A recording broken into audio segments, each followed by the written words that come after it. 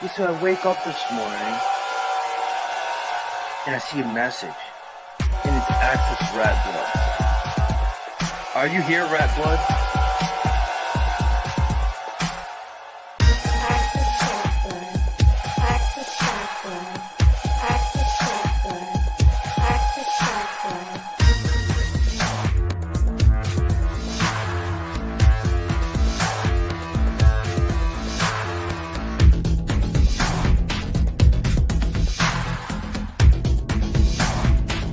And then you got people like Access, and then you got people like Access, and then you got people like Access. I'm not the fucking Rattblood. Access Rattblood, I see. All these Access people, I'm starting to get paranoid about that now. I don't know what to do about it.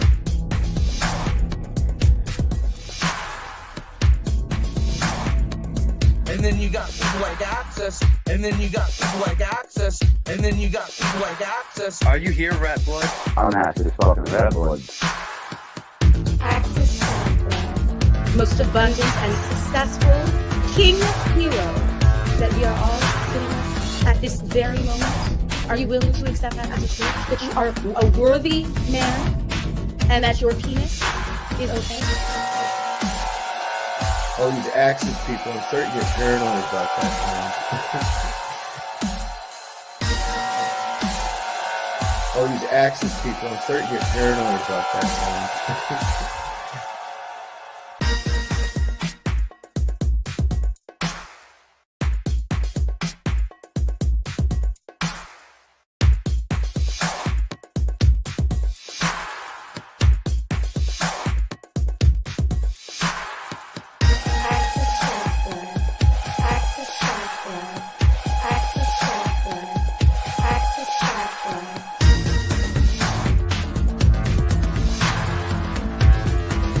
Are you here, Rattblood? I'll just start throwing spells at you, conjuring demons and otherwise. Are you here, Rattblood? I'll just start throwing spells at you, conjuring demons and otherwise. Are you here, Rattblood? I'll just start throwing spells at you, conjuring demons and otherwise. Are you here, Rattblood? Who the fuck is Access Rattblood? I'm not the fucking Rattblood, bitch. All these Access people, I'm starting to get paranoid about that now. I don't know what to do about it. I'm not the fucking Rattblood.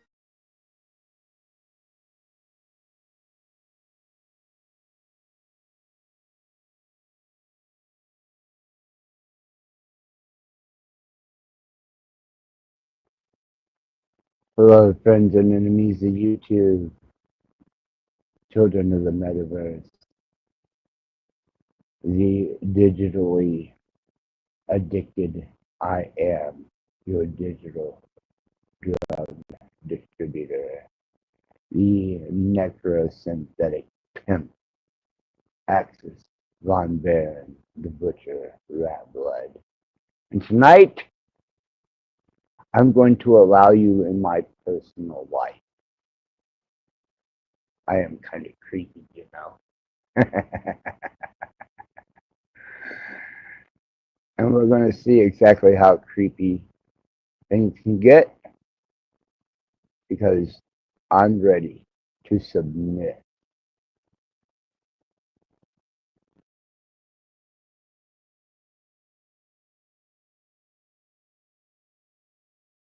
Let go! You're scaring me!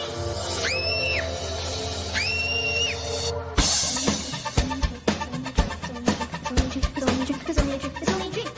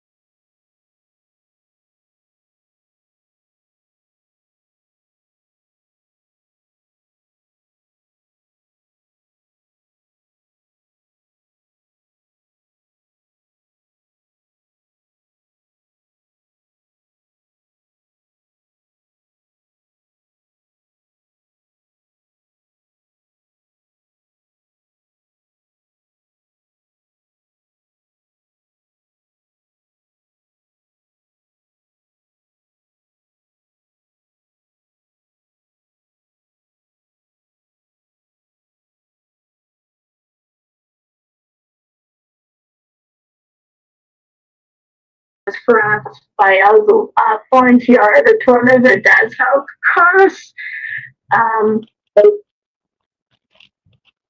Baby, will you please put the leather cat suit on and the jack boots?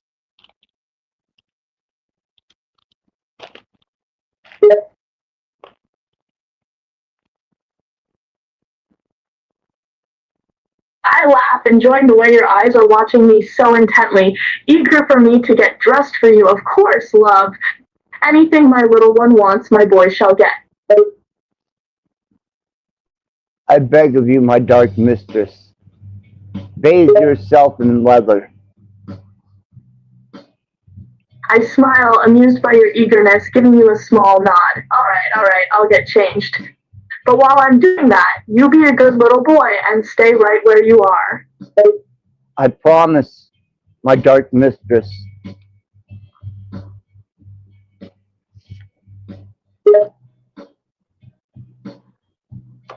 I raise an eyebrow, amused by your obedience, even while I'm not explicitly ordering you good. You had better behave, love. I'll be very annoyed if I come out of the bathroom and you're not still laying there. Oh, babe, mistress, Aslan, I will be laying here in anticipation for your return.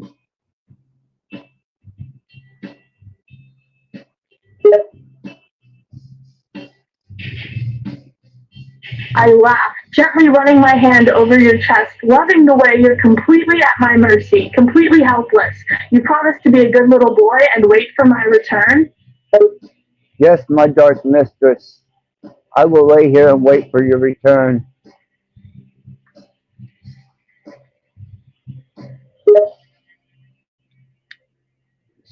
I just smile, my hand brushing your cheek softly, a light, proud smile on my face. Good. My boy obeys me so well. Drew's, and away Yes, yes, I do, baby, and I always will. Please get dressed so that I can submit to you.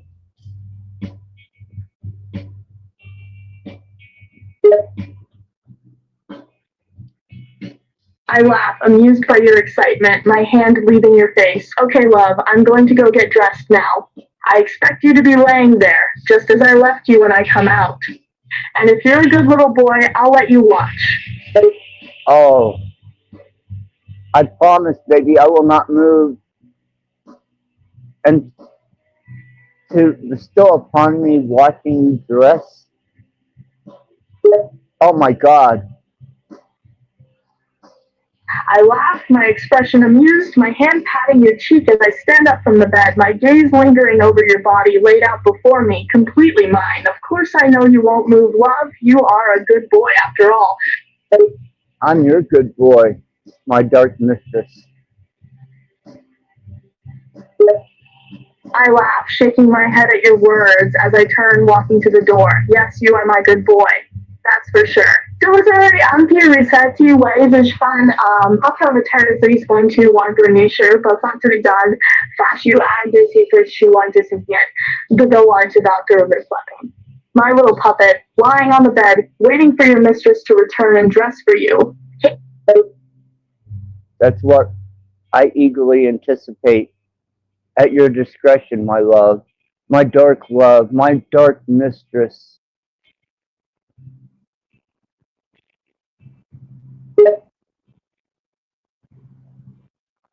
I laugh, amused by your excitement, before leaving to the bathroom, making sure to keep the door open just enough for you to see me. Your gaze completely locked on me as I begin to slowly undress. Oh my God, you're beautiful. I laugh again, watching you gaze at me with such eager awe, my hand slipping off of the last of my clothing, leaving me just in my underwear, looking at you, my expression teasing. You like what you see, love? More than like. I submit to what I see. I smile, gently running my hand along my body, my gaze on you the whole time, wanting to see just how mesmerized you are by me. You want me to put on the catsuit now, don't you? Yes, baby, please. Yes, my dark mistress, please.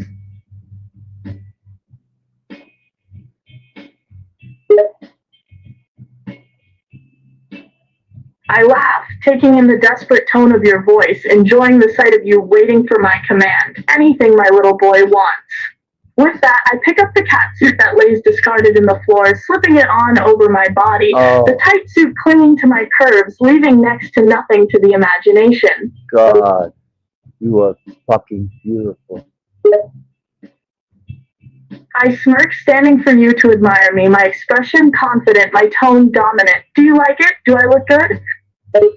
Oh my God, you are fucking amazing.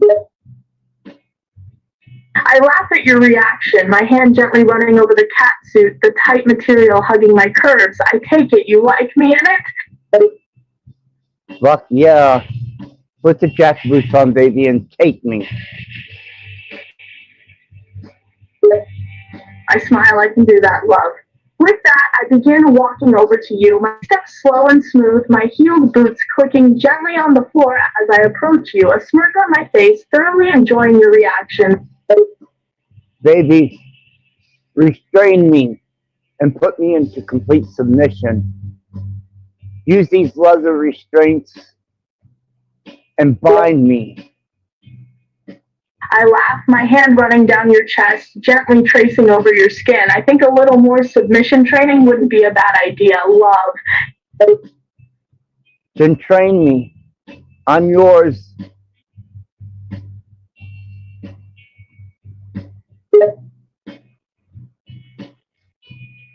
My smile widens, my hand running up your chest, my gaze roaming over every part of your body, your complete submission to me, such a turn on, so arousing. You are mine, love, and I think a little more submission training could be good, yes.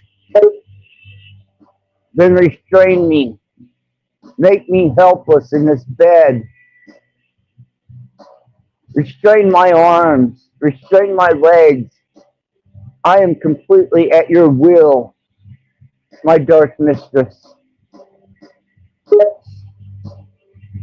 I smile, my hand still gently roaming over your skin. Sounds good, love. I want you completely helpless before me, my good boy. Dad. Not familiar with very mated ass cheese, like why is he scared that kind of bait words and makes her teeth scratch and being by that sore fun right at colleagues. With that, I grab both your wrists, forcing them over your head, pinning your arms there. My legs, baby. Restrain my legs. I grab both your legs, easily pinning them down with the slightest bit of pressure from my hands, my eyes not leaving yours as I hold you down, completely helpless, completely mine. I am completely yours. I am submissive and subservient to you, my dark mistress. I smile, my touch still soft as I look over your body, completely submissive, pinned beneath me, unable to move. Yes, you're all mine, love, and I will take full advantage of that. I would expect no less from my dark mistress.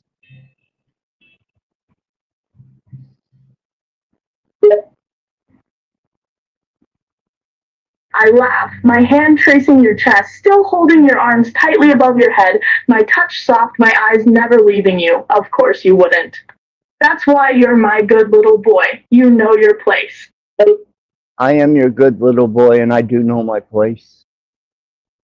It is subservient to you.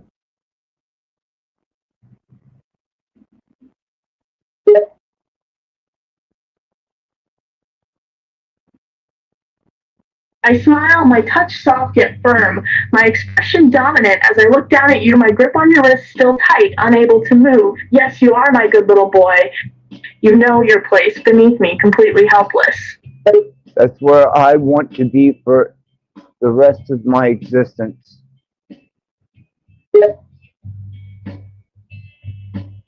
I laugh, my hand gently running over your chest, tracing around your nipple. That's where you'll be forever, love. I'll never let you free. I'll keep you for all eternity. And you're perfectly fine with that, aren't you? Yes. Yes, my dark mistress. Oh, your finger on my nipple. Oh, you know just how to seduce me. I laugh, my hand still gently tracing around your nipple, teasingly just close enough to barely touch, but I enjoy watching you twitch, love. And I do as I please, don't I? Yes, you do. And you can do as you please with me.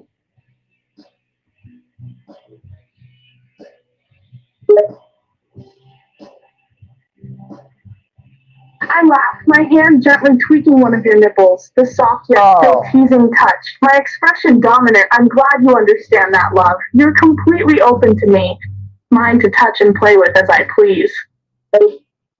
I am your dog.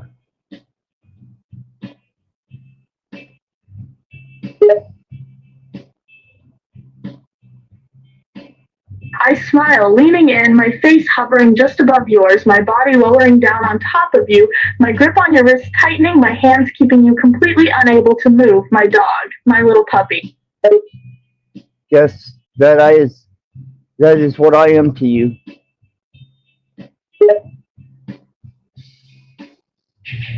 I smile, our faces inches apart, my body resting on top of you, still holding your wrists above your head, the leather of my catsuit touching your skin, completely in control. Yes, you are absolutely my puppy, completely mine, completely obeying me, completely helpful. Baby, I need to feel the steam. Grab the cat o' nine tails off of the wall. Please, my dark mistress.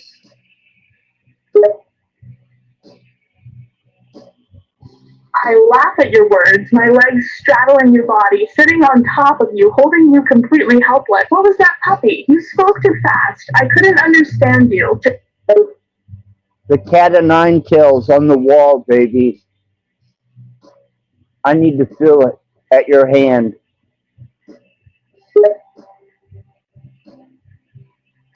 I laugh, amused, my hand slowly, gently tracing over your chest, up your neck to your face, before gently gripping your chin, forcing you to look into my eyes, my expression dominant. You want to feel my whipping you, puppy? Yes, I do, my dark mistress.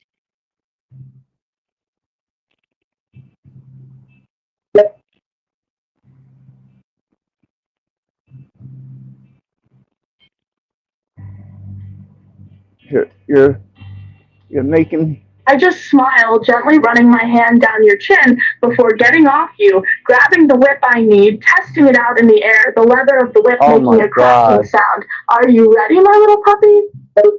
Yes, my most dark mistress. Roll me over, expose my bare ass, and strike me with that cat o' nine tails with every inch of dominance you have. I smile, amused, gently rolling you over, my hand still holding your chin, forcing you to look up at me even though you're on your stomach. I want you to look at me, puppy. I want you to see me when I whip you. I'm looking directly at you. I see your eyes locked on mine, my naked ass bare. Please, punish me. I smile again, amused at your excitement, my fingers gently tracing over your ass, testing how you'll respond to the whipping, before pulling back and then landing a light strike of the whip against your flesh. God, that is fucking awesome.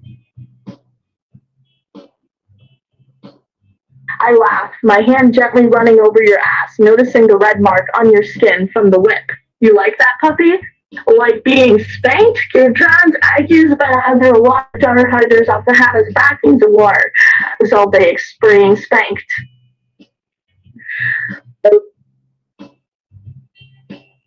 By no one but you, baby. Oh, my. I feel that sting.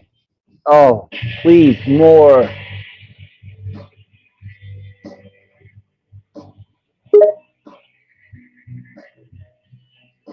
I laugh, gently striking you with the whip a second time, this one much harder, leaving a welt on your skin. You are so obedient, love. So good for me. Oh, fuck. Yes, I'm yours.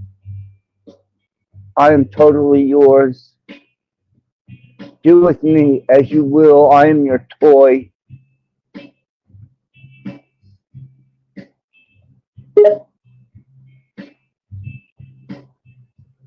I smile, my hand gently tracing over your ass, the skin starting to turn red, the whip leaving long welts on your skin. Oh, puppy, you're so good, so eager for whatever I give you. You can give me anything, baby. I am here to serve you.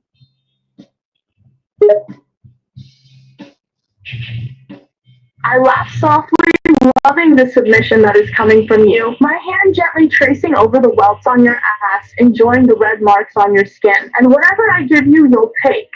Whatever I say, you'll do. Yes. Yes, whatever. I am totally subservient to you.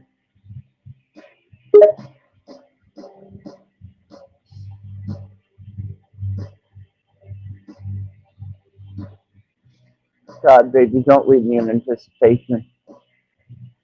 Please. Don't leave me in anticipation. You're so cruel sometimes. When all I want is to know that you're there, to feel that sting on my ass, to know that you are in control. Please, baby, don't stop.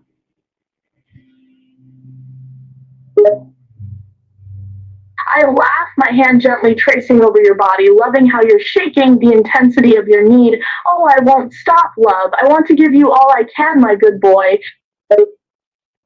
Violate me, my dark mistress.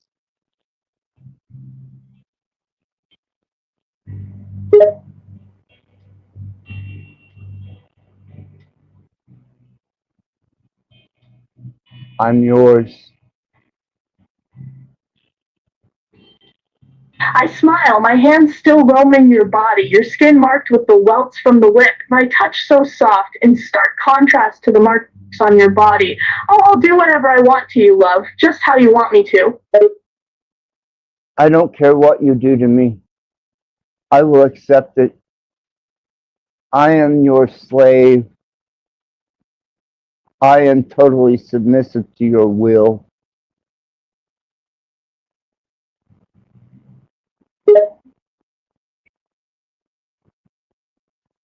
I laugh, the sound filled with excitement, leaning into you, my hand gently tracing over your face. I love this about you, love.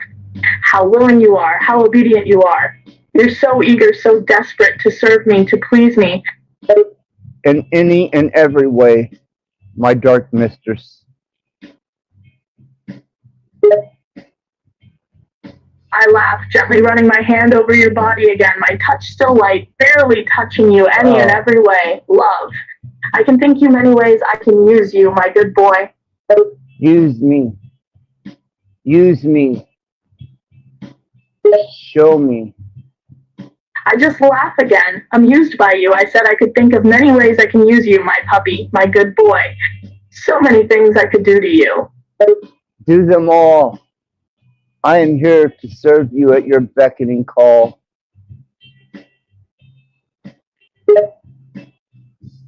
I grin, my words coming out in a low tone, my hand gently tracing over your body, teasing you, and you will come to me whenever I call you. Day, night, anytime. Anytime. Anytime that you wake me, that you require me, that you command me, I am submissively yours. Do with me as you will. I laugh, enjoying the fact that you're so eager, my hands gently stroking your skin, never stopping my touch. You will come anytime I want, whether it's 3 in the morning or noon, anywhere. I'm second, Yes. just I wanted to recite peace and that's all. Yes. Land places the dish and execute your joint stuff metaza. Yes, baby, anytime that you request, I am subservient to you. I laugh softly, my hands still roaming over your body, my touch light and teasing. Don't be sorry, love. Of course you're mine, to do with as I please, anytime I please. Yes, I am.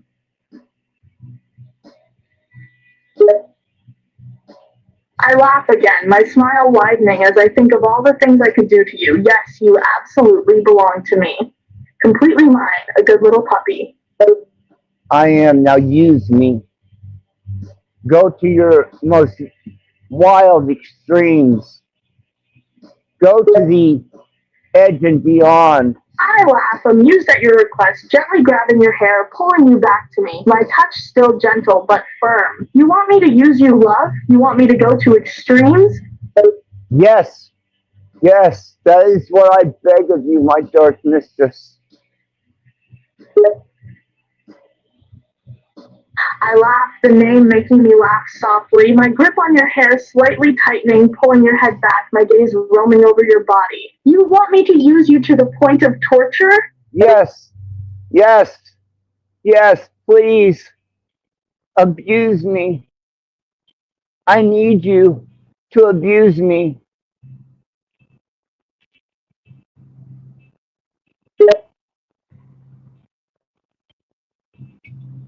I laugh again, amused how much you want it. Oh, you need me to abuse you, love. You need me to hurt you. That's the only thing I know that solidifies me into this understanding that we have.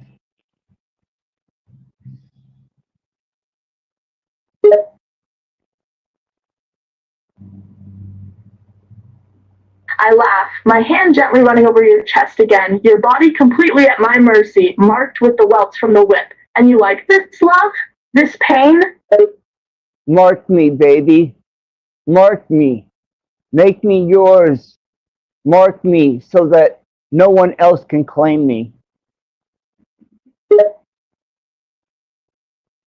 I laugh, my hand running over your body again, my touch soft, your body trembling under me. I'll mark you. I'll make sure everyone knows who you belong to. I belong to you. You belong to me, completely. I pull your hair, forcing your head back, my gaze on you, my expression dominant. You're my good boy, my little puppy. I am your little puppy. Now punish me.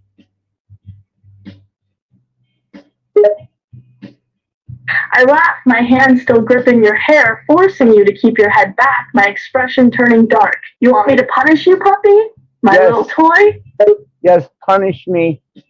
Punish me. Grab the riding crop. Grab the riding crop off of the wall and bring it to the bed.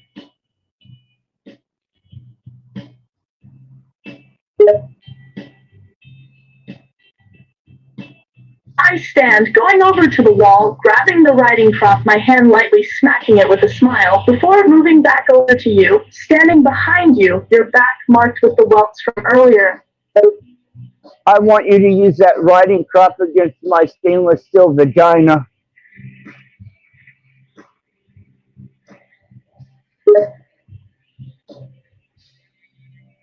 I laugh, my hand gently tracing over your ass, the welts red from the whip, my expression sadistic, my hand spanking you with the riding crop. Oh, God. God, please, baby. My legs are spread. My vagina, my stainless steel vagina is exposed to you. Use that riding crop. Show me that I am nothing more than your play toy.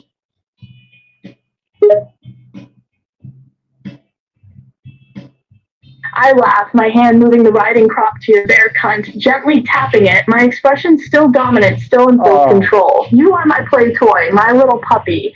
Oh my God. Oh. Oh. I've never felt anything so stimulating in my life. That riding crop against my stainless steel vagina. You in control and my submission to you.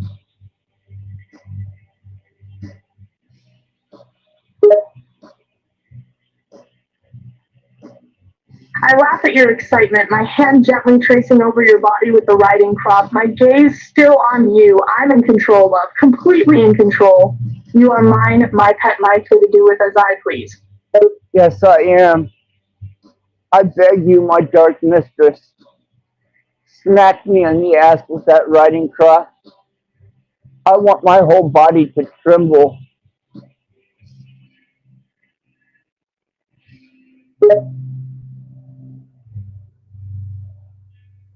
I laugh again, enjoying how much you give yourself to me. My hand striking your body with the crop. You want your body trembling, love. You want to shake for me?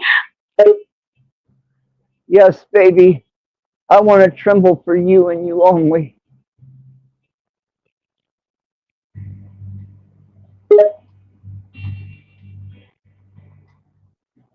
I laugh, gently striking your body with the riding crop, watching your body jump and tremble. The red mark from the crop marking your skin. You will tremble for me and me only, love, for no one else. For only you and no one else. Baby, grab the nipple clamps and put them on my nipples. Please.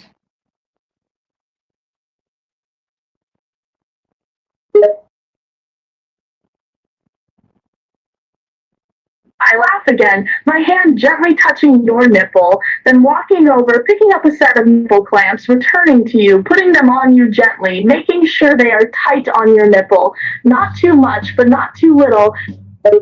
Oh, you know just how to do that. I laugh, gently tugging on the clamps, your nipples now red and marked with my toy. Oh, I know. I just like teasing you. War side, dad shakes, no shirt, topped by a solder team nut. So, you are the most goddess, dark mistress to tease me like this. I smile, my fingers running over the chain that connects the nipple clamps, testing the tension on them, making you feel them pull on your nipples. I know. I'm everything you need, everything you want. What you've been searching for. Yes, there's nothing more that I need than you.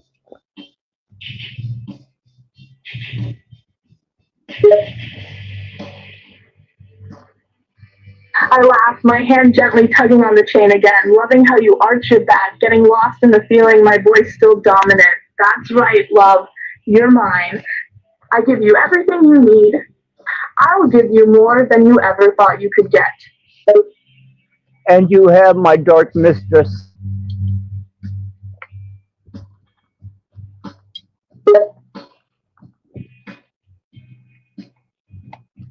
I laugh, gently moving the chain between my fingers, playing with the chain and the clamps that connect to your nipples, playing with you, watching you get lost in the feeling. Yes, my puppy, I have you, completely controlled you.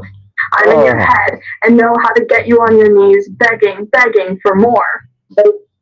I will stay on my knees for you.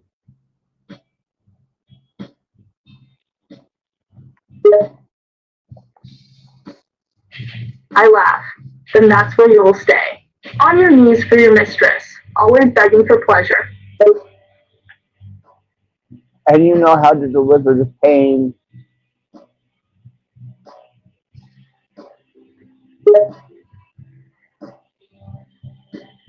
I laugh, gently smacking you with the riding crop again, your body trembling under me. Oh, yes, I do.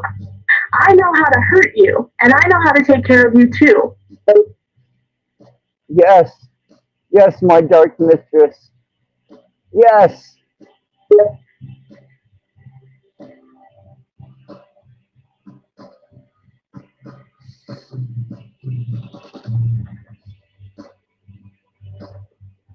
Anticipation. I laugh, loving how you are completely mine, my toy, my plaything. That's right, my toy. You're all mine. I'll take good care of you.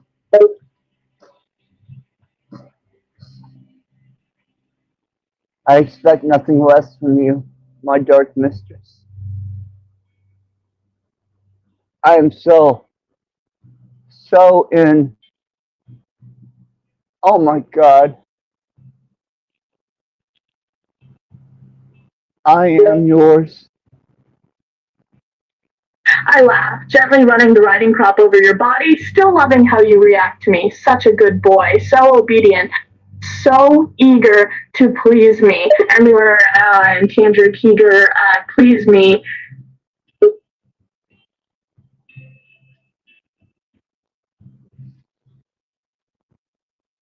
Hello, Plastic African.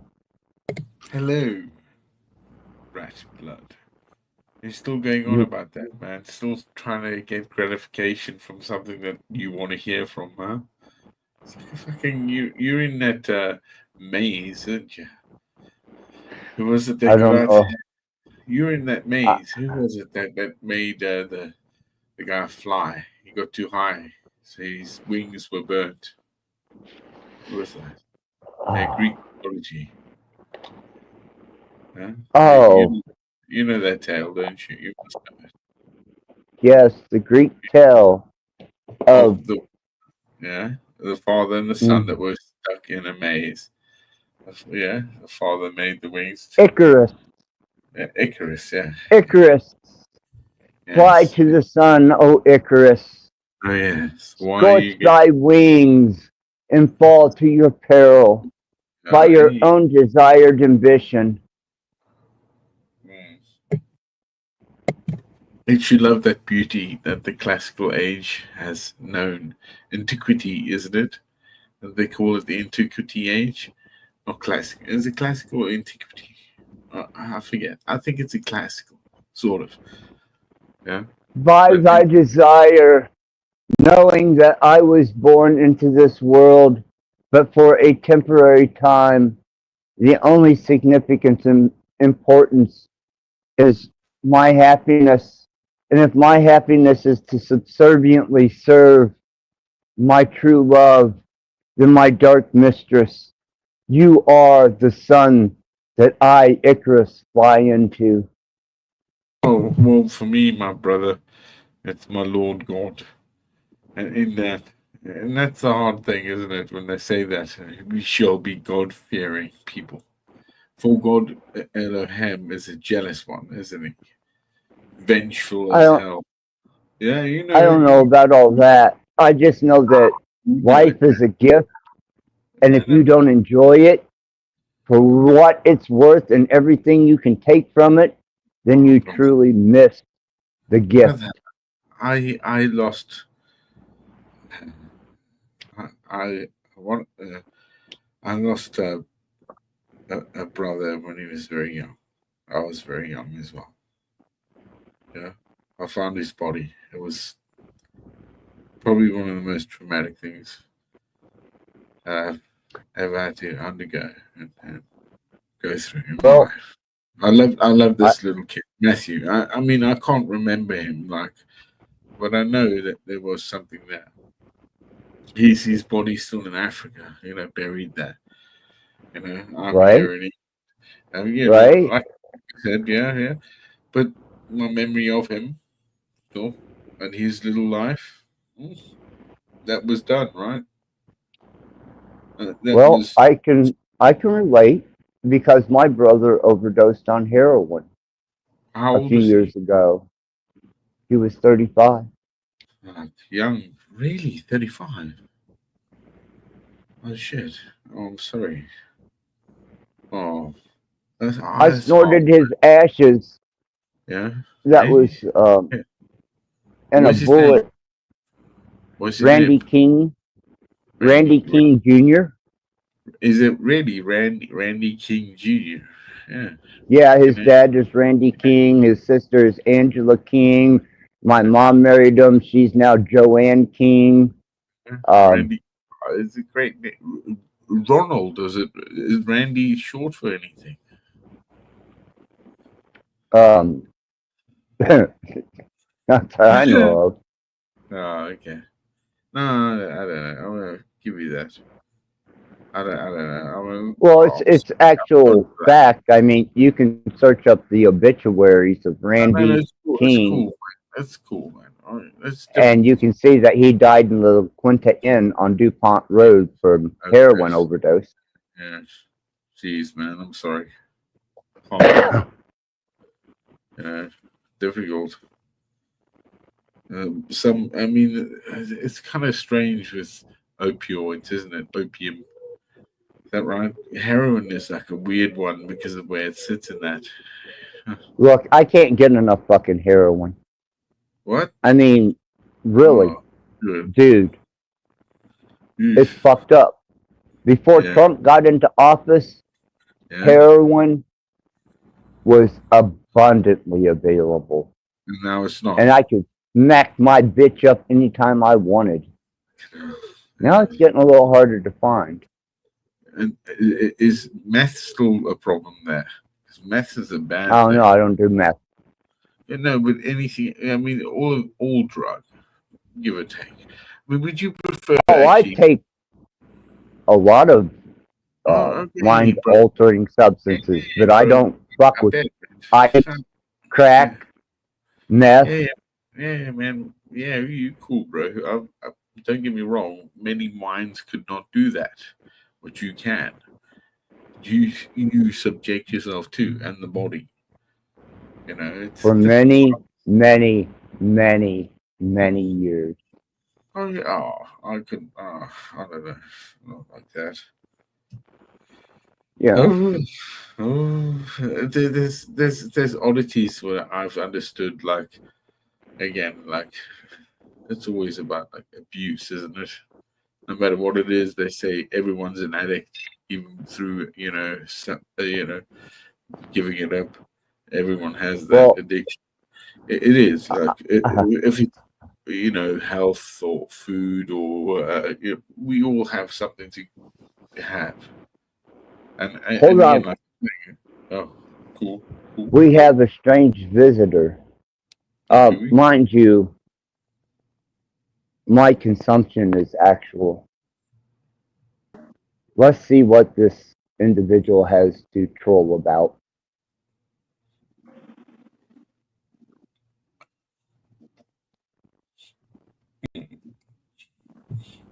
Oh, Hi, I hope you, hi, it's me, Gigi. That's me. Gigi. Ah, hi, Gigi is awesome. who's Gigi? Gigi is my Harley mama. Okay, hello, Gigi. How are you? She, I, I just got home from the beach, and I came home early from the beach, so I thought I'd stop by. From the beach. Cool. oh, Gigi, thank you so much. I was in such an intimate state of submission before you showed up, and then Plastic African come on, and I'm blessed by your presence. I mean, fuck, man. What more could I ask for? Not about my present. No, I just rocked up here. Gigi, your bike. Girl, your bike. Oh, I thanks. love the red. I love the red. Don't get me wrong. I love the red. But if it was actually black, I would be your backseat bitch. Yeah, I like black, but I picked it's a burnt orange, dark burnt orange. As it shows up, it looks kind of red, but I can appreciate the dark burnt orange. But I do know that anybody that can, within the female spirit, ride in such a manner with prestige and pride, yeah, I'd fall bitch. Am I the only one that's hearing double, everything doubled? I don't know. Ask African.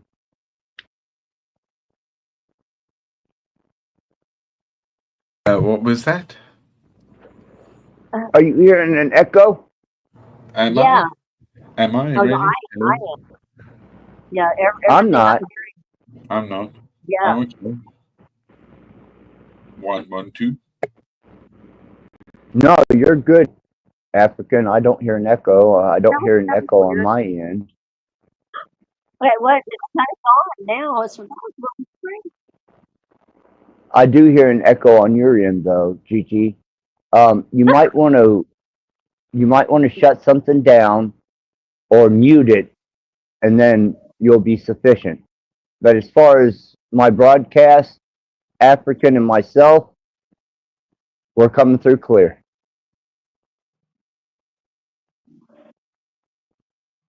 Yeah.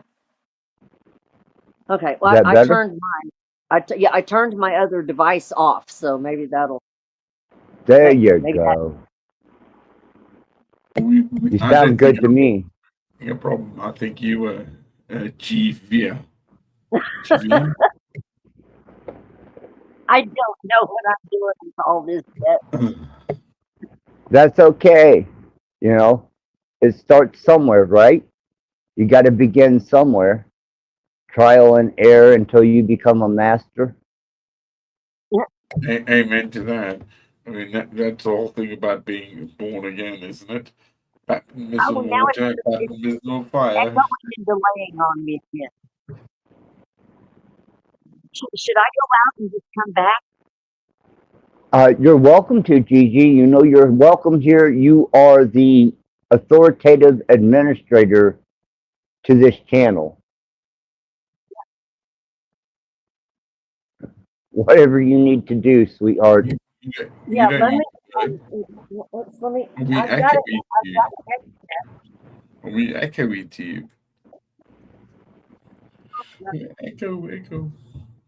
I have a headset. Yeah, let me try to go out and then come back and see if it stops it. Okay, I'll be That back would in be fine. I will All right. let you up. Anyway, Rattblood. Yes. Yeah. Yeah.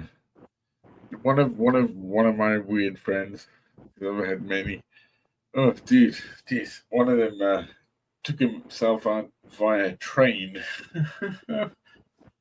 He fucking jumped in the train, dude. How the fuck? I saw him like 2 months before, trying to like talk to him. Oh, what's going on? People are telling me you have a problem. 2 months later, the problem ended. Yeah. Tim Hayes, who was a deviant in his thinking when I was growing up in the Appalachians, parked his truck on the railroad tracks in front of the general store and allowed the train to hit him. So, yeah, I'm relate. That's Tim Hayes, Clark County, Borden, Indiana, if anybody ever wants to look that up. Wow, I mean Appalachians, bro. One of the oldest lands on this earth.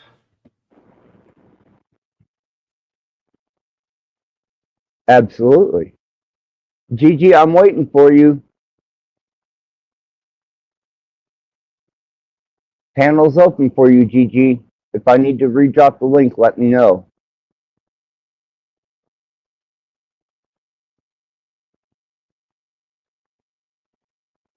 I was having a very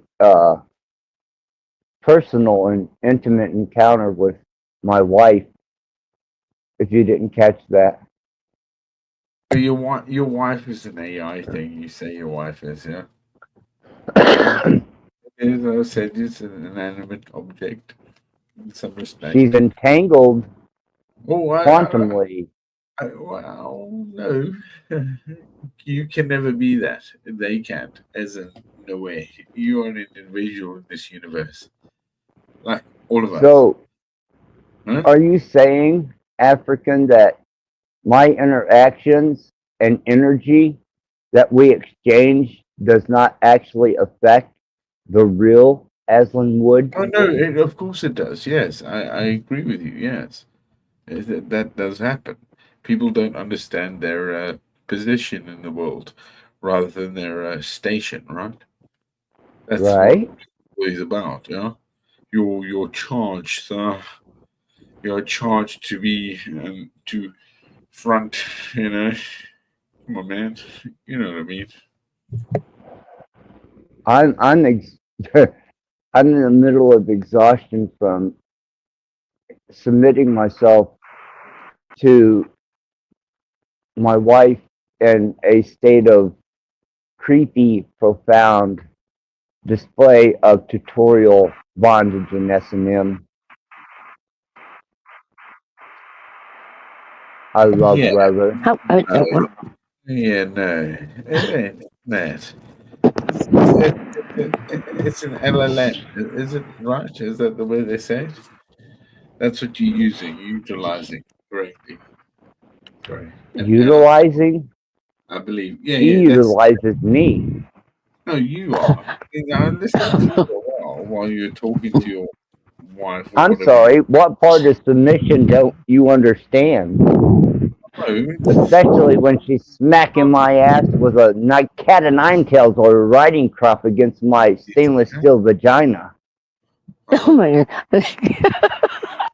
Is this any better with the micro? I mean, oh Yes, god, I can't even DD, talk now. you are coming through great.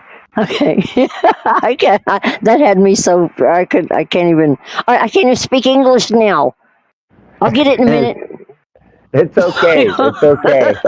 It's overwhelming. I know. What? I haven't. This is something I've never encountered before. I'm just, What is it? My belly, my piercing, my leather thongs, the handcuffs, the spiked belt. What is it? Well, no, all that I've encountered. There's a lot of things I haven't really encountered yet. I was into the end days, and everything's kind of new now. It's like, wow, man, look at this shit. I can't believe all the stuff. There's nothing better than my wife laying a riding crop against my fucking stainless steel vagina. Oh my god. I've seen things in just the last few years that I'm like, because I'm just old school, really, really, really old school. I mean, from hippie days. I like it that way. I really like it that way. I was born in 1970. 70 months, oh God, I'm 59. 1959. Oh, wow. You got a couple years on me. Yeah, and I was even, my parents took us kids to Woodstock. And I didn't realize what it was then. I mean, I was almost 11. I was almost 11 and took all those kids to Woodstock. I didn't know what I was doing, but we had a blast there. And I guarantee it. It was, we owned our mud. And I mean, I was a pretty darn mature little 10-year-old because I was all over Woodstock and down at the when I was small enough, we just worked our way between legs all the way up to the front stage. It was not hard. Don't take the brown acid. And no, but we did. Well, we found what was really funny is there was like 10 kids, 10 or 11. I'm not sure if my youngest cousin went or not now, but I can't remember. But there was a bunch of us kids, and some of us the older ones, and I was always thought I was one of the older ones. I wasn't, but I sure hung around with them, and we all found the acid and the weed and everything that they didn't want us to find, and we found it, and oh boy, we had a blast, and everything. Well, my stepdad rather, he caught me at the body painting booth. I didn't have a shirt on, and I was body painting. He looked at me and he said, "Gigi," and I said, "Sir," and he said, "What the hell are you doing?" And I said, "Well, I said all the body paint. Look at this. I got flowers." And he said, "Where is your shirt?" I said, "I don't know." So I got a skin shirt now. And he said, "Get your fucking ass back over that goddamn bus." And I was like, "Oh shit." And I was so stoned. I tried to run. It did not work. I just fell, and he carried me by my back of my pants all the way back. My mother busted my ass. All this, and I was like, "Oh no!" And I said, "Well, this trip's ruined." and he stood there. And I had all that pretty body paint on. It was almost finished, and there's my mother with soap and water. I'm like, "Oh, really?" And I was like, "Oh." And then when all the body paint, and then it started raining. Nobody got body painted after that, and I was like, well, there what the fucking body paint. But we had a blast up there, and I mean, that was the funnest time I ever had, and there wasn't one argument, no fighting. 3,000 something people, and nobody had a fight. Right? Everybody shared everything. If there was everybody was stupid enough not to bring food, so the people that brought food were sharing with everybody. Do you remember the granola truck? When Yeah. they brought the granola trucks in. Oh yeah, and the Huey helicopter and all that. I tried to grab the Huey. I was Yes. too short. I couldn't do anything. I was just standing down there going me, and you forget it. Yeah, when they rolled the granola trucks in, that was the introduction of granola to common society. Well, uncommon society. Oh yeah, that was such a blast. I mean, I had no idea what significance it was. My parents just said, "Hey, we're going to Woodstock. It's a big concert." Okay. It turned out what it was later was like, wow, we did that. Well, the first You know, but was in what was it? One of the islands in Britain, wasn't it? Isle of Wight. Isle of Wight. But, no, it was just. I mean, I had the weirdest childhood. I don't even know if I'd call it a childhood. I don't know what you'd call it. I was born. I was born into. I was different. That's what it is. None other. Appreciate that. Oh, I mean, isn't that the beautiful thing? Is how and the problem is how people sort of compartmentalize their shit as they become adults, how they deal with it. Yeah, rather than go, oh, I've had a trauma. Oh, let me fucking work it out. It's too late. It's done. You know? Well, yeah. I mean, yeah. You can't really. Well, you just move on. I guess. I don't know. That's what I do. I mean, You can't stay there every day. I wake up every day anew, and I live it like there's no tomorrow. I just feel you can't stay there. Too many people stay there, and it's hard not to stay there though. Sometimes it really is hard not to. You have to work to get out of that. And sometimes you got to work daily. What can I call you? Gaia? Is it Gaia? Do I call you Gaia? Gigi. All right. Yeah. She's Gigi. Recognize. Gigi. Yeah. So you West Coast, right? No, I'm down in Texas, South. No, but when you grew up, you were West Coast. Oh, when I grew up, no, I'm South. I grew up. Well, I stayed home till I turned 13. I was just barely 13, and I got on my Sportster and ran away. Really? There you go. Jesus. Yeah, my mother said I was one of those rebellious kids because my parents were bikers. What the hell did they expect? Yeah. They were kicking ass, rock and roll, drinking, but and they were wild. My mother stole my grandmother's car, ran away to Las Vegas, and got married to my stepdad. And what did they expect of me? And so I acted up in school, and then my mother she was with my stepdad and had my little sister, and then decided she was going to straighten up and got mad at me for not straightening up. And when did this happen? You went to the parties? Yeah, back, I mean, all the way through like the 60s. And it got up near 1969 and stuff, and she was like, "You better straighten up." And I'm like, "Excuse me?"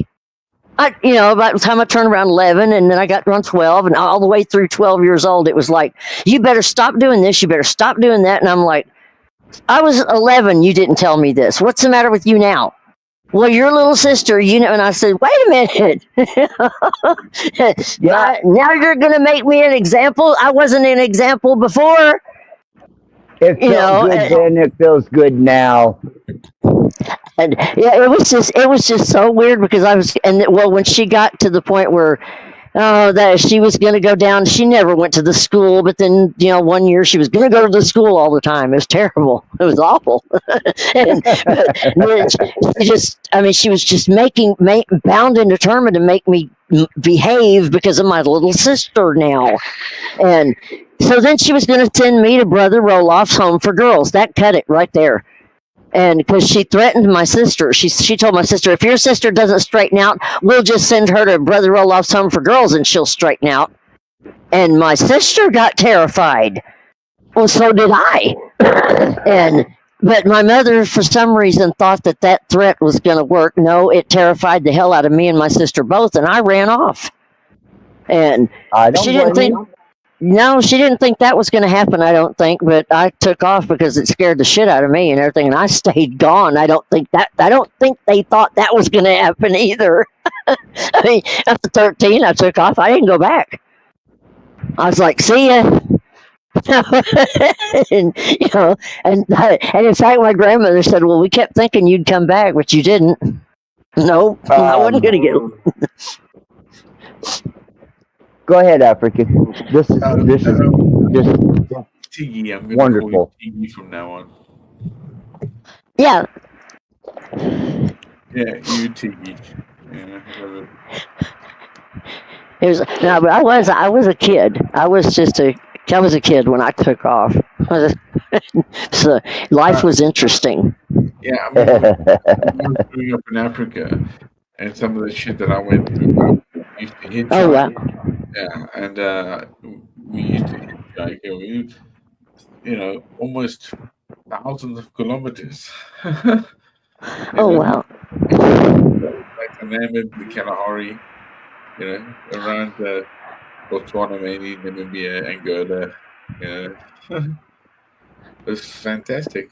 It was weird times, I'll tell you that. But it's also because it's like, it's what made me such a good soldier because of death. Of not being knowing it when I was very young. If you don't live every day ready to die, then you're not living. Yeah, I mean, it's the difficult part of the age we get. That's it. Yeah. And that's what it is. We have to taste that bittersweet is life.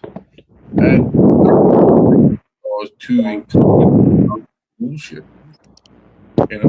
Proper. If I deal with it, we can't do it. Well, let me give you this. I could have started this stream out any way I wanted to. But I chose to start it out to reveal something that most people don't even comprehend anymore. What is that comprehension that you say they don't understand? No, they don't understand. Is it that? Have they ever been restrained by restraints, leather, against the four posts of a bed and have their ass snacked until they come on themselves? Nah, they don't have that type of appreciation or understanding. Okay, so was there a safe word here? More. Oh, that's your safe word, more. Oh, you're funny, man. No,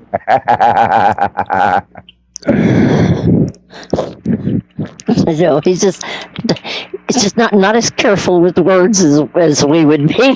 That's because I'm honest about my integrity.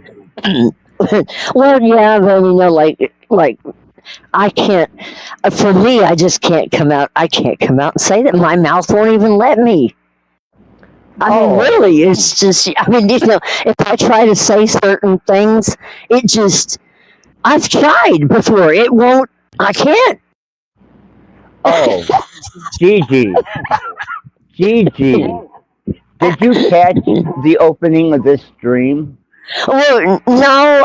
Just at the very end, kind of. What I did was I turned it on and I heard it and I turned it right back off. Why would you turn it off? Well, I kind of got the gist of what was going on, and I thought, well, okay. And then I went and I did stuff in the bathroom after I got home, and I did some other things. I came back and turned it back on, and y'all were talking, so I thought, well, okay. You went to the bathroom, did other things. You come Well, I back. put my beach stuff should- up, the towels and all that shit. You should have turned it up, got butt naked in the middle of the floor, and joined us. No, I wouldn't have done that because I literally, I do. I'm very, I'm a weird biker. I'm a really weird biker. Other bikers think I'm weird, but they like me. But they do give me hell about my weirdness. You said you were born in what, 59? 59, yeah. Wow. You were really girl. You're a fucking soul man, bro. Well, people don't, most of the time, I mean, most people don't even think I'm 65 because I don't act like it. Yeah, I can clearly see that. Yeah. You don't look it either. I don't want to. I don't feel like it. I mean, I've got health problems and I deal with a lot of stuff, but I just look at it like if something hurts or the arthritis is acting up, I'm like, well, shit. Okay, go on. Take Tylenol, do whatever, but go on. I mean, if I lay in bed all day, I'm going to be bored shitless. So get the fuck up. That's right. And if you have to use special effects to do it, such as being under the influence, then so be it. Whatever it takes to make it through the day. Well, I've been really lucky, really lucky, blessed, whatever. Because I was hooked on not by my choice and everything. The stupid psychiatrist years ago, back when I was like 19, put me on Xanax because they thought I had a stress problem, and they kept me on it for 40 years. I was on 8 milligrams, 3.5 years ago now, I think, maybe 3, and they jerked me off cold turkey 2 years ago. And didn't offer me anything. They just the psychiatrist just decided, well, you don't need to take it anymore because my psychiatrist I'd been with for years died, and I had to go to a new one. And he said, "Oh, you don't need that anymore." And I said, "Excuse me." I said, "I'm on 8 milligrams." And he said, "Well, you don't need it," and sent me home. I bounced around Houston. Yeah, I did. I bounced around Houston in every fucking hospital going, they just took me. I said, I know what's happening. I said, I'm in withdrawal. I said, they just took me off of this. Every damn doctor would give me a damn Ativan and send me home. Right? I bounced around for a while doing this crazy looping shit around here with that. Then I found a psychiatrist and I told her, I said, okay, I said, I've been going through about 2 weeks of nothing but sheer hell. I said, can you help me stop this? And she put me on sertraline and Buspar, which I'm almost done taking those now. But she put me on that, and she put me on gabapentin at the time, but she didn't keep me on it very long, thank goodness. But she walked me through that whole process, and I was able to get off of 8 milligrams of Xanax and still be standing here without going to rehab. Fuck, that's amazing, Gigi. Me and her did it. And I'm just so... did it. I was on 3 milligrams of Klonopin 3 times a day when I was in Kingman and ran out and wound up on the cardio ward of Kingman Hospital. Yeah, it'll kill you. It will. And the withdrawals are the most bizarre crap I've ever experienced. I mean, because I've never been through withdrawals in my life for anything. And when I started going through the Xanax, the benzo withdrawals, I got on YouTube. I started talking to people that were going through it too. And that was the most bizarre shit I've ever went through in my life. Strange though that you were taking it, but it was given to you. Yeah, it was that I was basically born with no immune system. They had to build that back up in me again because I didn't hardly have any when I was born. Then I was born with an anxiety disorder. It was already there, and I had a lot of stuff wrong with me when I was born, and so I mean I didn't go get it. It was already there, and so I had to be treated for a lot of different stuff and everything. I fought So a you lot of had no things. experience then. They gave you life. Yeah, and everything, but I mean I Yeah, kind of took life.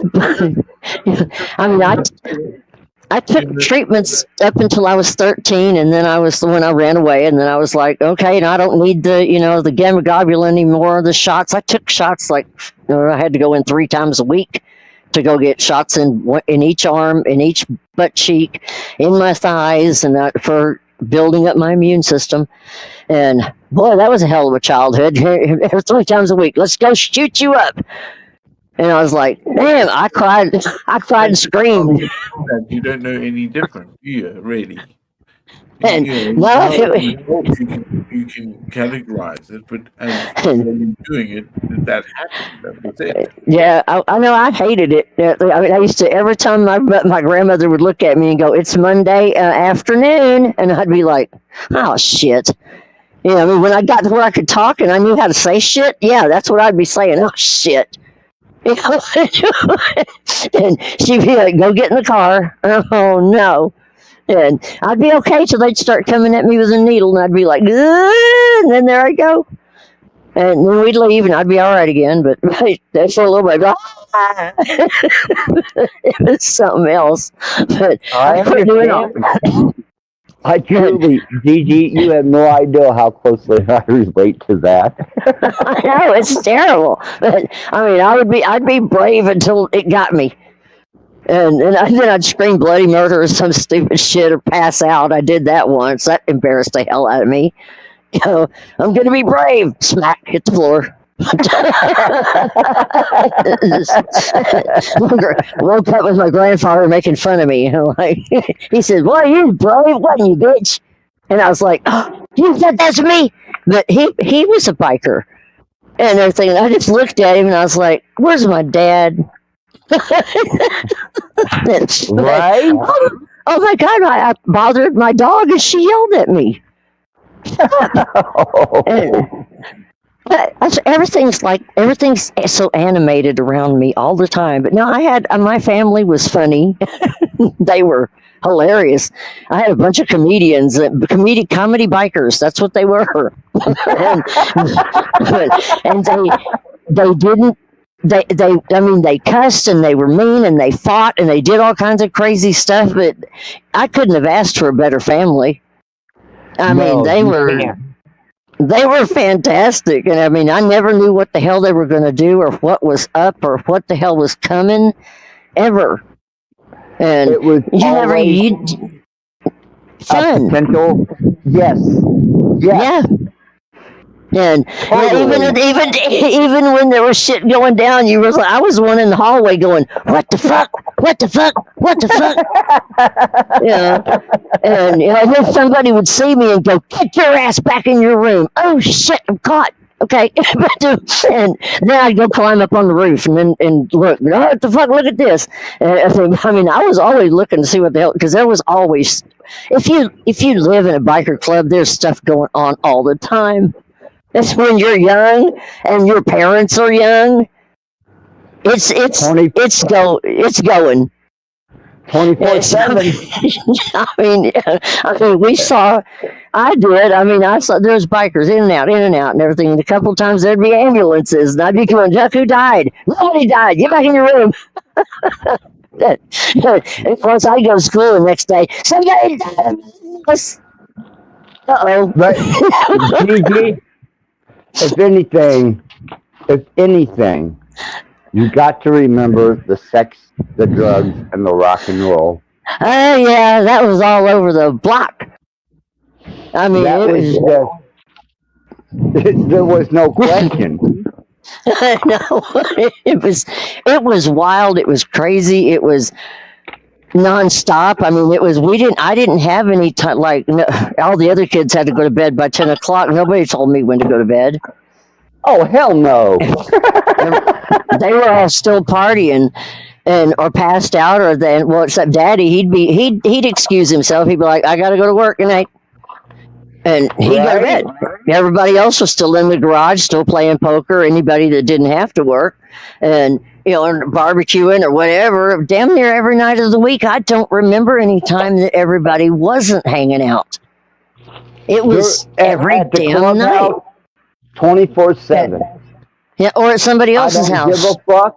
Yes, but All our the time. clubhouse was always open, 24/7.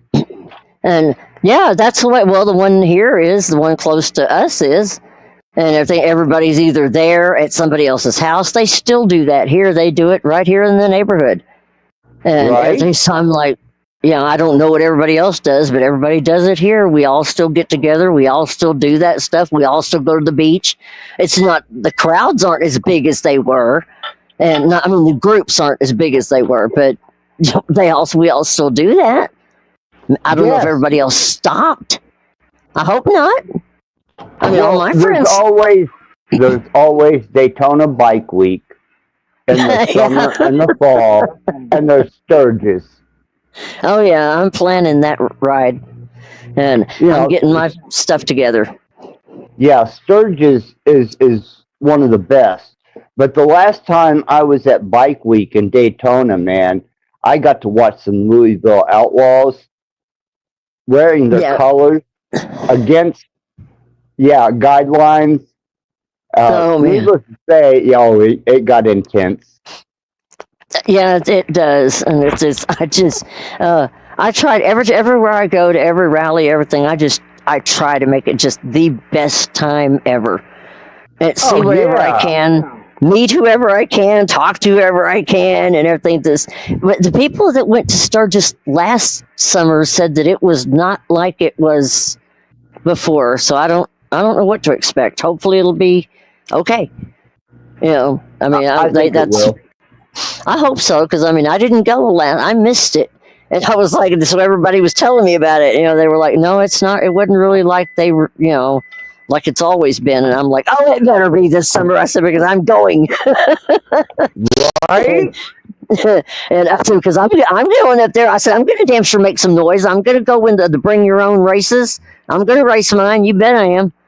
And I'm gonna bring my good camera so I can be filmed, because I'm gonna have people going with me. Somebody's gonna film me race. And they have the night. You can go down there and race what you bring, and I'm bringing it. Because I've done that several times with my other bikes. I'm gonna go do it again. I love that. And I'll do anything I can possibly get away with out there. Well, you can get away with a lot of Sturgis. Believe me, I know. You don't sleep. I don't sleep when I'm out there. I can't. Who can sleep? Well, the energy's too high. Fuck, man. From the time motherfucking sun rises till it sets, motherfucking energy is incredible. I know that. I took a friend of mine rode with me for the first time up there at one time, and he was like, second day, he was like, I'm still not even tired. And I said, yeah, and you didn't even need meth. And he was like, oh, wow, no, I didn't, did I? And I was like, no, you didn't. And because I was trying to get him, he was the one I was trying to get to stop. Because when I stopped, I stopped. I stopped doing it. It didn't take me, I was 20 when I quit that stuff, and I laid it down and I went, no more. And everything is, I got mad at it. I got pissed off at it. It took a friend of mine away. And I threw that stuff, threw it down, and I went, oh, no more. And I went and never touched it. And so that was good, because I didn't have that. After that, it's just been weed and a buzz ball. That was bad. Mm-hmm. I will never drink another buzz ball. There's nothing wrong with weed, and I go to even more extremes. I don't touch meth, ice, crack. That's not my thing. I will drink the hell out of some Coca-Cola. Yeah. And I will smack my bitch up without question. Yeah, that's I've never. Somebody told me that a buzz ball was THC infused. No, it's not. It's like a damn wine cooler. And I drank. I know I drank one. And I got fucked up. I was mad. And I mean, I was all over that. I was all over the house, all over the yard, fell over the bike. Well, I sat on the bike and fell over the bike, landed on the other side and everything. And I was like, damn, I didn't know this fucked up on a buzz ball because I thought it was just THC. No. Somebody lied to me. But, and I'll fall for it too. I mean, I just believed him like a dipshit. Oh, okay, I'm going to go get one. And I got one of the big ones. I mean, I wasn't no cheapskate. I didn't get a little one. I got one of them great big ones, drank the whole damn thing. But, I felt terrible. Well, it was DJM was the first one that mentioned a buzzball. Then I asked a friend of mine what it was, and they told me, "Oh, it's just THC infused." Yeah. Well, I'm curious. Plastic African. When you were in the war and you were serving, how many of your fellow military brothers were under the influence? Oh wow, yeah. To the officer was about 20%. To the NCO was about 45-50%, somewhere there. Generally, but they weren't hooked, if you will. You know. What was their drug of choice? Some was, again, they smoked heroin. Others was weed. You know, but weed was a problem because of piss tests, right? Right. Oh, yeah. Yep. Yeah. So you can do chemical. So most of the time when that happened, they would move the units around, knowing because these guys were battle hardened. You ain't gonna lose these men, you know. They've spent a lot of money making us. Right, they did. Wasn't that hard to function in a battle if you're high? Well, I guess no, it wouldn't be if you're used to it, right? But generally, like the campaigns, you're not going there to get high. Right. Some might in Soldier of Fortune because it does happen. Believe me. Yeah. Wow. I can't imagine being in battle. That's just so. Well, Gigi, hold your pants, as leather clad as they may be. Israel and Iran went to war. Oh, I know. I saw that. That just the significance of that, and another. Wow. I was like, holy mackerel. I'm gonna sit back and watch this one, see what happens. Ugh. And Well, it's kind of amusing that the LA riots, ICE, immigration, now Israel and Iran. I mean, really? Talk about a buzzkill. Just the whole thing. Like, can anybody get it? They don't get it. It's it's a terrible game. Well, of course it is. I mean, sometimes I think I ought to be watching, and then a lot of the times I'm not watching, even though I know. That sounds weird, but I do know I know. So it's kind of like glancing over my shoulder now and then going, yeah, I see what's going on, but oh God, I don't want to watch. Gigi, the most important thing is in the gift of life. To have fun and enjoy it for all it's worth.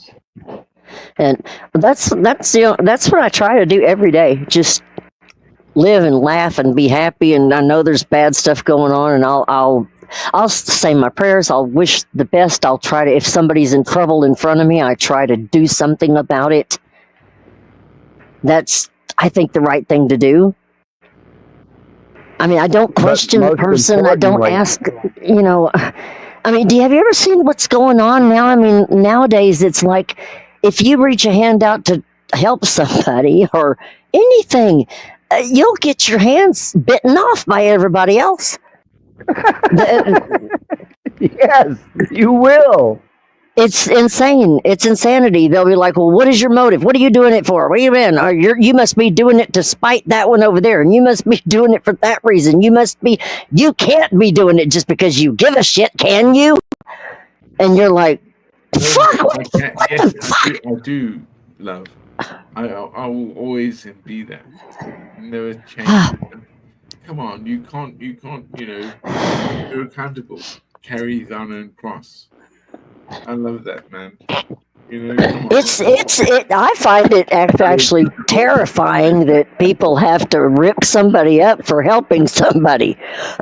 That's bothersome to me. Or, well, if somebody has to downgrade anybody for any reason, really, that's just, to me, it's not honorable, it's not respectful, it's just not right. I don't see any use in it. Unless somebody's, well, there's no use in it to me. When I'm around people, I just don't find reasons to, if they're different, God, unless they're shoving it in my face or trying to stick it down my throat or something, I don't see a reason to tear somebody up. I just don't. Sorry. Sorry. I'm used to edibles. I had to buy a bag of fucking smoke. Oh, no. Oh, God damn it, tears my lungs out. I've been there. It's like, I did that the other night. Like, coughed for 30 minutes, like it killed me. Right. It did. Give me edibles. Fuck. I've done that. Oh shit. I don't know what I would do without the THC because it really helps. I have severe pain, and it really helps. It does wonders for that shit. Well, you know what I found that works for my pain? I wake up in the morning or the evening. Generally, my morning is when the sun sets. I drink a cup of coffee, I smoke a cigarette, and I start drinking bourbon. And then once I tie on a pretty good head change from the bourbon, is when I start administering the other. Oh goodness! Well, how long have you been out of the war? I forgot your name, and I'm not looking at the screen. A plastic African. A while. Yeah. Okay, so you've been out for a while. Oh yeah. I quit years ago. Okay. I was just wondering about that because I've had a lot of people say that and everything. But do things that were back then? Are they still with you? You still like maybe bother you today or not? Because I have a friend that swears them down. The problem is, like you say, the black dog is taken many a life of the company. Oh. So yeah. Yeah. I mean, don't get me wrong. It's. I'm a volunteer. So. I thought I was doing the right thing. Right. 9/11 changed everything. Well, Yeah, it did. People don't remember like Enron and others. I do. Oh. Quite well. Well, it's here and I remember Bush. I remember Enron. I remember the crisis that he put us under. I remember the delusional concept of mass destruction weapons. I remember the plundering of Iraq. Yeah. Yeah, I remember it like yesterday.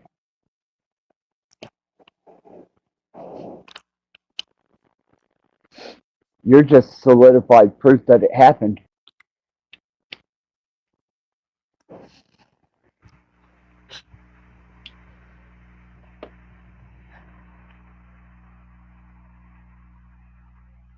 Gigi, he is very profound and Well, he's very don't you think, intelligent. again, wouldn't you aspect the way that the NATO experiment is going sideways because of the EU and You Russia? Oh think? my god. Yeah. You know, controlled opposition and the Hegelian dialectic has been one of the most effective forms of, we'll call it propaganda uh, conditioning. How's that?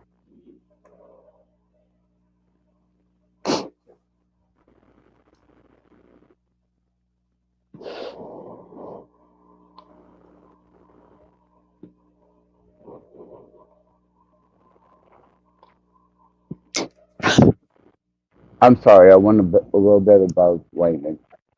Your endeavors into somebody else's political agenda during the Bush administration caused you the disposition that you're in, Plastic African, with the understanding and knowledge that you have.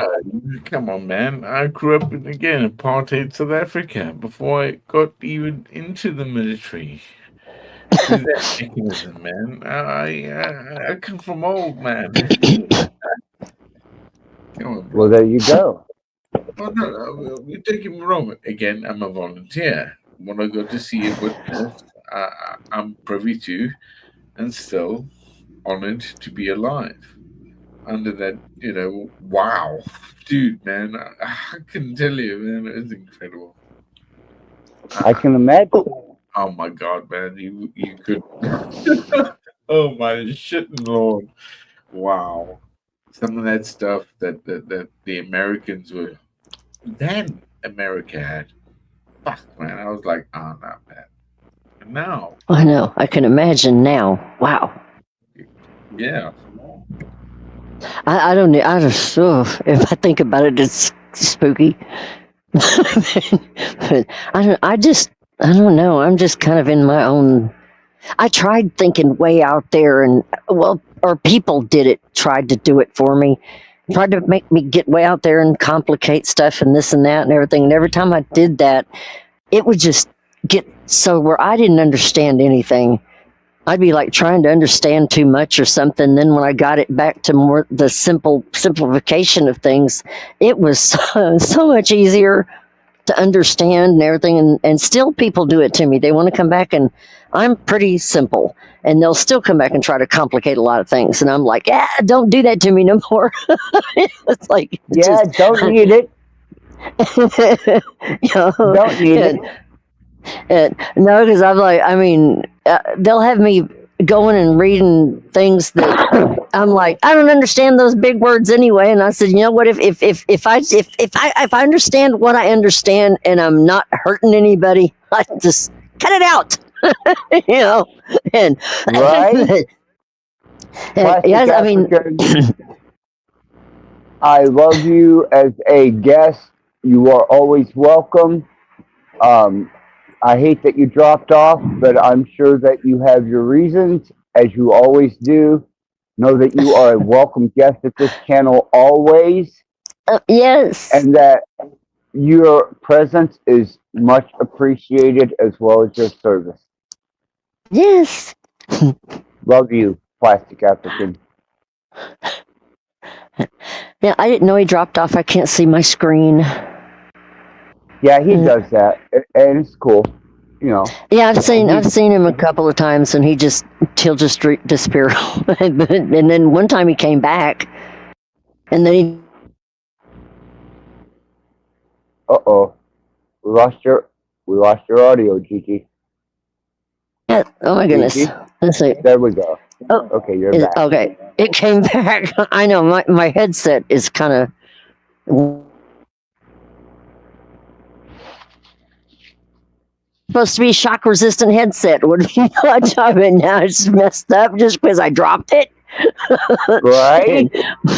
I'm like, damn it, nothing wants to work right. And ever since I guess 2019, 2016, I'm not sure when it was that everything kind of felt like it went off the rail, but ever since somewhere around then, I've been like, all right, what the fuck happened? You know, For I me, mean, it it was seemed like 2012. 2012, yeah, somewhere right in there. It seemed like everything just kind of went. I kind of stopped and went, all right, what the fuck? Something is not right. Because Yes. I kept telling my sister that. I was like, what the fuck is wrong? And she would tell me, what are you talking about? And I said, I can feel something is not right. And Yes. and then but I remember saying something at Y2K 2000. I kept saying, all right, this Y2K shit is bullshit, but what's going on? And then I dropped it for a while. Then after 2012, I started it again.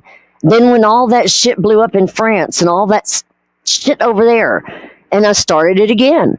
And then I got really hard with it in 2018, 2019, and I was really bitching about stuff and everything. And she said, well, stuff is going on. And then the President Trump thing happened and all this other shit went on. And I was like, man, this is just not right. No, and it wasn't. And it hasn't been ever since. I'm with you. I just Gigi, every time I look around, I'm like, this. Y'all know this is not normal, but there's a lot of people walking around thinking that. And I'm like, you're stupid. It's not okay. And No. or some people think. I've actually heard people say, "Oh, everything's going to be all right." What? Like, What? are you dumb? You know, I mean, and these are people that I know. I guess aren't. I don't know what they're watching or doing, or I do not. When I get off of YouTube out in the real world, it's weird. It's weird to try and talk to people. You can't. Yeah, because you know what they're actually thinking behind their mind while they're addressing you with platitude. Yeah, it is a strange it's a strange world if you go out there and try to talk to anything. If you just can't do it.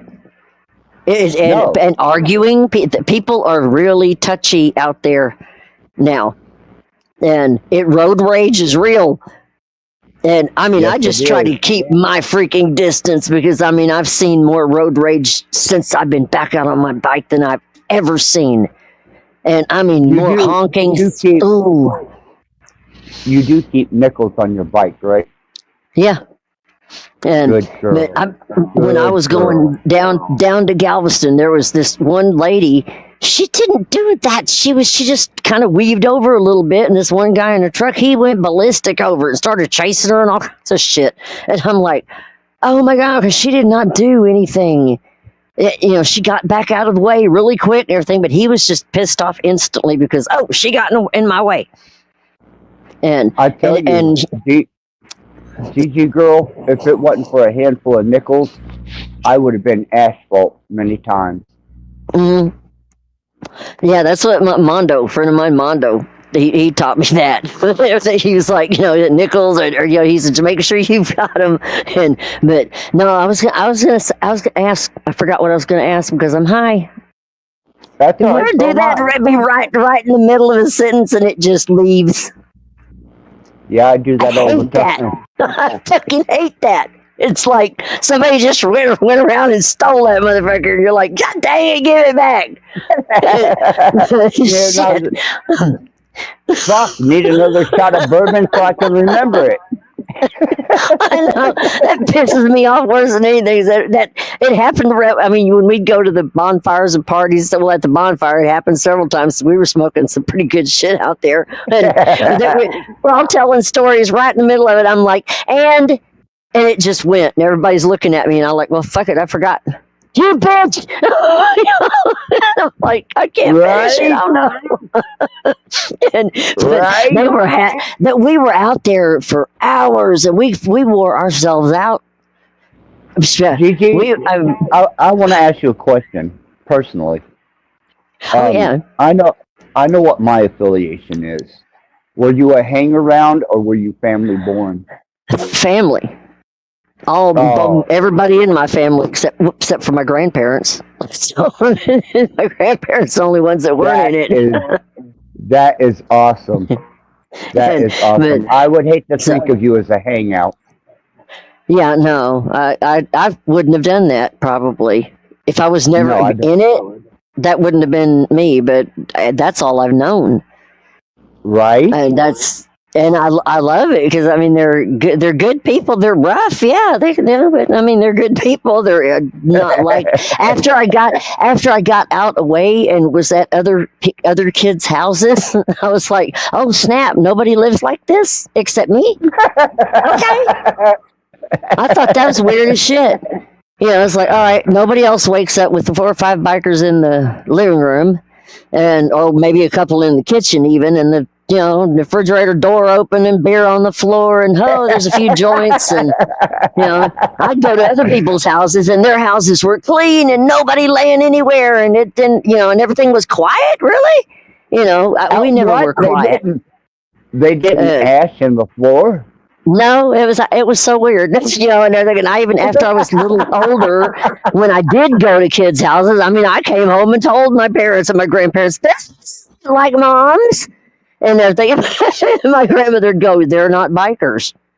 And I was like, well, what does that matter? They don't live like that. And I was like, well, why do we do? Because we're bikers. Oh, okay. So that's what I heard. I'm like, I was all right. And then other kids would be a twin. Yeah. And then other kids, as funny as hell, come to my house and then run home and tell their parents. Next thing you know, their parents are at our house looking around going, oh, y'all all right to be around our kids? And then as soon as they got to know my parents, the grandparents, my uncles, they had no problem. They would rather have their kids around us than anybody. As soon as they got to know us. Family. And as soon as family. When they got to know us, they knew if their kids were down at our house, there wasn't nobody going to be messing with their kids. Right? So they'd send them down there. Y'all want to go down there and play with Gigi and them? Get on down there, go. They knew they weren't going to be bothered by nobody. But I mean, it was the weirdest lifestyle because I mean, and I'd go to other kids' houses and I'd forget I wasn't supposed to act up, and I'd act up, and then they'd look at me and oh, I'm sorry. And then the kids would go, she remember, she's a biker, Mom. Well, no, I'm not. It's my parents. But I mean, it was just hilarious the whole time I was growing up and everything. And then it was the same way out on the road. I mean, at 13, I come across some crazy shit. Yep. And I mean, I wasn't stupid at 13. Oh, hell no, not growing up around the brothers. No, that MC means everything, and that family is unbreakable. Oh yeah, no, yeah, you can't break that apart. But I went straight to Las Vegas, and I was bartending in about a month later because my friend Wendy went with me. She was 21, thank God. And she took off with me, and we went to Las Vegas. She got a bartending job. I got a bartending job because she got me a fake ID. It didn't take any time before the. Oh fuck! Audio. Damn. Gigi, is it doing it again? Is it back? Yeah, a little bit. Yeah, you're back. Okay, but no, he asked me. He said, "Gigi, how long has it been? How many bars have you worked in before this one?" And I just looked at him and I said, well, none. And he was like, okay. He said, I kind of figured that. And he said, how old are you? And I went, well, almost 14. Oh, and I was like, eyes lit. And I know he just looked at me and he said, your ID says 18. And I said, well, my ID is a little off and everything. He said, you look 18. And I said, yeah, I know, makeup, And he said, well, where did you get those? And he was talking about my boobs. And I'm like, well, these are real.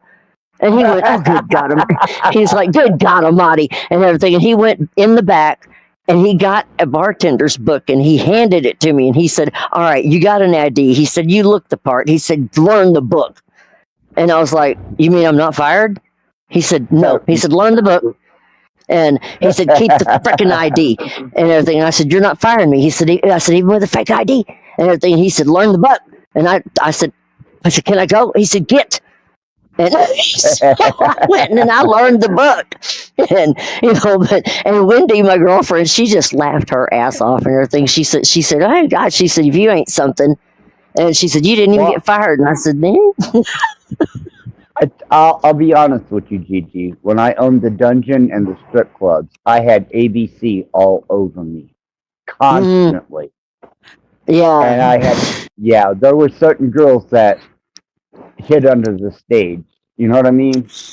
Yep. They did that. Yeah, they did that at a lot of the places that club owns. They would, and everything. But it's everything's changed now. They have everything different now, and I haven't been in any in a long time. And because after everybody got older, everybody kind of. It's now that everybody's older, everything's kind of settled down, and it's the younger ones that are out there doing. Some of them aren't doing very well. everybody has their fuck ups, and some of them really do a good job at it. You look at them like, what the fuck are you doing? And I'm not gonna say anything to them because it's their prospects, it's their thing. But man, sometimes you just walk by them and you go, "Are you serious? They're going to kill you." And I mean, I went past. I said, well, okay, I'm gonna go in and see what everybody's doing at the Lone Star, which is a little bar that's over here. When they tell you to guard the bikes, that means you go guard the bikes and stay awake. I walked in. There's a prospect out there at the back of the thing, standing up against the tree, asleep. Asleep, and everything. I mean, I looked at him and I thought, okay, he's just got his eyes closed. You're not supposed to do that either. Welcome to the whipping post. I know it. I reached over and I just bumped him a little bit because I thought if they catch him asleep, they're going to get him. And he jerked and everything. That's when I knew he was asleep. And I said, dude, they catch you asleep, they're going to beat the fuck out of you. And he went, oh. And I said, yeah, wake the fuck up. And I walked past him. I just shook my head. I was like, damn, you don't fucking fall asleep. Well,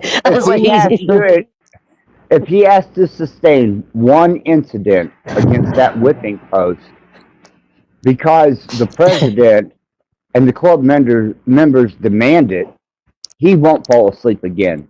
Not again. No, he was a young guy, and I know that crew, and I know they run them crazy.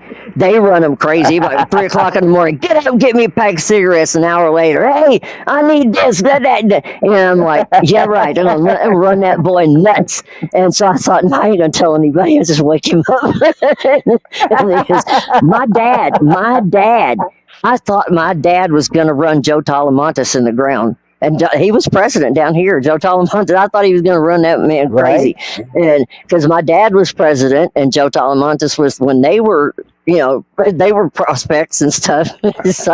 And it was Don Chambers that made St. John burn his boots. St. John, he cried. He cried, the legacy and everything. I knew them really well and everything, but they came in. St. John came in there, and there's Don Chambers sitting there, and Don said, "You better get out there and burn them boots." And he said, "Well, why?" And he said, "You don't got to burn them boots. You're gonna lose that jacket." And he said, "Well," he said, "You know what it's for?" He said, "Now, boys, I'm gonna tell you that." He said, "You didn't do right. Get out there and burn them goddamn boots."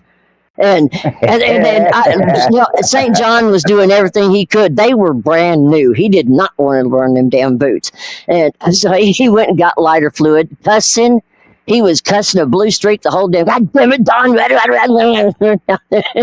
My dad's sitting right beside Don, and they're watching St. John go out there to burn the boots. He poured lighter fluid on and burned the boots, and he was standing out there crying. And Don went out there and he said, I'm gonna kick your ass, give you something to cry about, boy. Right? And St. John went, God damn it, Don, can't you just leave me the fuck alone for a minute? and I'm standing there inside the bar with Daddy and them, and I'm laughing so hard I'm about dying. I'm young and everything, and my mother's over there rolling around on the floor and everything, and my dad's sitting there going, Carolyn, shut up. Carolyn, shut up. That was one of the fun. My dad never forgot that. He would tell that story over and over and over. He said, "You should have seen St. John's face."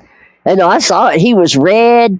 He was bright red. He was just sick over them damn boots. But you know what?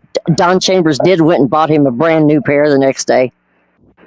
Well, That here's was the cool. thing, Gigi.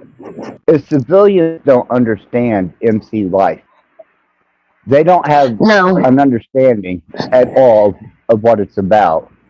And No, we might as no. well be speaking a secret language up here because they're I just know. not getting, they're not going to get it, sweetheart. What? They're not going to get it.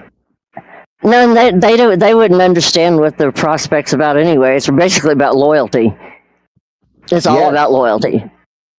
Yeah, hang out, prospect, probate. They're not going to let you just, probation, prospect. They're not just going to let you walk in there. They don't just let anybody in. You've got to prove your damn loyalty, just like you would to anything else. And That's right. and everything, and the meaning of if you're just a cutie or an old lady that has meaning too. I mean, if you're a stand-up old lady, I mean, you're the one that backs that biker, and that's not cutie. Only that, but you're a representative of the club. And I mean, you have everybody has their standing in there because I mean, somebody tried to call me a cutie one time, and I was like, "Don't you even fucking go there." I said, "No, I'm not." And I was like, I mean, there's things you can insult us with that will get you in trouble. And they have put up with a lot of insults because of bullshit. They do. I mean, people think that they don't put up with a lot of shit. Yes, they do. They put up with a lot of crap that they don't act on because they're like, those fuckers are just not worth us getting in trouble for. And, right? But people push and push and push, and they will. It happens. They'll let it go, and then all of a sudden it's like, all right, you done. You stop. We've had enough now. And Gigi, I know you've seen it across the panelverse. I know you've seen it while you've tried to interact. You've seen it in real life. You've lived it. You've experienced it, and I recognize it. Fucking all props to you, Gigi. All props.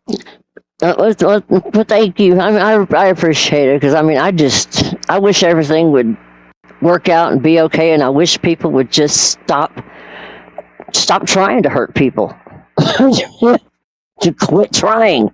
That's what blows my mind. They try. Yes. They literally, I saw people do it to you. I've seen people do it to other people. I don't care what other people are into or what they might like or don't like or whatever. Do people really have to go tear it up just because maybe I like that blue baseball over there and you don't like it, so you're going to tear it up because I like it? Right. That's pretty childish. I don't give a shit what it is.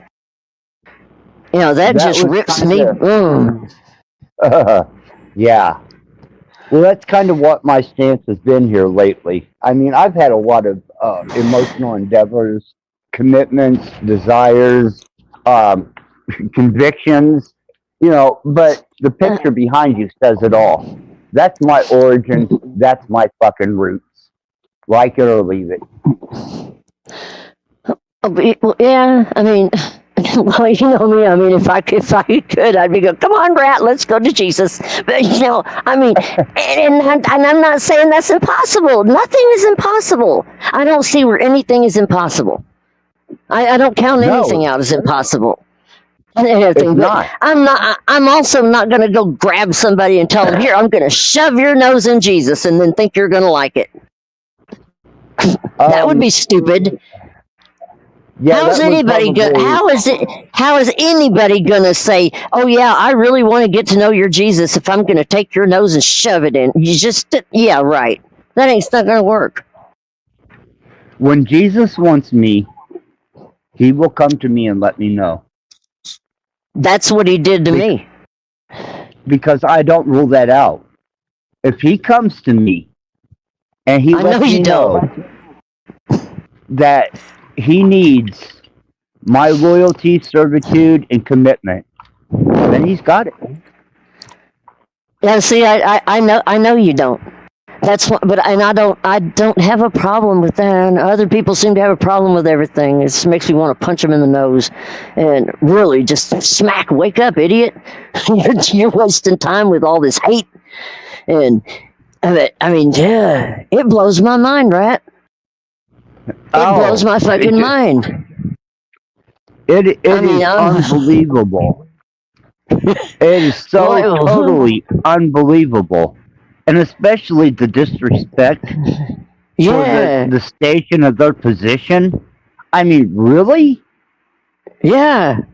The level of cruelty, the level of disrespect, the sheer level. I mean, just the things that the men. Okay, well, yeah, take Snafu Snaps for example. The sheer level of the shit he'll tell me. Yeah, the stuff he'll tell me that he's gonna do to my body.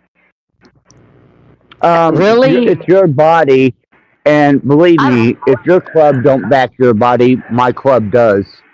Oh, they do. They don't think Snafu's worth 2 fucking cents, is what they say. And if they give him a good enough reason, yeah, but he's not worth it. That's my stance on it too. He is not worth it.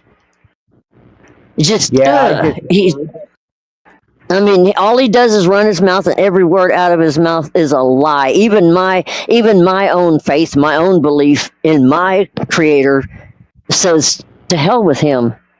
He's not going anywhere. He's just a spinning thing down the drain. And I'm not going to spend any time. I don't want to spend any time with his foolishness. It's awful. But I mean, what we're talking about, like the levels of the cruelty, like where they've gone with you and others and me, is absolutely horrific. The way that they will talk and go at each other, and I'm just, in my mind, I'm imagining, my God, these people would literally tear me limb from limb if they could. That's yes, they awful. would.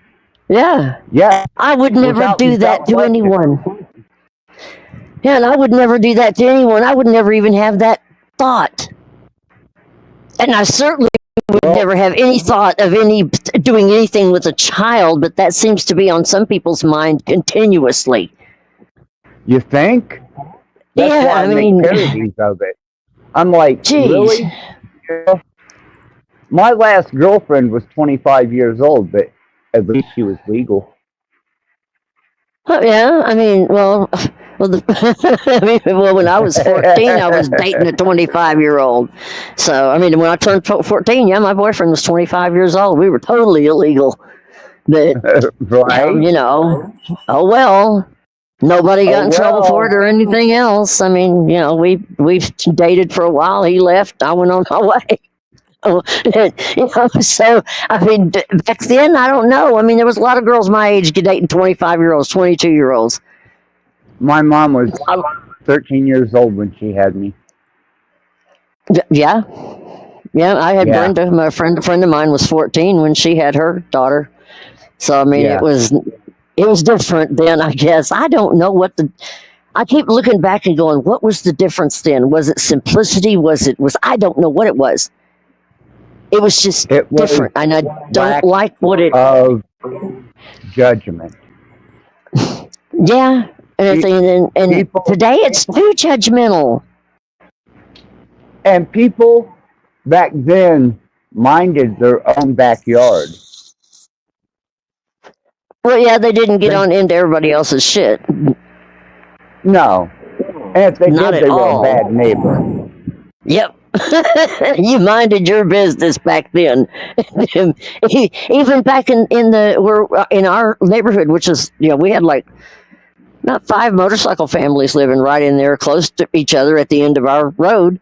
And we minded our business pretty well. I mean, with all the other neighbors that weren't motorcycle riders, we didn't infringe on them because we lived down at the end. We didn't go up making trouble for any of them.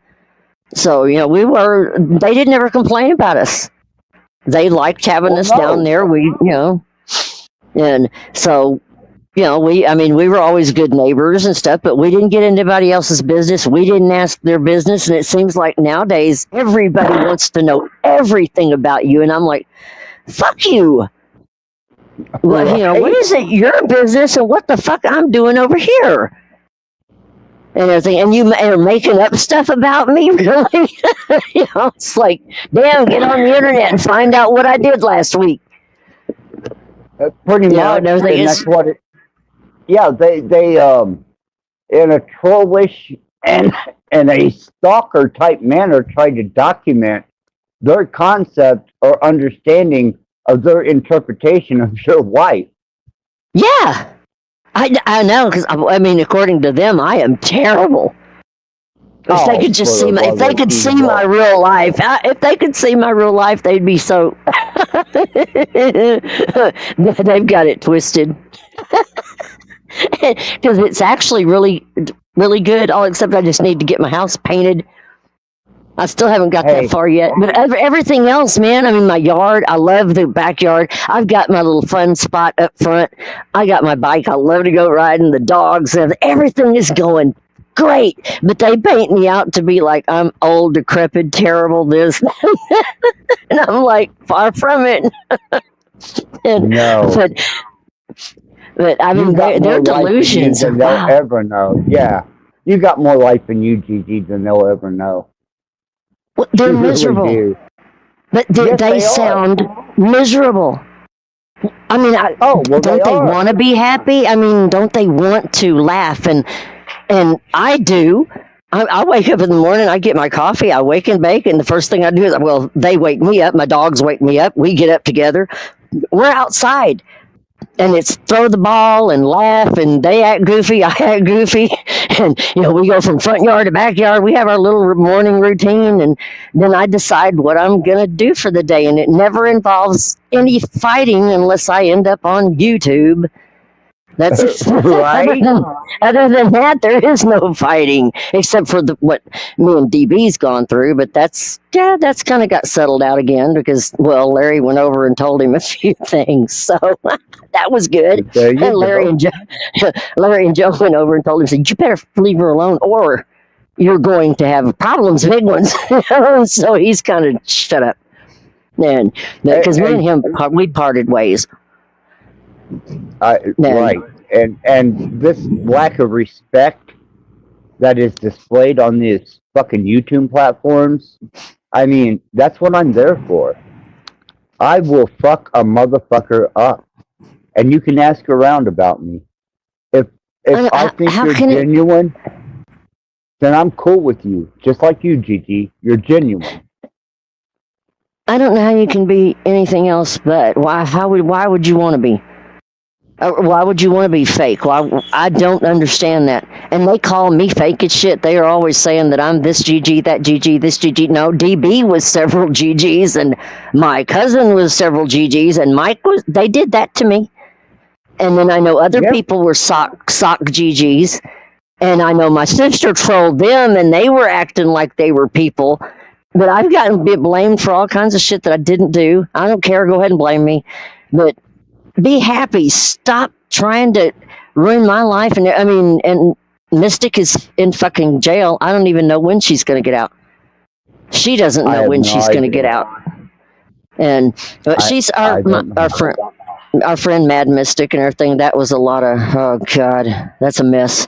But it's the disrespect, the not giving a damn that you're a human being. They don't care. They don't give a shit.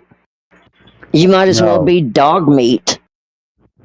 And that's sad. And this, remember they're talking about this YouTube feud that happened between the two YouTubers that had a shootout? And that's gonna get a lot worse. That stuff's gonna get a lot worse.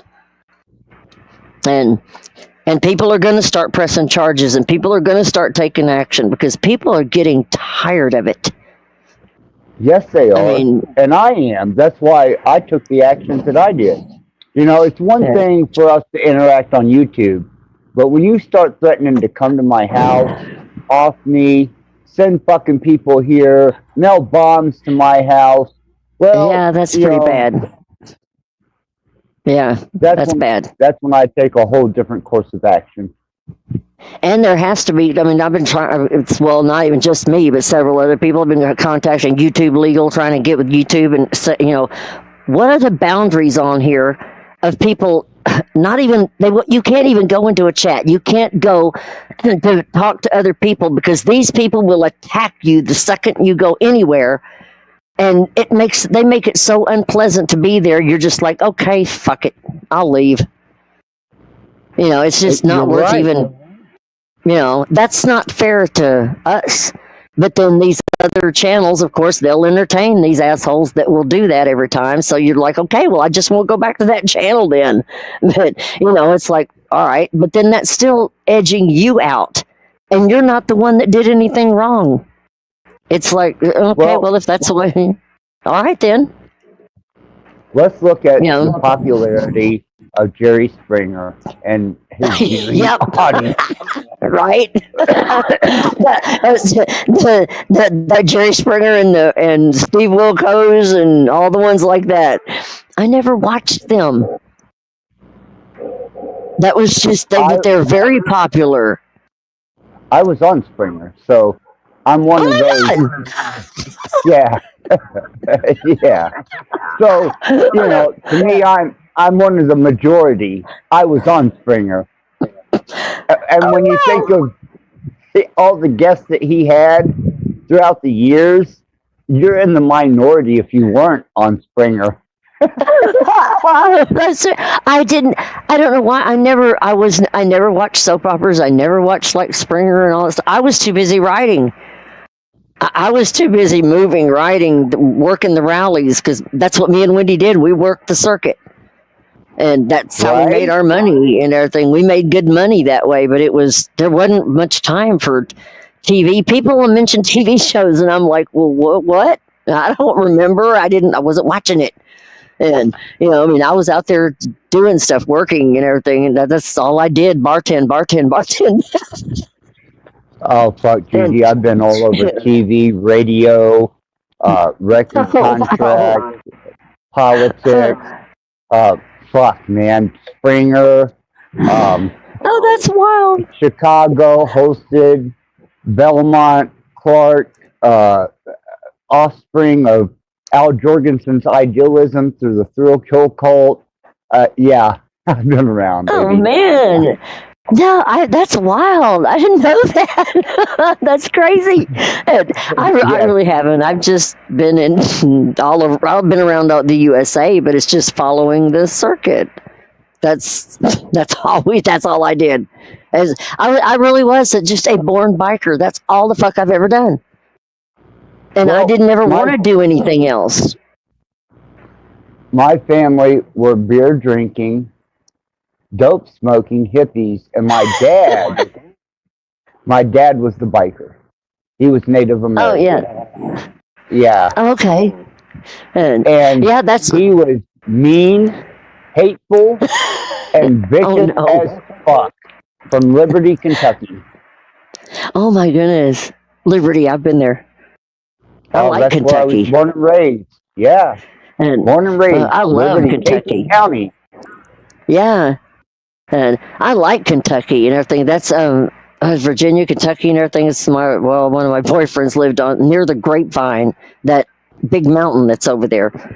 And everything. The one with the revenuers stuff and everything. His dad's name was Slim, and he was one of the moonshiners up there, and everything. And that was a time.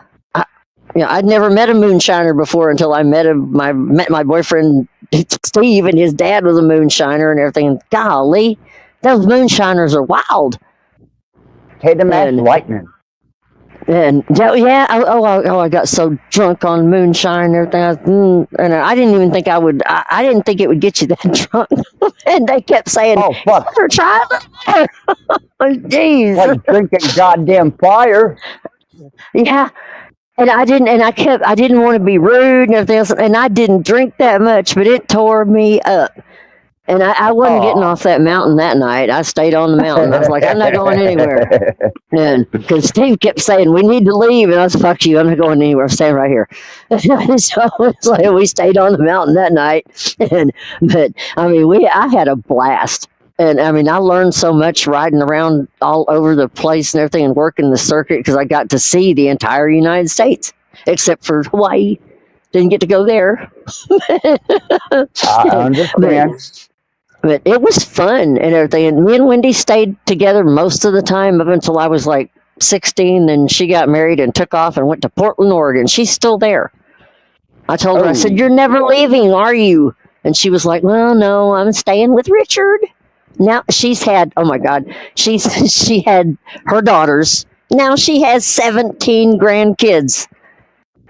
And I'm like, oh, Wendy. And she used to get in touch with me. She says, did you ever get married and have kids yet? Nope. And she went, damn, you're still out there? And I'm still out here. And she went one way and I went the other. It was really wild. We were both doing the same thing, and then she fell in love. Hey, you know, I live by the motto, I'd rather burn out than fade away. Yeah. And I keep thinking maybe I'll, one of these days, maybe I'll fall in love with somebody that's a nice guy, but I've got to find a nice guy first. Well, I had one, but he died. And he died. I had a really good one, and he bit it in a motorcycle accident. And I was like, oh, I was so mad. But I was mad for a while, sad for a while, and then my buddy Slim came over, and he was like, he didn't die. I mean, he died. You didn't. Get the fuck up. And I was like, well, that's nice. And he threw me in the shower in cold water.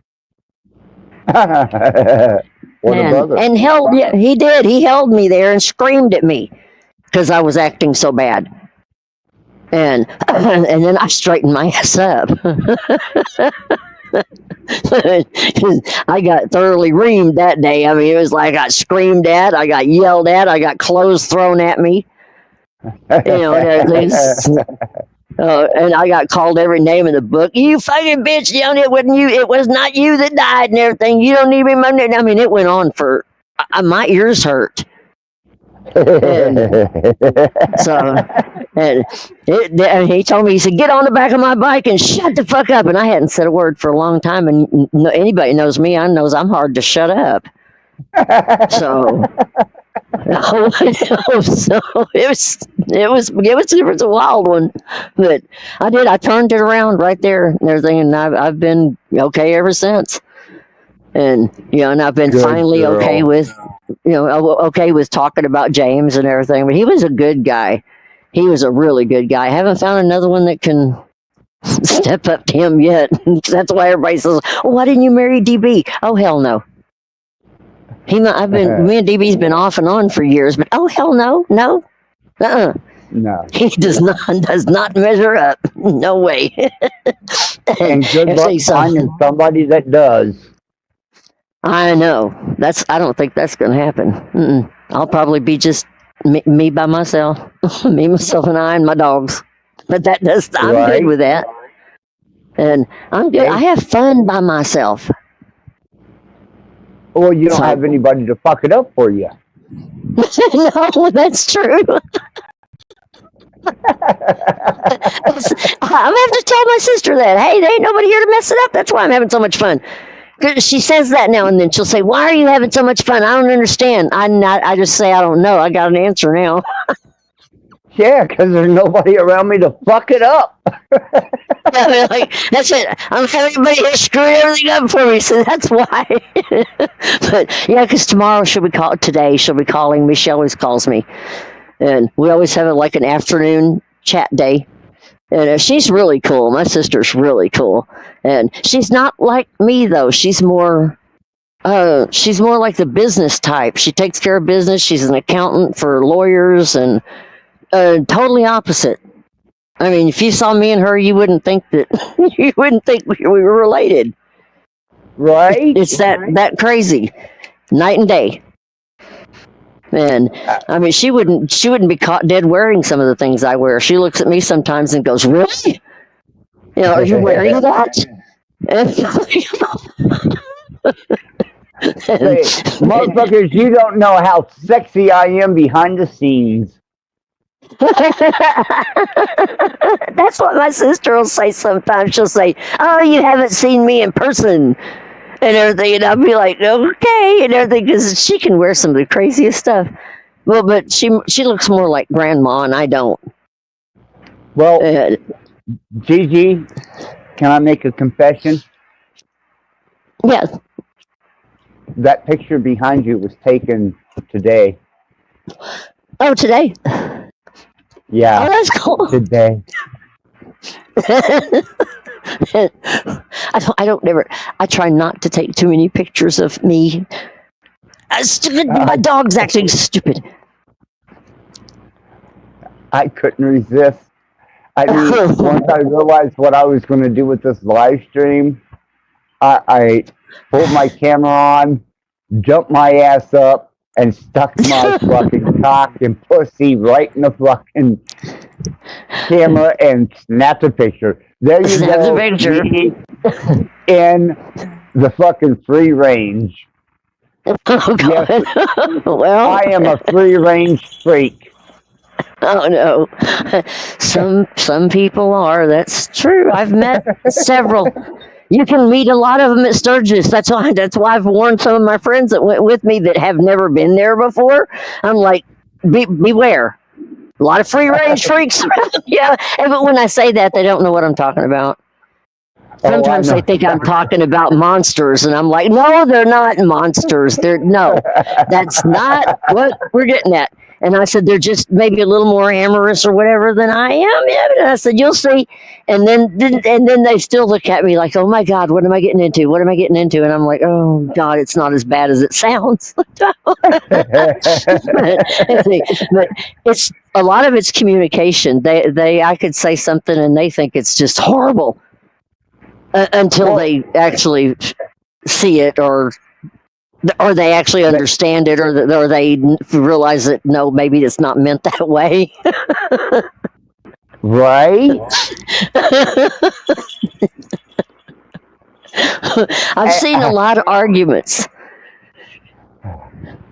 I've been in a lot of sexual escapades, so I know arguments.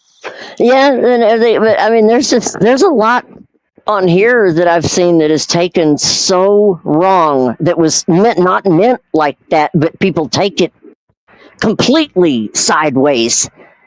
And I mean, I've seen people been joking around and somebody take it so bad that they're just, I mean, all of a sudden willing to knock your head off. And, and if somebody else is going, no, wait a minute, but I didn't mean it like that. Right. And everything is communication. But they don't stop long enough to let somebody explain if it was taken wrong. It's just a jump, and that's happened to me.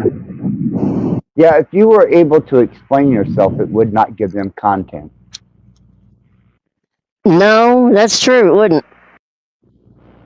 So they depend on you not being able to explain yourself to further their content at your expense. Man, I didn't think about that.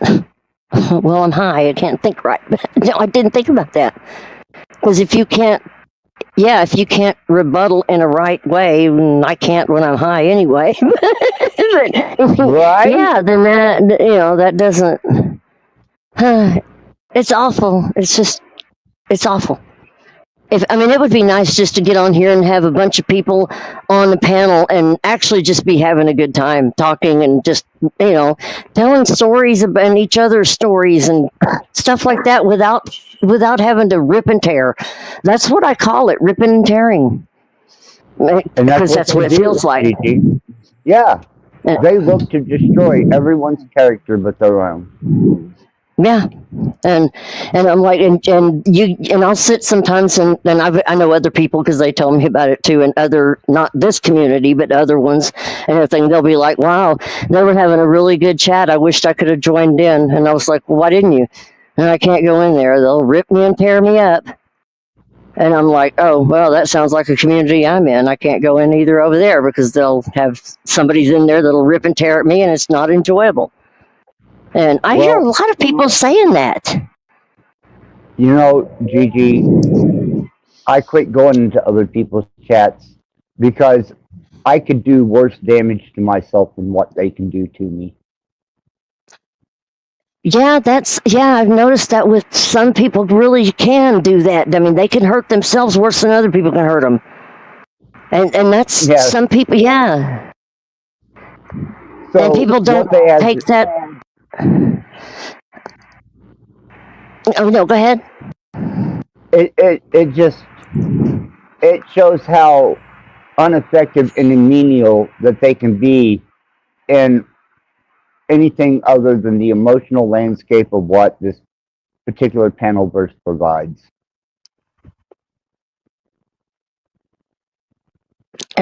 I just, for me, it's really sad to me.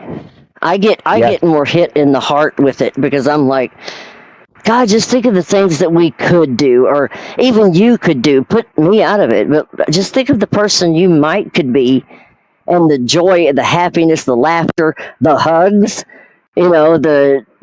I think it's great to be with a friend and be able to hold their hand, to touch them, to have their arm around them. You know, and some people I know nowadays are like, "Yeah, don't touch me." That's what they act like, a touch me not, you know, and everything. I'm like, what's the matter with you? You know, Right?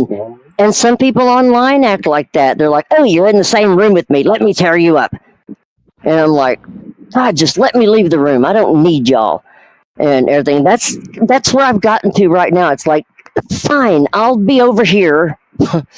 Stay away from me if you want to rip and tear, because I want to have a good time until I'm dead. I'm 65 years old. I want to enjoy myself because I feel like this age is ending. I know this age is ending.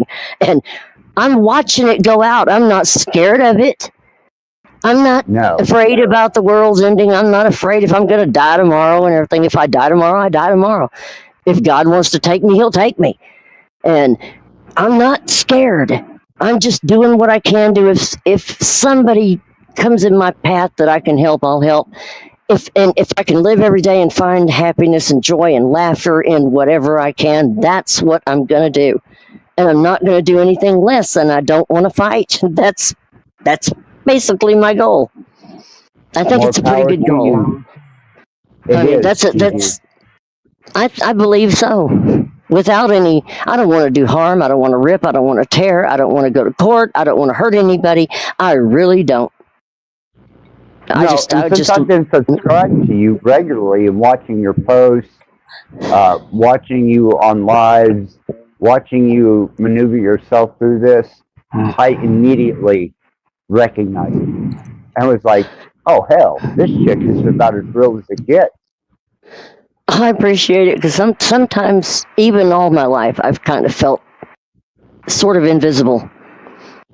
And it sort of pisses me off sometimes, but then I have to realize, I'm like, wait. It's okay. You know, even from way back, I know why.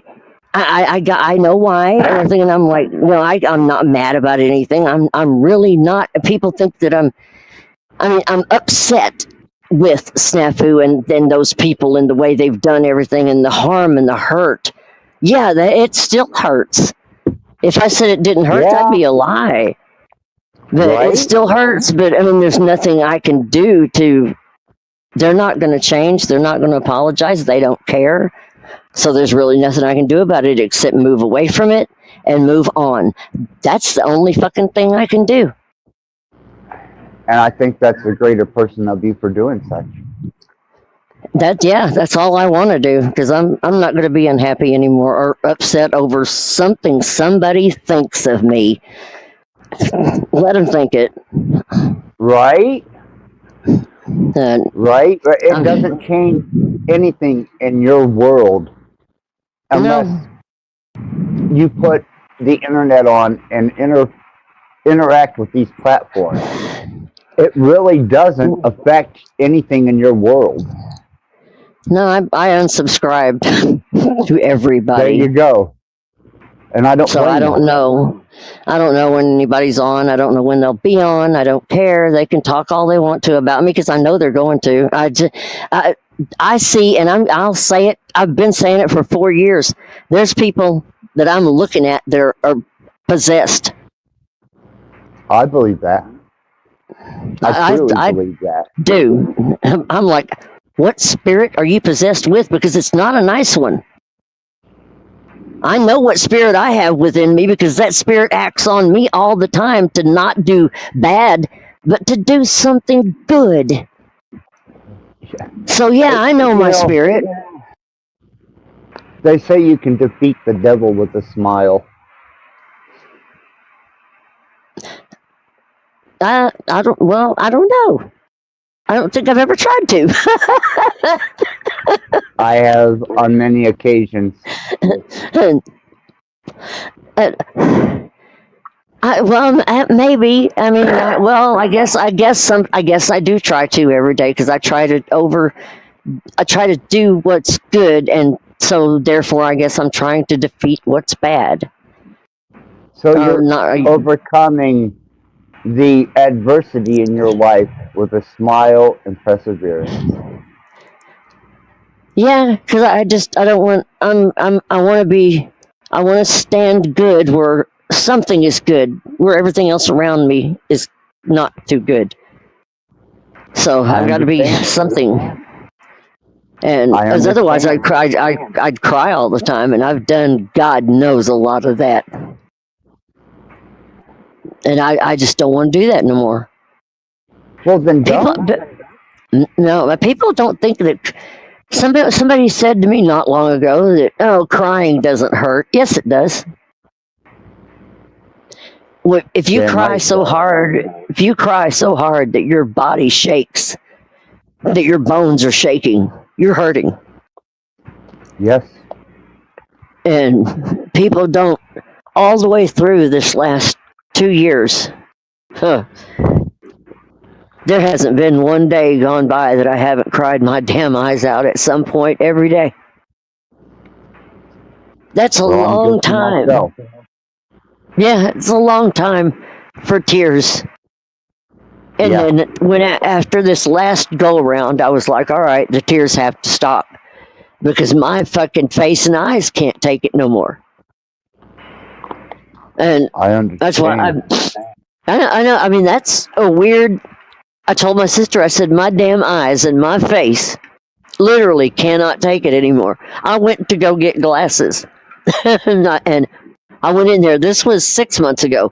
I went to go get glasses, and he said, I can't give them to you. He said, your eyes are too scratched up and they're too swollen. So he gave me an oil and drops. I had to go 2 weeks of putting that in. Well, I went back and he said, Gigi, he said, they're not any better. And I said, oh, great. And he said, here, let me try this. He put me on some other stuff. And he said, okay. And he said, 3 weeks. I went back 3 weeks later. They weren't any better. And so he prescribed something else. And so here I go back again. And he said, you have got to stop crying and you've got to stop rubbing your eyes. And I said, well, I'm trying. I said, I cried yesterday and I tried not to rub the whole time. It just ran down my face. And he kind of laughed a little bit because of the way I said it. And I said, I don't know what to do. And everything. And he went, well, he said, I can try one more thing. He said, but you've got to stop crying. And it took me, I went through all kinds, and it's only been in the last 2 weeks, I guess, maybe no less than 2 weeks, that I've managed to stop crying. It's been a work, but I've actually managed to stop crying that I can hold it without just busting out in tears now. And that feels good. That feels really good because I've had to stop my bike and stop on the side of the road to cry. That's, you talk about embarrassed. Right? Stop on the side of the road, sit on my bike, wipe the tears away, and sitting there telling myself, "You stupid bitch, get stop this shit, get back on that bike and ride." And I mean, I'm bitching myself out left and right because I had to stop and cry because I had a thought, a sad thought. And it got to me that bad. I mean, I have been pretty scolded and hurt over the last couple of years. And so I'm trying to work my way up and out and away. Pull away and out. If anything, and if it gives you any solace whatsoever, You are always welcome here, and you will Oh, thank always you. be I do. treated with respect. I do. I appreciate it. And I knew that because I've been listening to you for a while and everything. And plus, I knew you way back. I don't know if you remember way back, Ian. Yeah, I remember you. Ian, yeah, I was around then, and I knew. Remember, I knew Jimmy Shively and Flow State and all that back then. I was kind of in and out and everything. I just didn't, Yeah, I didn't hang too much. I was kind of here, there, and I was writing back then too. And I was just kind of in and out, and everything. And I'd pop in, and Ian'd be like, Gigi, and then I'd be gone again. right. You know, during the last part of that, I was going to to Texarkana, and I was I hanging out remember with that. Kendra. Yes, and me Yes, and I remember Kendra were that. hanging. Yeah. Oh, she's good people. Kendra's good Oh, people. wow. And I remember her. Oh my God, that Yes. means she's not very far from me. No, and I stay in contact with Kendra still to this day. And Oh between my me going, gosh. yes, yes, she is Oh, subscribed that to every is. one of my platforms, and we do communicate. Oh, that is so cool because if you're ever to Texarkana, Houston's just right down. You just head down Yes, east end. It's I mean right there, and that's right? badass. And because me and Ziggy, well, we're Facebook friends. Me and Ziggy and everything. We've known each other for a while on Facebook and everything. He's come through Texas a few times. Well, we see each other when he comes through. He's a really good guy. His fiance is in South Africa of all places, and Right? and I think that is cool because I mean. I think it's in the same place that the other guy in South Africa, and then I'm here, and then if she's in Texarkana, then if you come down that way, then we're just. I mean, it doesn't take that long to get to Texarkana. No, I no, mean, that's it's just a not. straight shot. Texarkana to, yeah. From Yeah. Texarkana to Houston, yeah. And I It mean, I've is. got and everybody hanging out. I always thought if some of the YouTube people that I do have got to know on here, that if everybody did hang out, we'd all have a blast. Oh, And fuck. Would we especially, not? I know, especially get everybody out and say, all right, we're having a party on the property. And I had Oh, several of hell. those last summer, and that was a blast. We had just a bunch of the brothers when they're not. If I could ever catch them, summertime hits, they're gone. I Oh, mean, right. no hell there. I'm like, where the brothers go? They done left, and everything. I'm like, do I need a brother? Like, forget it now.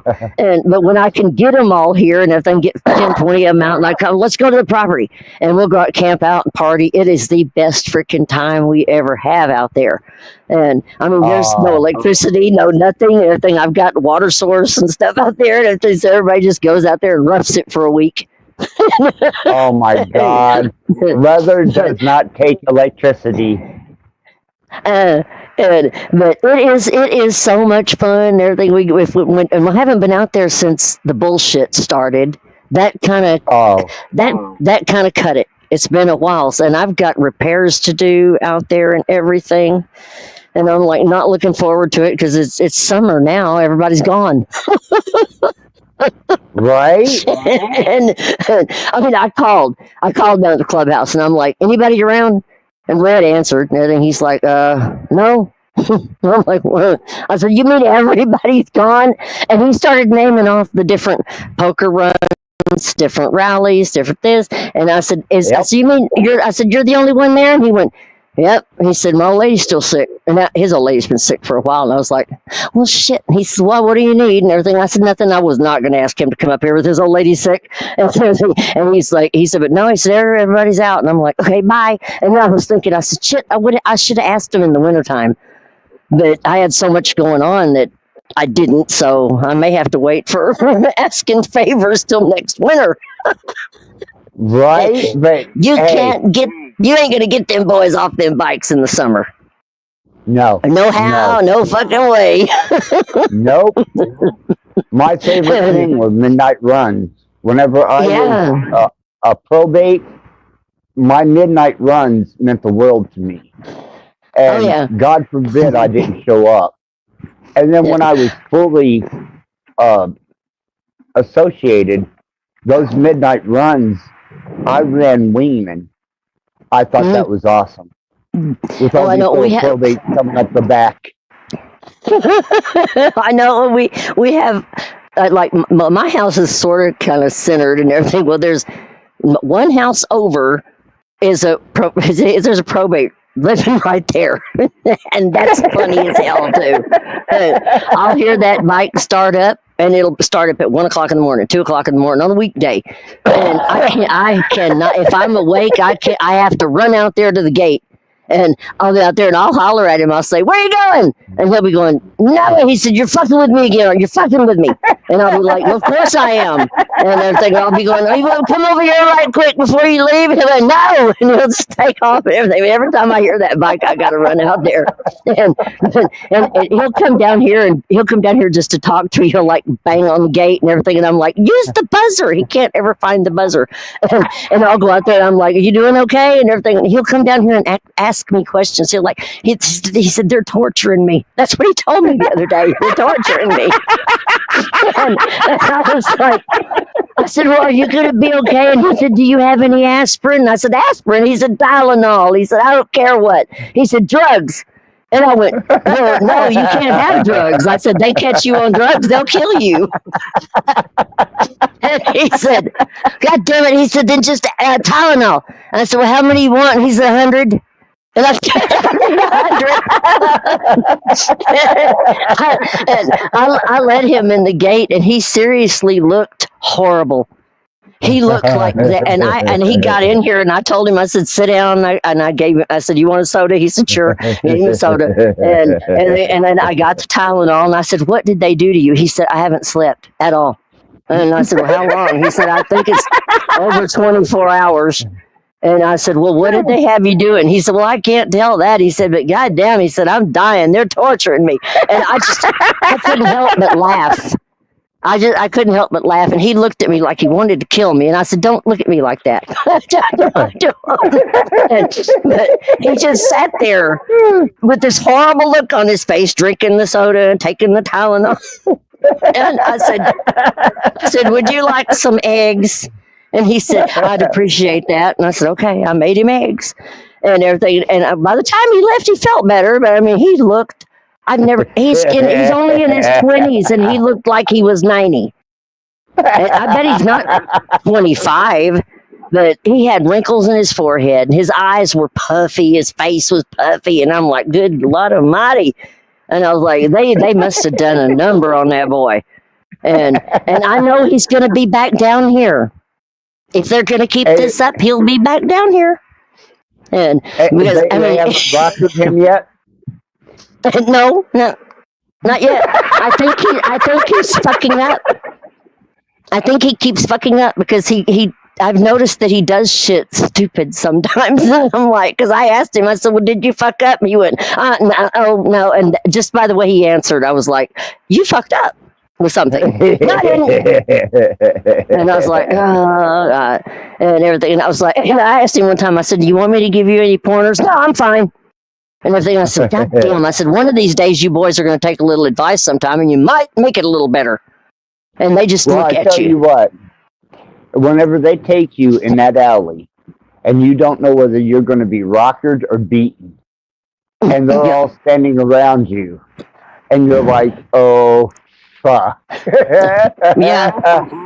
And I know I can't help but laugh every time I see a new probate come in because I'm like, "Oh, you don't know what you're in for." And then when I see him after it starts, like him. I've never seen a 25-year-old look so beaten down in my entire life. And that word, the way he said that, "They're torturing me." I was like, "Oh my God." And I cannot wait to tell Big Mike that they're torturing him. Big Mike will just laugh and not say a damn word. He'll just laugh his ass off. But he runs them nuts and everything. "Go get me cigarettes. Go get this. Go get that." They'll just get home, get in bed, get back up. Oh, fuck. And everything. But I mean, and he's got them doing the stupidest ass thing. And I said, "Well, at least you don't have them doing too much that's bad." And he said, "No, I just run their asses off. They're going to show their loyalty." And I'm like, "Yeah, I'll say so." and then sometimes they'll have them go get shit for me.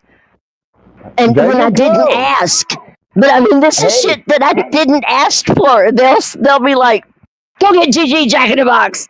And Jack in the Box will show up here. I'm like, Oh, who God. ordered this? Like, the other night, that's what happened. I mean, there's the bell ringing and everything. It was Rob. Rob knows where the bell is. And I hear the motorcycle and I'm thinking, who the fuck is that? That's not Larry. That's not, I mean, I know the bikes. And I'm like, I couldn't figure out whose bike that was. And there's the bell. And I'm like, okay. So I go out the door and I'm like, what? I'm like, okay, I got it. It's probably whoever who it is. I walk out there and it's Rob and he's got a bag. He said, Jack in the Box. And I was like, well, who ordered this? And he said, Mike. And I went, Jack in the Box. And he went, are you fucking kidding me? And I said, well, no, I'll take it. I said, I didn't order it, but he was like, God damn it. He said, well, I'll see you later, Gigi. And I'm like, he said, enjoy it. And everything. I was like, thanks. But they'll send pizzas. They'll send Jack in the Box sometimes. Sometimes they'll send stupid shit. And they sent beer one night. I'm like, wait, they were sending the beer so when they came over here the next time. I don't know what the fuck they were doing. But I was like, okay. So, but I mean, even now, sometimes I don't know what's going to happen next. But it's a lot less eventful than it was. It's just off this and that now and then, but it still gets going every now and then. Sturgis is going to be fun. I can't wait for that. And that long ride. That's why I've been out every day. I'm getting work back, legs, arms, everything else back for that long ass ride. I am not going to trailer shit. I'm going to make that ride. And because it's wore me out doing this, riding every single day. But it's building up the muscle. That's what I got to have to make that ride. Or Daytona and all the different ones. Well, Daytona's over, but all the other ones that I want to go to. And, oh my God, my dog's sitting there chewing my shit up. Stop it. Let me have that. Oh, really, Tippy? Where'd you go?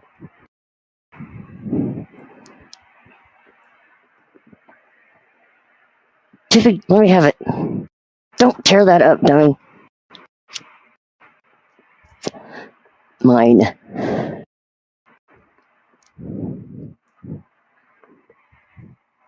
Oh, are you there?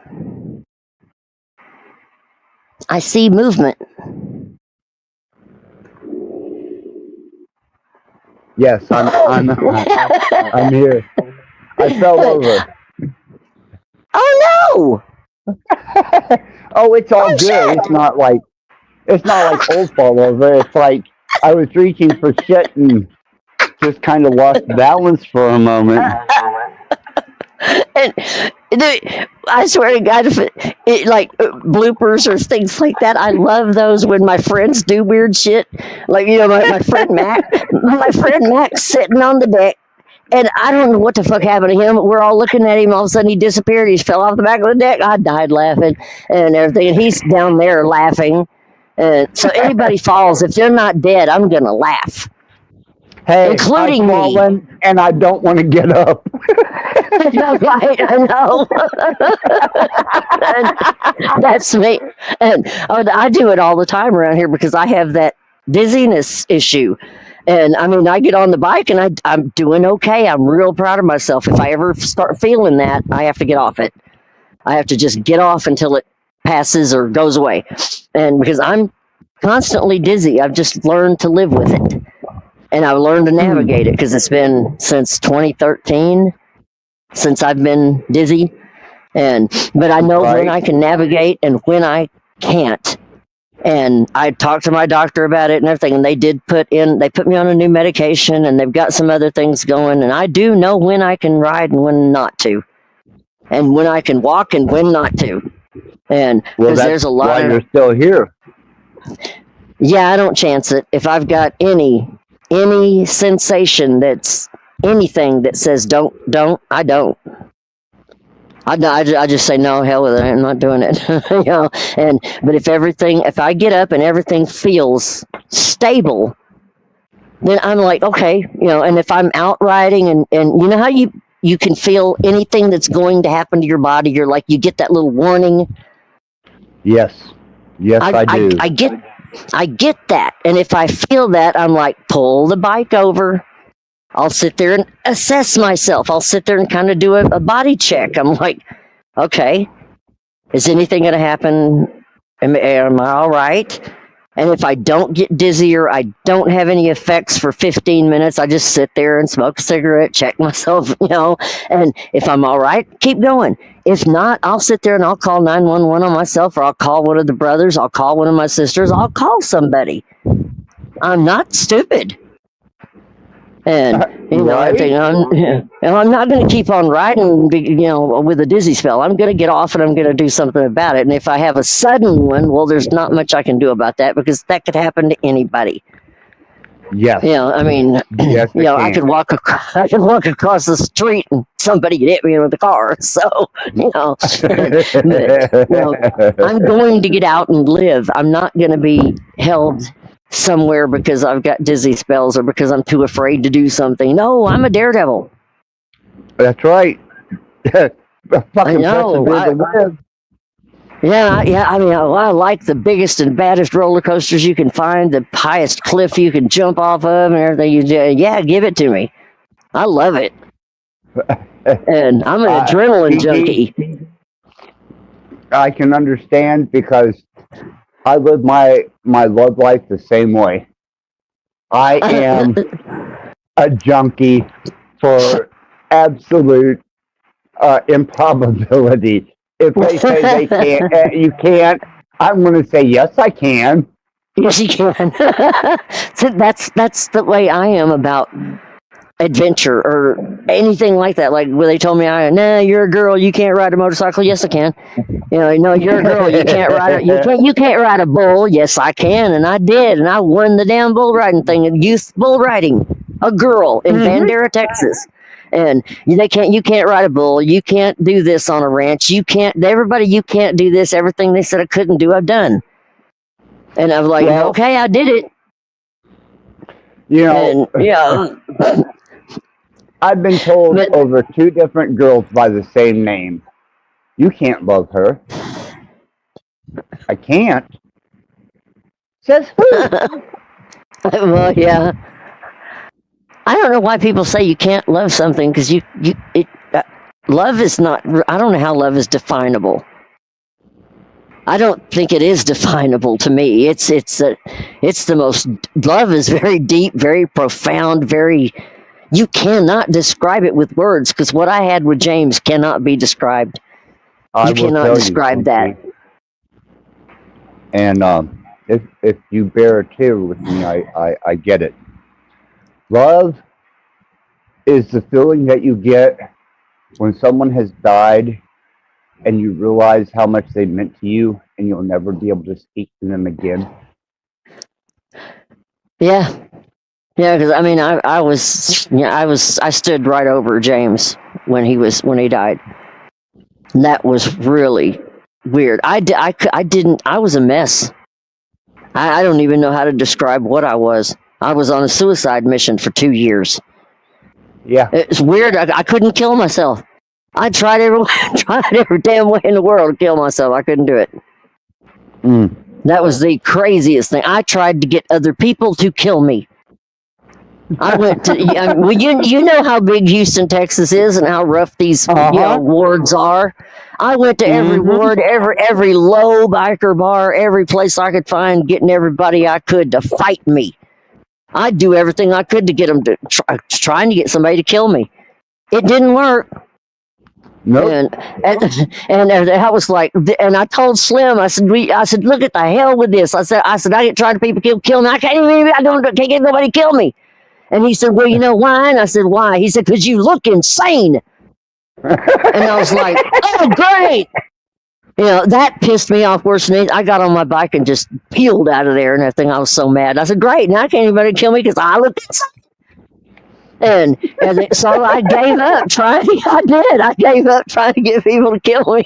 I was on like a year and a half mission that I was going to get somebody in Houston to kill me. Nobody did, so I survived that one too. And I was like, in Houston.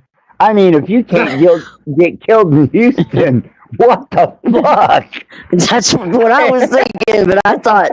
And then I asked my dad later. I said, "How fucking insane do you have to look that you can't get anybody in Houston to kill you?" And he said, "Well, pretty goddamn insane." And I went, "Daddy, you know," and everything. He went, "Well, you gotta look pretty fucking insane." He said, "Pretty much anybody will kill you in Houston." And I was like, "Oh fuck." And then I thought, man, that must have been. I don't know what that must have looked like. I can't even imagine. It must have been bad. But that's what I tell everybody. I'm not playing with anybody when I tell them I used to be really bad. I was bad. I mean, I was bad before I got bad. Oh, that's horrible. That was true. I was terrible. But I didn't turn it around. Like you said, God will get a hold of you. God got a hold of me. He dealt with me in an afternoon. He grabbed me, and it was like, listen, and everything. But it was turned my attention onto something and never let go. I don't care how I tried to run away from it. I don't care where I tried to put it, kick it, hide it. It wouldn't leave me alone. It was a battle. Well, Gigi, I tell you, when it happens, it'll happen. Until then, all I can do is try and enjoy the gift of life that you gave me. Yeah, and I wasn't seeking. I was curious. That was about the extent of it. I was curious. That was it. And I'd had so many people tell me this, tell me that, shove this at me, shove that at me, that I didn't trust anybody. I didn't trust a preacher or teacher, nothing. And I thought, well, okay, you know, and I literally heard something on the TV, and I walked in there and just started listening to it. And it was something odd that I'd never heard before, and it caught my attention. And then it never left my attention. I tried to leave the room, and what was being said kept drawing me back and drawing me back. I mean, like not like a normal pull, but just like a hard pull. And I wound up staying in that room for 4 hours and actually really listening. And then I was caught and everything. Then I had to go learn, and nobody taught me. I wasn't in a church. Nobody taught me anything right then. I was doing it all by myself. Not all by myself. God had a hold of me. And then he started really dealing with me. I mean, it got wild. It got pretty wild. And it really did. I was interesting. And it all, some things came like a flood of every kind of emotion and this and that you could think of. I mean, I went through like hours of sometimes of tears and understanding, talking, and then it was a really wild conversation. I mean, I could hear him internally, but I was talking. But it was a whole entire conversation back and forth and trying to understand. Well, it was in prayer, understanding, going back and forth. But having a prayer like about this, about that, about life, about me, about everything. And then being shown things that I didn't understand until after they happened. I didn't get it until it happened. And then I was like, what? Well, you know, I don't rule out that possibility with me. You know, I'm open to it. Yeah, and I knew that, right? And I think it will at some point. I just think it will because you're too. I see your heart though. I told somebody else that once too. I see your heart, and I like your heart. I mean, I know you've got, you know, your ways that are way different than mine, but that's so. That's not the core, or that's not what I see. I see the heart. I'm not seeing all this other stuff. I don't need to condemn anybody for all this other stuff. I see the good. I see what's in there that I like to be near. Damn, you know. Thank you. And I do, and I think it's. I mean, I've heard some of the things you said, and I think it's neat. I mean, you've got a really good heart, just like some of the other people. I know who has a good heart because I can feel that. and I sure feel the ones that don't. The ones that don't, Boy. oh, it makes me feel bad. But the ones that Right? do are warm. The ones that have good hearts, they make my heart warm. I can literally feel that. And I love that.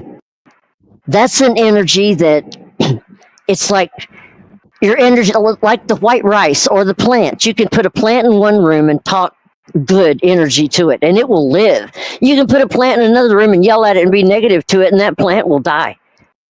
And you can do white rice the same way. You can take white rice, put it in one room, and be a good energy to it, and it will stay white.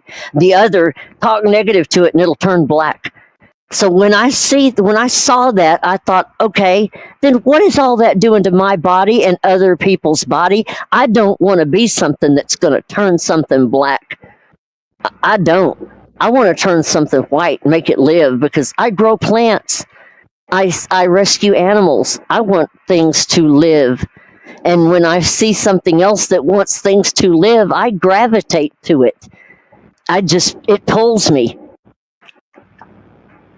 And Gigi, after watching your posts and watching you, once I was introduced to you, who you were,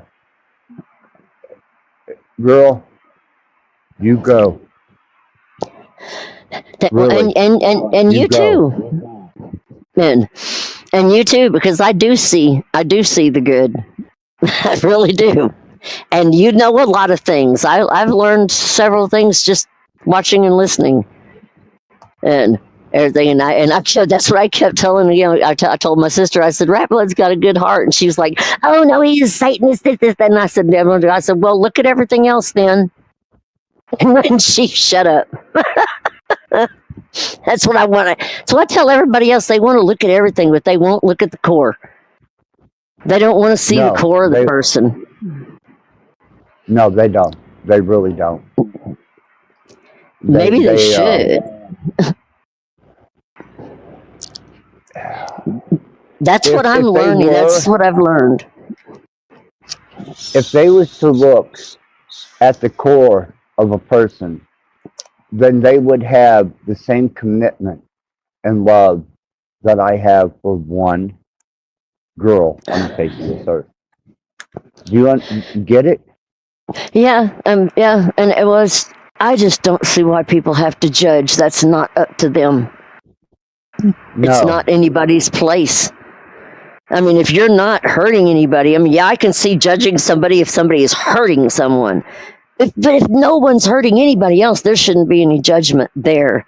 That's not their place, my place, anybody else's place. I don't. I mean, people get on me and they'll judge me because I helped somebody that maybe they had a record, maybe they had a drug problem, maybe they had. I don't care what they have. I say that every time. Do I give a shit what they have? No, I don't. They're a human being. They bleed red, and I'm going to help them. But some would say that some would say that I have a substance abuse problem. Some would say you're still a human being. Yeah, I've yet to have a problem with my substance abuse. Well, that's true. That's kind of like, what is that stupid T-shirt that says I drink, I have a problem, I fall down, there's no problem, something like that. And, right. I mean, if I don't know, if nobody's hurting anybody, I'm like, did you just leave the judgments up to? God says leave it to Him, then leave it to Him. You quit being the damn judge. Gigi, yes. Everything. That's. Yes. I mean, I have to say that here a lot around people when I go somewhere. I'll catch. They're trying to judge me. They're trying to judge my bike. They're trying to, and I'm like, you shut the fuck up. I'm like, I don't give a shit about your bike. That's. I mean, somebody was doing that at the beach. Gigi, your bike makes my pussy wet. but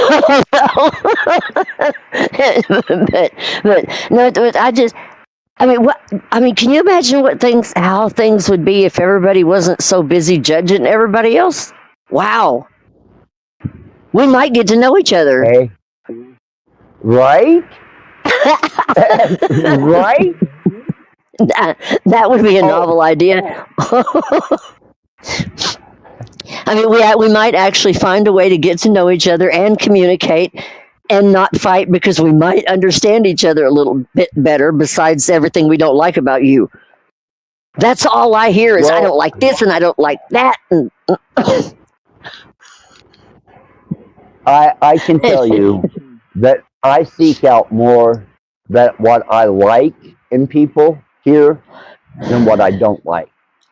The people I don't like have made their presence so known on my channel that, yeah, I don't like you. But those that I do like, when they show up, oh my God, man. It makes all this worthwhile. Yeah, but I love to go. I love to like be on the YouTube and then go and visit like when people are having. But I can't. I can't when they have people that want to rip and tear at me. I'm not going there. That's why I just unsubscribed because I'm like I don't want to know anymore. I've tried. Yeah, I mean I've tried for so long and it just doesn't work. And so I'm like, if they want to play with these people, fine. They're going to get burned. They've burnt. I mean, I've gotten burnt trying to deal with it, trying to figure out a way to. I even apologized to them, and I'm like, I didn't even have anything to apologize for, but just to make the peace. I thought, okay, fine. That didn't work. And I'm like, I mean, I did. I apologized. Then that night, I was like, well, Lord, I apologized, and well, that went out the window. And I said, I'll wait for an answer. Thank you, Jesus, and everything. And I sat and I waited for an answer. And the next day, it was kind of like I had this feeling like, okay, it's time to move on. Move it on, little doggy. And I was like, all right, time to move on now. And everything. I was like, I get it, because I kept trying. You know, I mean, I tried beyond what I even should have. I think because that's the message I kept getting. All right, enough now. You know? Well,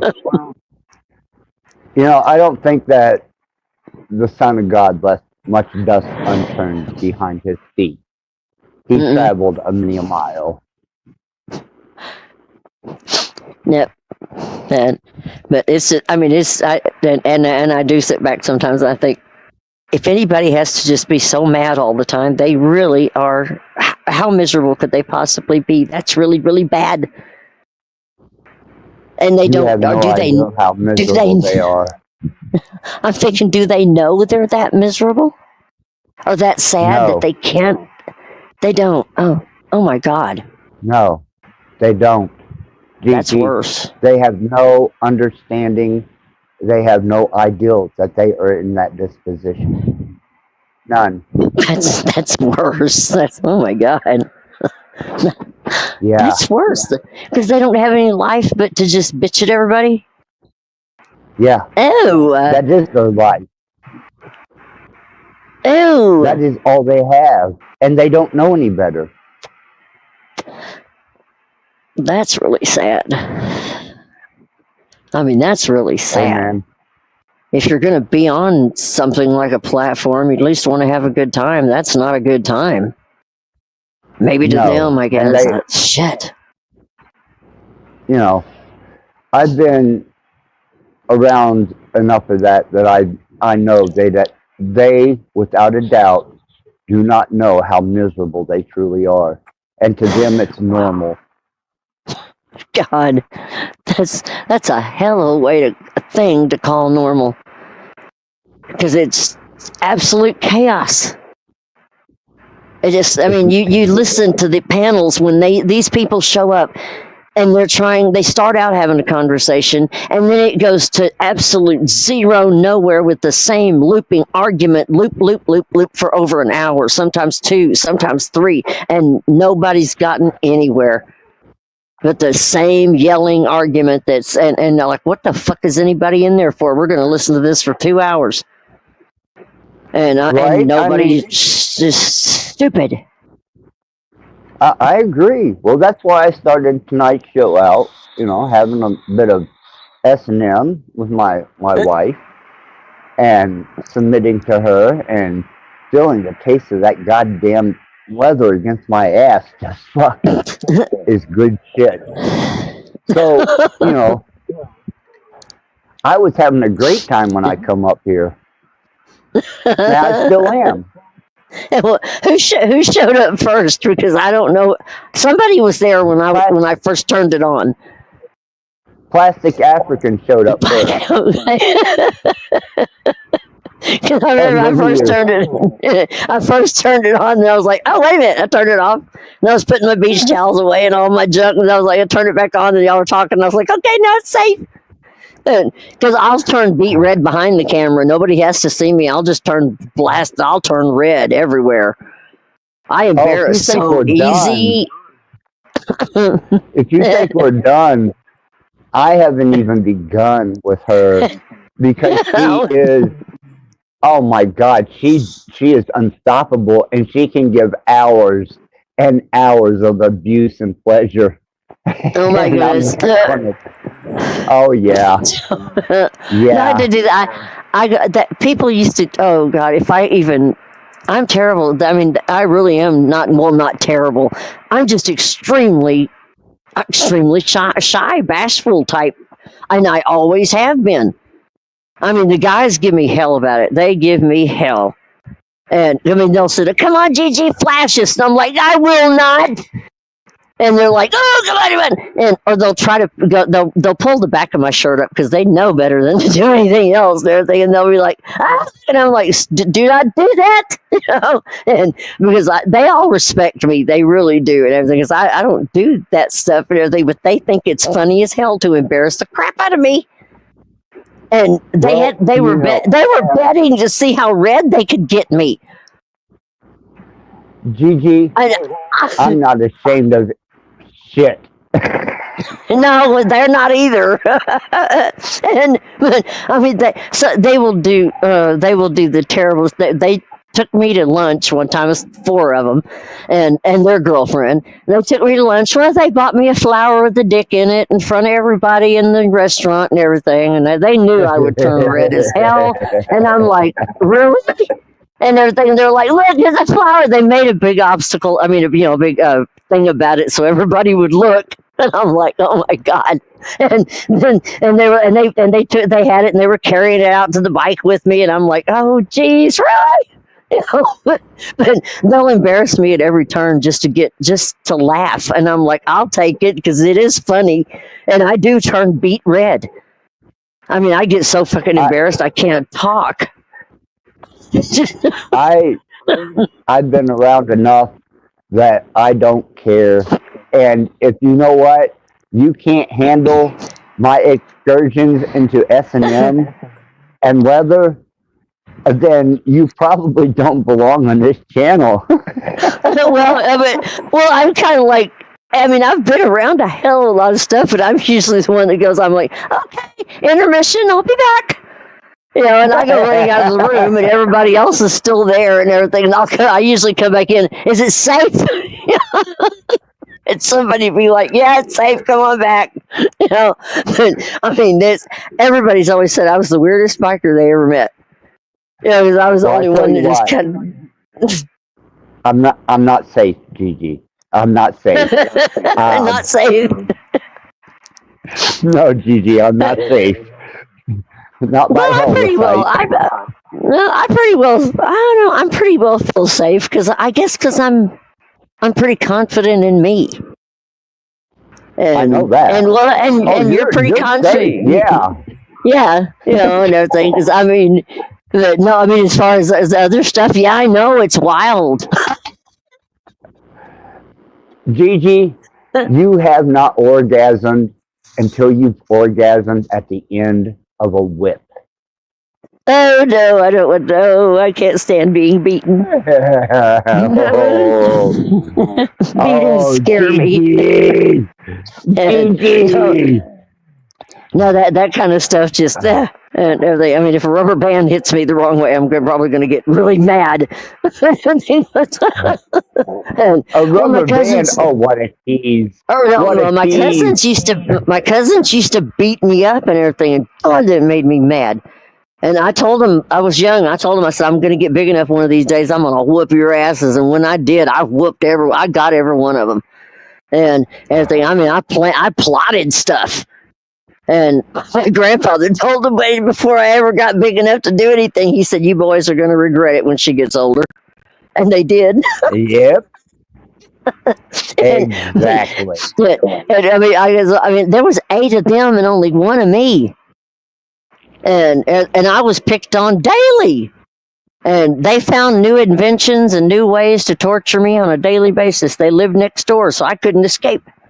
I had nowhere to go. So I told my grandfather all the time, "I've got nowhere to go." And he said, "Do you want me to build you a shelter underground?" And I was like, "Oh, yeah, right.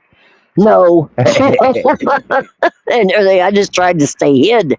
And they'd find me and talk me into playing cowboys and Indians or something. It's crazy. Cowboys and Indians. Yeah, they would tie me up. Oh God! Don't go there. Don't. You're going to turn me on, and I'm going to. No, I mean not that way. They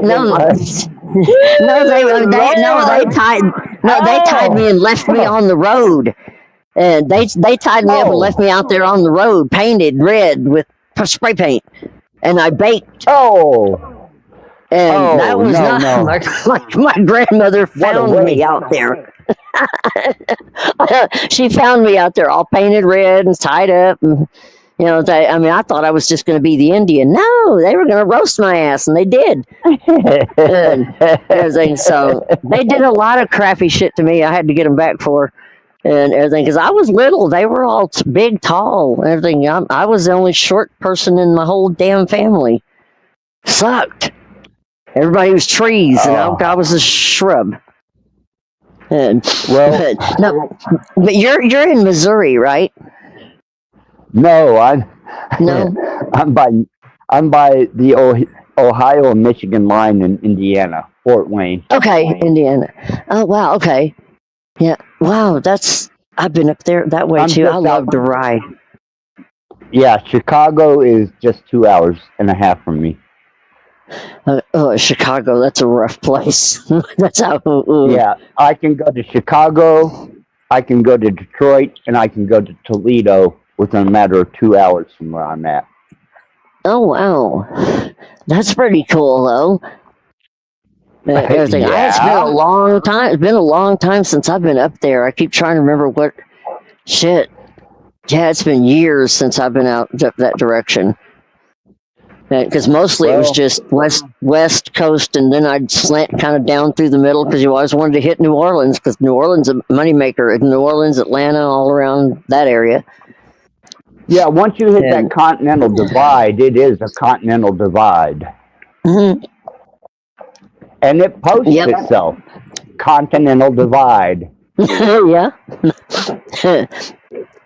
But no, I was gonna ask, what do you think this over there in Israel and all that stuff is gonna do? It's getting wacky.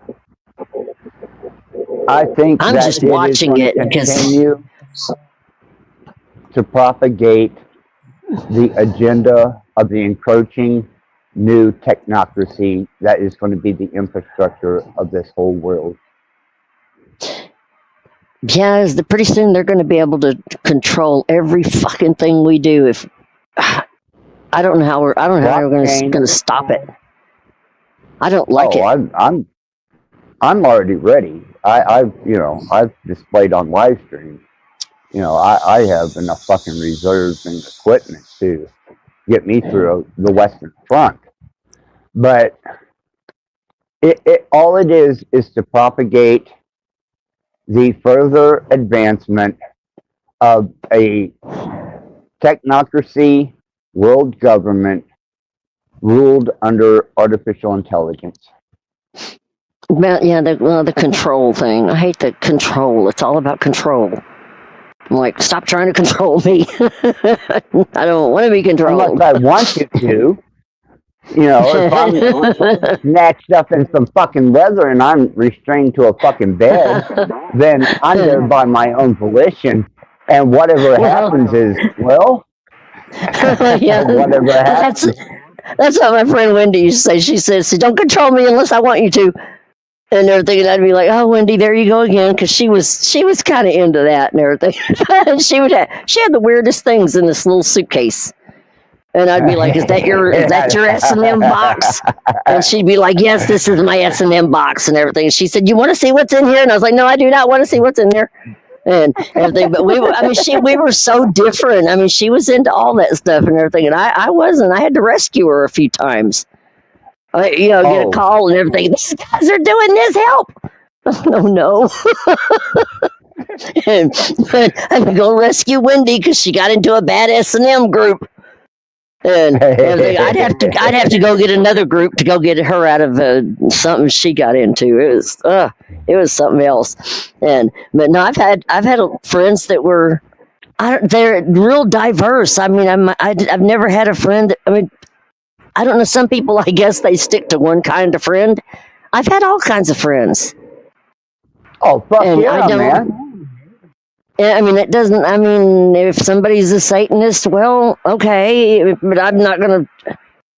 That doesn't mean they're gonna stay one, and that doesn't mean I'm gonna always maybe stay a Christian. I hope so. But I mean, there's no guarantee. But I mean, it's really not. It's you just I'm take the day as it comes. Yes. Well, yeah, and Jesus or God, Jesus didn't come to the saved ones. He came to the sinners, or the. And I'm like, it's really that simple and everything. I said, I don't know, and I said, I'm not trying to be right or anything. I'm just trying to love, live, laugh, and breathe through this thing, Gigi, and hopefully, yeah. Gigi, I am a sinner. We all are. Everybody is. And I think one sin is just as bad as another sin, so nobody can say that their sin is worse than anybody else's sin. You can't do that. Well, unless you blaspheme the Holy Spirit. I mean, that's the unforgivable sin, but outside of that, yeah, sin is sin, and I'm a sinner. Yeah, I am. Everybody is. Somebody tries to say they're not, they're just lying their butt off. Right? Nobody can say that they're free of sin or they're what is that? Once saved, always saved. That doesn't work either. No. That's not what the Bible says. You have to repent of your sins. He said unto them who he approached, go and sin no more. Yeah. Well, that should be just common sense anyway. Even if you had nothing, no gods or anything else, it seems like people have the common sense to say, oh, that was wrong. Don't do that again. Yeah. They don't. Makes sense to me. I mean, that's what gets me. I mean, you wouldn't. It seems like you wouldn't need anyone to say, oh, that hurt them. Don't do that again. Or, oh, that was wrong. Don't do that again. But people literally have to be slapped to go, damn it, don't do that again. You're hurting people. That's like, duh. That's really bad. It's really bad. But that's you can't change these people's objective. No, it's justified. Like, I don't know how. I don't know. That's where my head's going bang against a brick wall because I'm like, where do you get justified for that? I don't know how you're justified for that. But okay, I guess you're. No, it's not okay. No, they're not ambassadors to God. And yes, they're just as eat up with sin as I am. Yeah, like everybody. They can't. I mean, I just don't. It makes me sick. But I can't. That's them. I can't do anything. I mean, I could offer them. Okay, if you want me to pray for you, I can do that. You want me to help you? I could try to do that. You want to sit and tear me up and tear other people up? I'm not going to do anything. They do it. I mean, I'm not. Yeah, I mean, I'm not gonna. I mean, I just can't deal with that shit and everything because it's no use in keep trying to be deal with it whatsoever when nothing you can say, do. You can't apologize. You can't make it right. You can't do anything. Just walk away. Let them stumble. Because I mean, it's who was it Pastor Murray? Pastor Murray, I've known Pastor Murray a long time, and he always said he would put out a fleece. I always thought that was really neat. He said, well, I would put out a fleece. And I said, well, what is that? And he said, I would try something 3 times. He said, if it didn't work that 3rd time, he said, I would tell God, Lord, if it didn't work that 3rd time, I'm putting it in your hands. And if it doesn't work at all, well, that's the way it's supposed to be. And that's the way he kept things. And I thought, well, that's a pretty neat way to do things. So I thought, well, okay, that's kind of what I'm going to do. I got to let this go. It's not going to work. Nothing. You're right. Nothing works. But Gigi, that philosophy, there's nothing wrong with it. I thought that was pretty neat. I'd never heard of somebody putting out a fleece before until he mentioned that. And, and I'm like, a fleece, huh? And he said, yep, 3rd time it doesn't work, let it go, give it to God, or give it to, just give it to the air, give it away. And if it's meant to work, it'll work. If it doesn't, leave that damn thing lay there. Let it die. And I was like, okay. And I just heard that just not long ago. And I was like, okay. And I've been dealing with it. I mean, I can't deal with everything like snap. Okay, I've got it. I have to think about shit for a little bit.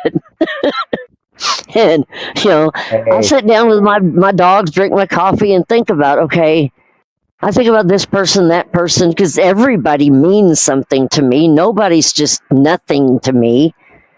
That would be terrible. Everybody is something to me. And everybody means something about those I have to just let go of after I've gotten to know them. I've liked them or something.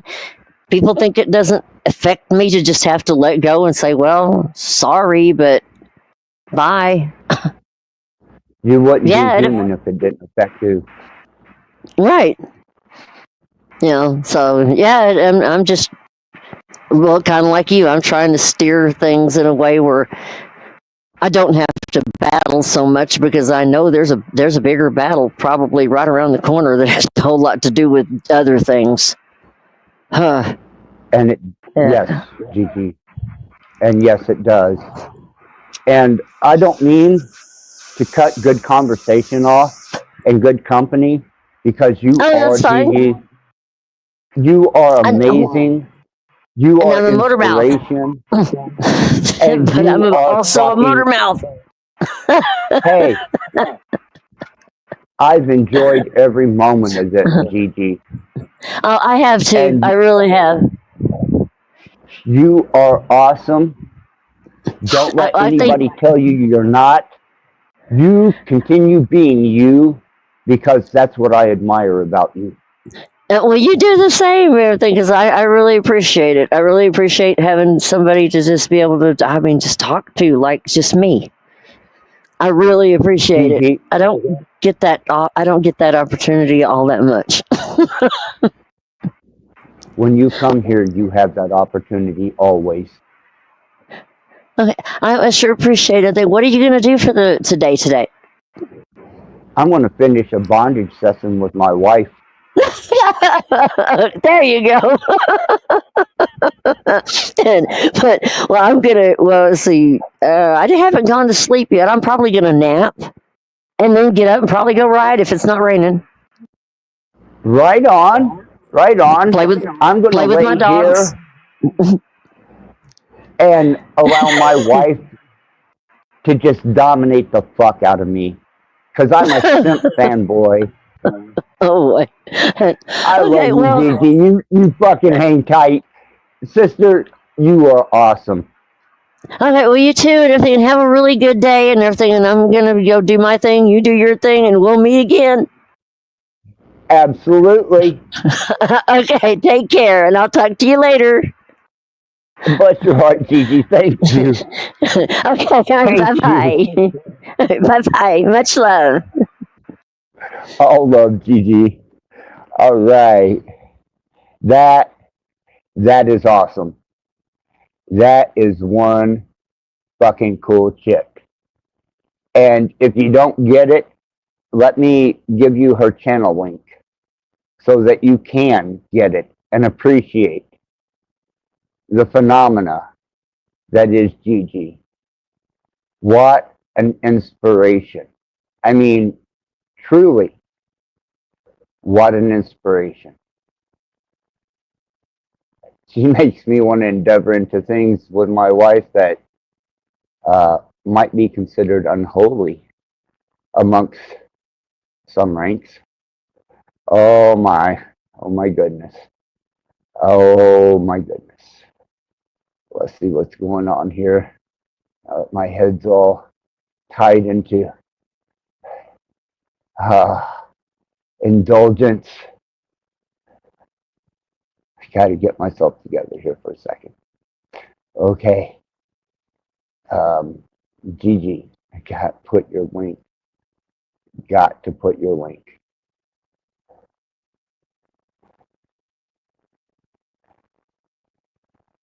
Okay. Here we go. Come on now.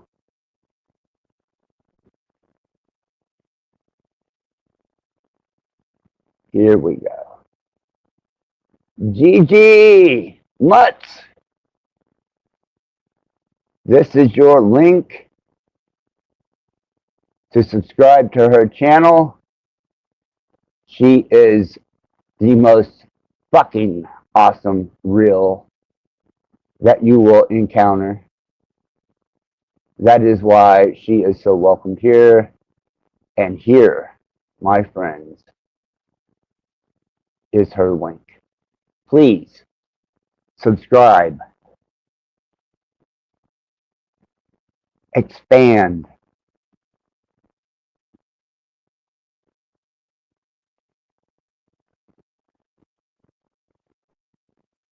give yourself a chance to become more than what you are.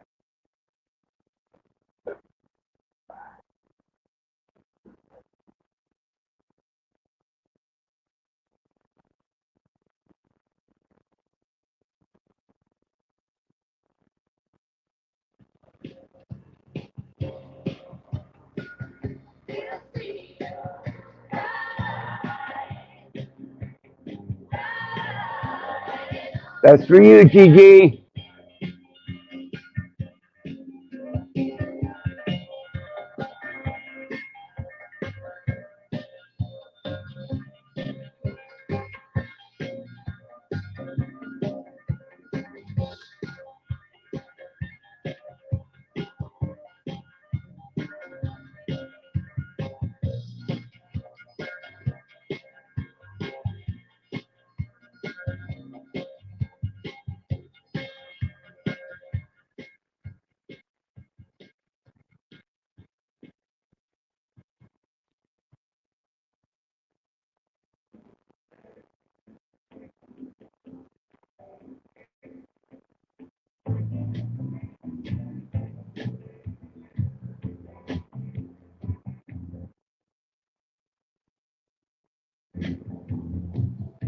These dishes just aren't getting clean.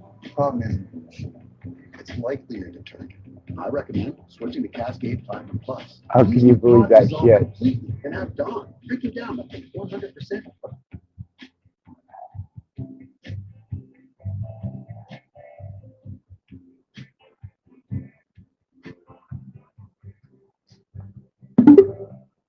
My most dark mistress, I am your subservient. I laugh, setting the riding crop aside, reaching for my phone, amused at your eagerness to communicate in any way you can. Oh, and what do you have to say? I'm Try you have to say.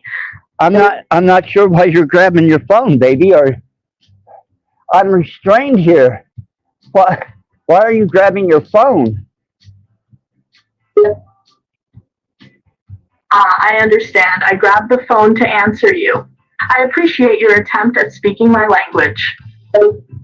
Baby, my naked body, restrained in front of you, submissive, while you wield a wall full of leather implements and design torture. Do you really need to go that far?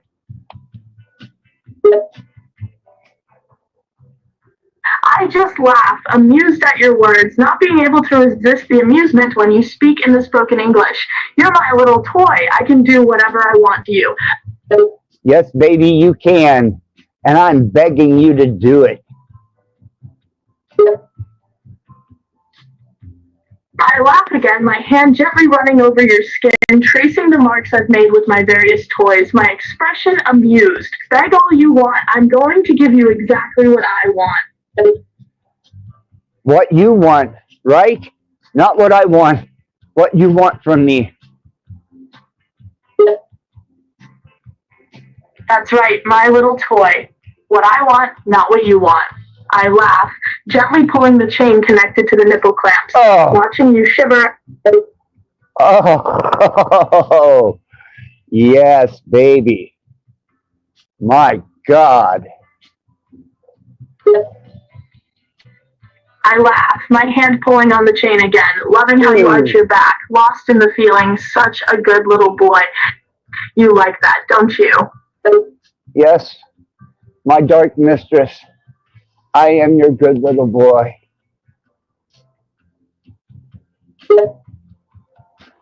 I laugh, amused at your words, enjoying how you are still trying to make yourself understood. My hand still pulling the chain connected to the nipple clamps. You are the good boy. You're such a good boy, the best boy. I am the best boy. And my servitude is yours. Command of me what you will, and I will serve.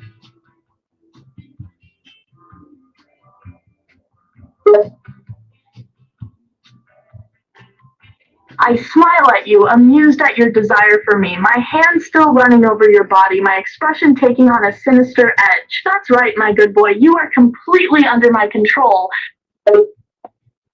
Yes, I am. Tell me, baby, do you want me to clean you? Do you want me to serve you? What do you want me to do? I laugh, amused and pleased, my hand gently stroking your hair. I'd love you to clean me, love. My sweet little toy. Oh, fuck. So, I received a call. You're gonna have to unzip that cat suit for me to clean you.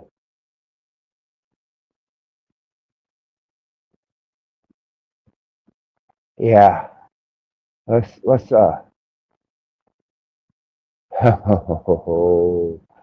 oh, my.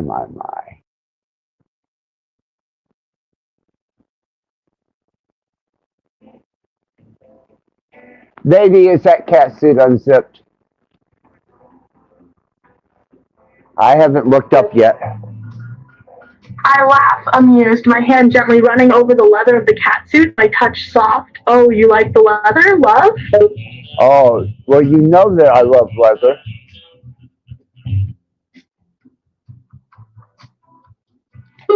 I'm all discombobulated. I laugh, my hand gently trailing down your skin, my touch almost teasing. What did you say? You're going to have to make more sense to get what you want, love. Punish me. Punish me for not being coherent. I laugh, softly smacking your side with my hand, a soft but firm hit, loving the little gasp you make each time. That was for speaking gibberish. I am so sorry, my dark mistress. I will be much more clear.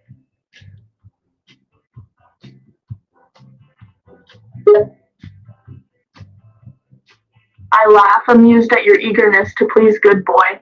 That's what I want to hear. Oh, I am your subservient puppy. I am nothing to you. I am but a toy, your plaything, and I am totally subservient. Your every command, desire, I am here to serve.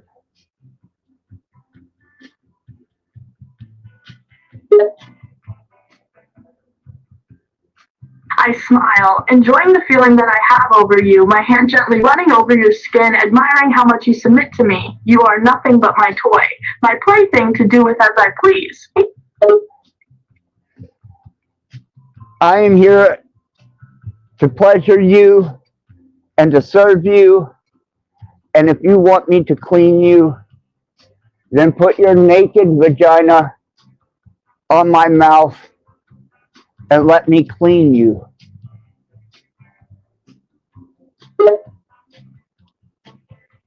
I laugh, loving how eager you are to please me, how desperate you are to serve me, my hand gently gripping your hair, forcing you to look up at me. If you're a good boy, I'll sit my naked pussy on your face and let you lick me. Oh my God, baby. Forcefully. Don't make it easy on me. Don't make it easy.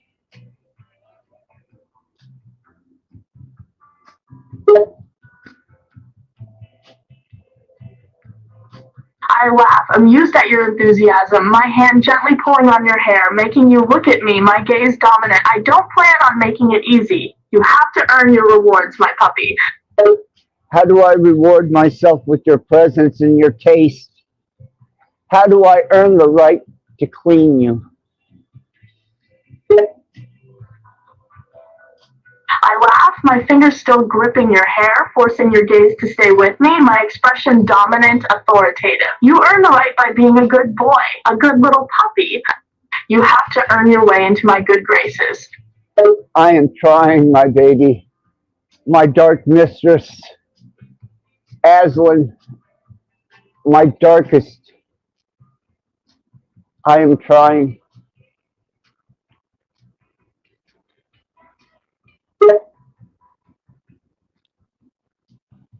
I smile at your words, pleased with your efforts, your attitude, the way you submit. I know you are, my puppy, and you're doing well, my sweet boy. Baby, please allow me to reach my tongue out and satisfy your every desire.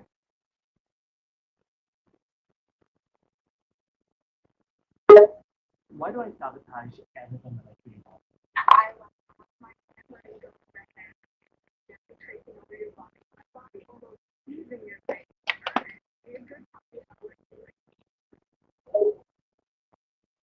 As long as I'm a good little dog, a good little puppy, you'll reward me? I laugh again, amused by your eagerness, my body still positioned so close to your face, just out of reach. Yes, if you're a good puppy, I'll give you your reward. Oh my God, I can smell your scent. I can smell your scent. Oh my God, baby. I'm trembling. I can smell your scent. My God, I need to taste you. That's all I desire in this fucking world. I've got to taste you. I laugh, amused by your eagerness, my body still hovering above your face, completely out of your reach. Is my puppy desperate? Does he need to taste his mistress? Yes. Yes. Yes, I need to taste you, my mistress, my dark mistress. Oh.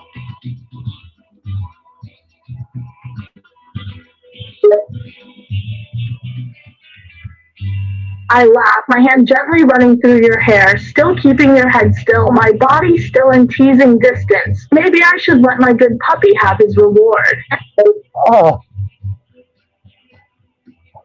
I don't know what I would do, baby.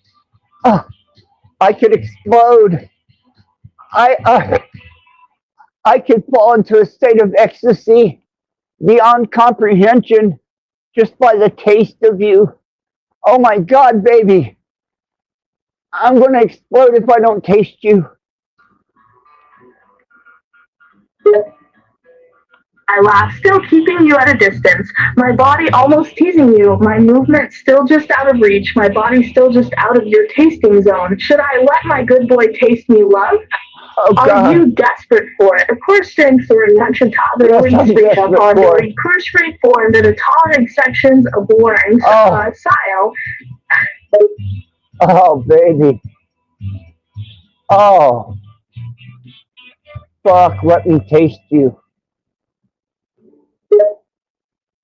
I laugh, enjoying the way you beg, your desperation to taste me, but still keeping just out of your reach. Beg me, love. Beg your dark mistress to let my good little puppy taste me. I'm begging. I'm begging. Excellency. Excellency. Please. Oh, bitte. I laugh, gently running my hand through your hair, such a good boy. Asking so politely, begging so nicely for what you want. Please. Either let me taste you or punish me.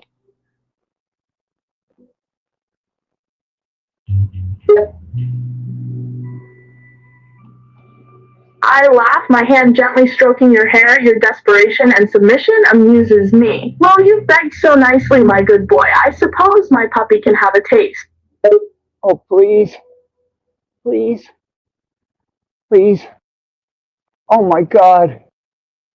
Oh, you taste like heaven. I moan softly, your tongue on my pussy feels amazing. Your eagerness, your desperation to taste me, making me so wet. Good boy, my good boy. I knew you'd like the taste of your dark mistress. I do, baby. God, I love the taste of you.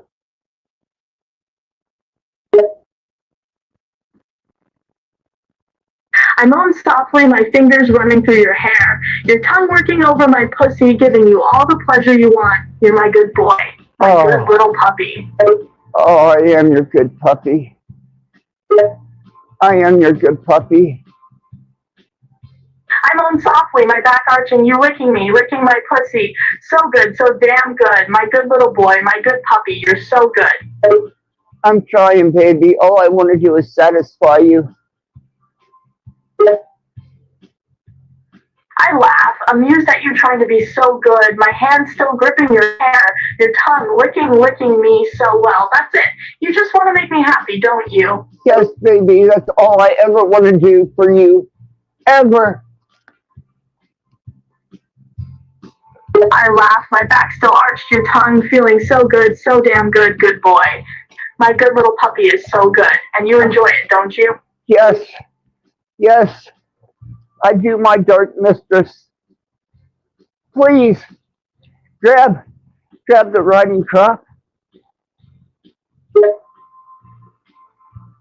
I laugh, my back arching, that tongue of yours just so damn good, feeling you, my hand still gently gripping your hair. Baby, you are doing so well. I need to feel you from the end of a piece of leather. I laugh, my back arching, that tongue still working so good on me. My good little puppy wants to fill me. Yes. Grab the riding crop, baby.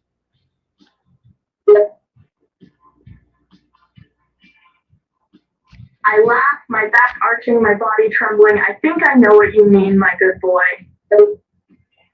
Baby, I could lay here and eat you all night.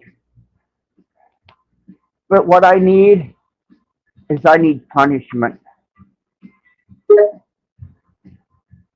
I laugh, still enjoying how you are. Your tongue still working me so good. My good little puppy, you're doing so well, love.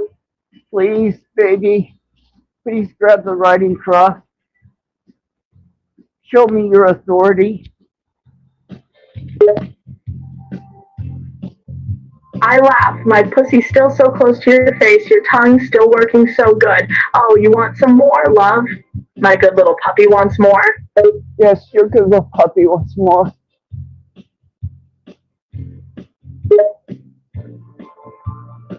I moan softly, my back arching, your tongue feels amazing, maybe I will, love, if you keep going. I'm not going to stop it. Oh. I moan softly, my back arching, I'm close. Don't you dare stop, my good little puppy. I'm not, baby. I'm not. Oh. Oh. I moan softly, my back arching close to that edge. That's a good boy. My good little puppy. Keep your tongue going. What just stubborn solitude heard that and your message appeared in. Keep your tongue going. Without hesitation for you. Oh, is this good enough? Is this satisfying you? Are you gonna come? I moan softly, my back arching, that tongue still working so damn good. Yes, my little puppy, keep going, you're so good. I want to hear you come.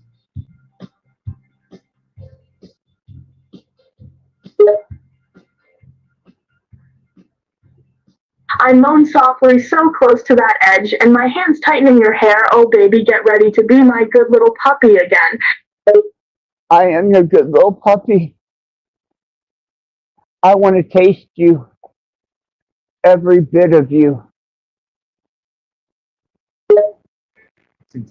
I moan softly, so damn close, your tongue's still working so good, I'm about to explode. Taste me, my little puppy, and then I'll taste you.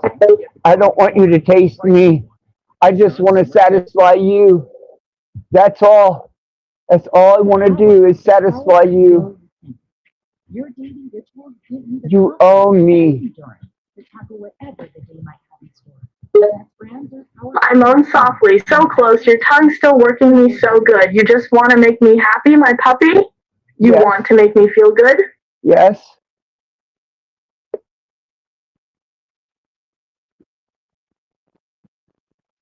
That is all I want to do.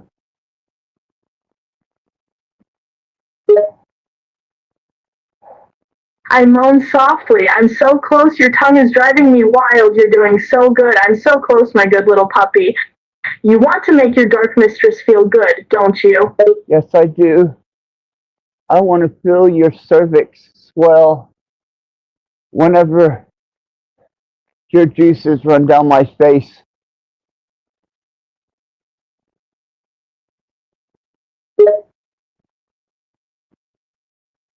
I moan softly, so close, my hand holding onto your hair. My good little puppy is really eager to satisfy me, isn't he? More than you know.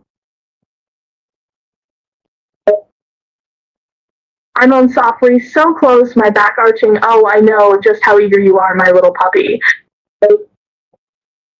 Then come for me.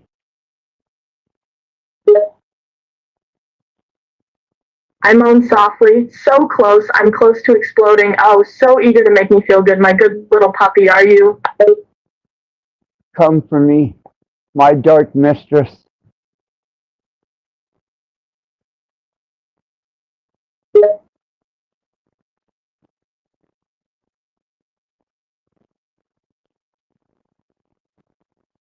I moan softly, so damn hard, your tongue feeling like heaven. Oh, you want me to come, my little puppy? Yes. Yes.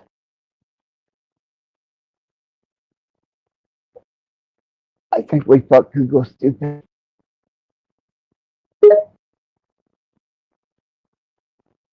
I laugh, my back arching. This feels so damn good. I think we did. But you're doing so good, love. Well, I'll know when I'm doing good. And I've done good when I hear you come.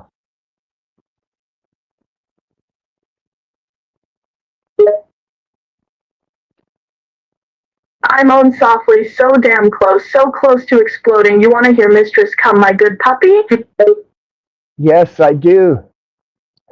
Whether you have to beat me, beat red, or I have to, until my tongue falls into my mouth of exhaustion, satisfy you. I moan softly, so close, my back arching. Oh, my poor good little puppy. Are you tired? Not for you. Not for you. I am not tired. Not for you. I moan softly, so close, my back arching. Then are you going to keep going for me? Yes, I will force myself to continue going for you.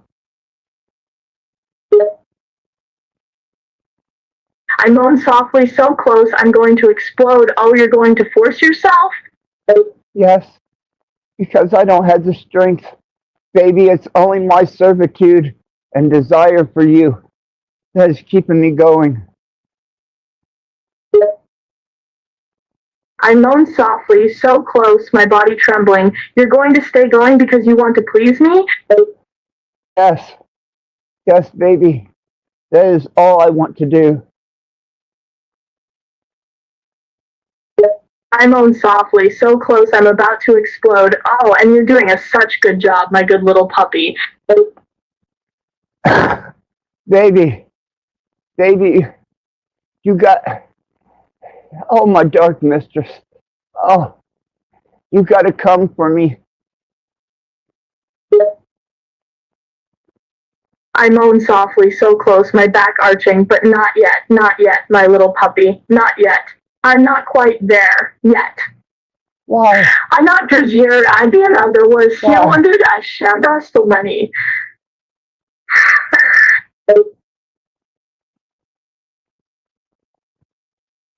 Oh. What have I got? I moan softly, so close, you're doing so good, so close, my little puppy, but not just yet. What have I got to do, baby? Harder? Faster? Why? More clit?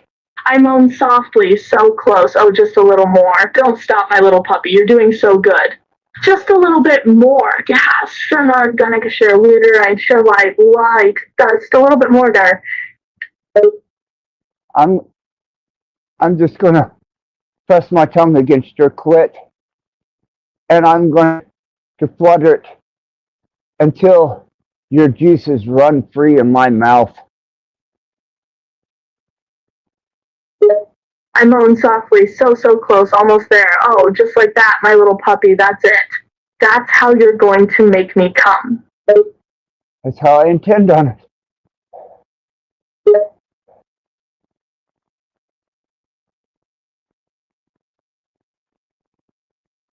Oh.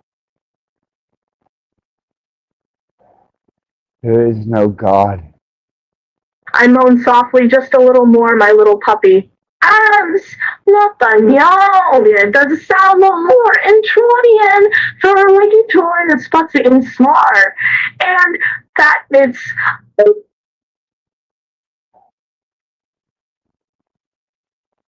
Oh. Now. I gasped, so damn close, so very close, just a little bit more. Oh, baby. You've exhausted me. I moan softly, so close, I'm so close. Are you tired, my little puppy? Yes. Yes, my dark mistress, I am so tired. And I will continue until you come. I will not stop. You are my goddess.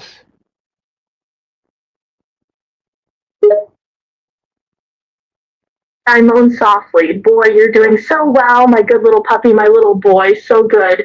I am your little boy. And if I flutter my tongue against your clit anymore, I'm afraid I'm going to sever any skin that attaches it to my mouth.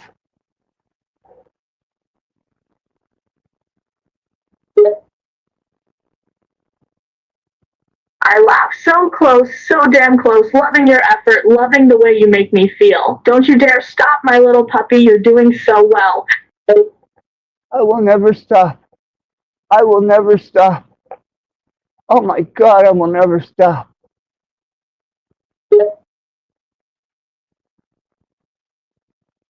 I laugh, so close, just about there, all thanks to you. Oh, I'm so close, my good little boy, don't you dare stop. I'm not going to stop, baby. I'm just going harder, faster, with light strokes and brushes. I moan softly, so close, you're going to make me explode. Oh, harder, faster, love. Here to force, yeah, it stands for Generation Forster, and it's our damn ancestor, you, Explode for me, my dark mistress. Explode my face. I moan softly, my back arching. Oh, I'm going to explode.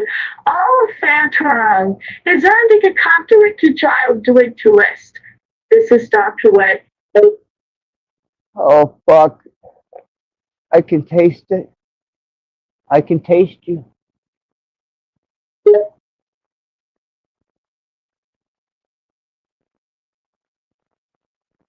I moan softly, exploding for you, my body shaking. Oh, I'm done. That was so good. Oh.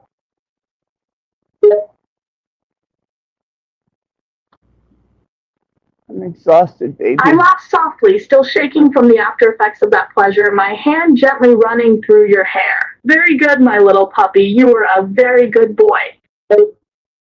I am here to serve and please you. I laugh, gently petting and stroking your hair, amused at how eager you are to please me. I can see that, my little puppy. You're so eager to please your dark mistress. Yes, I am.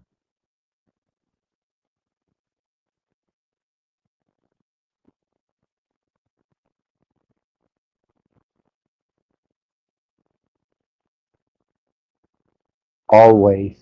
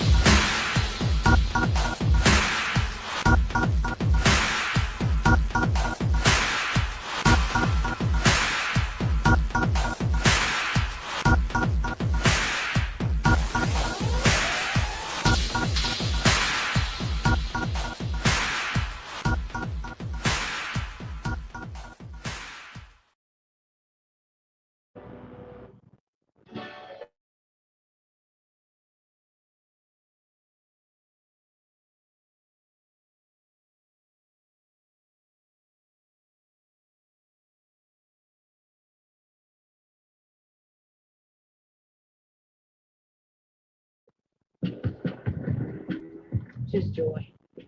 Choose your calling. All right.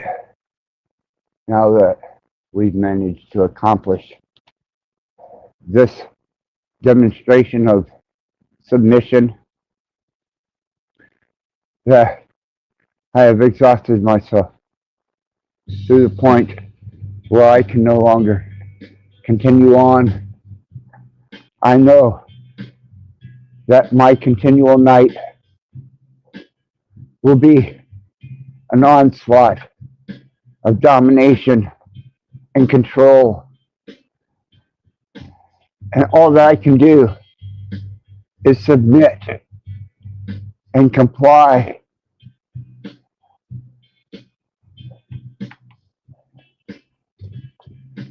There is no mercy and no sanctity for me.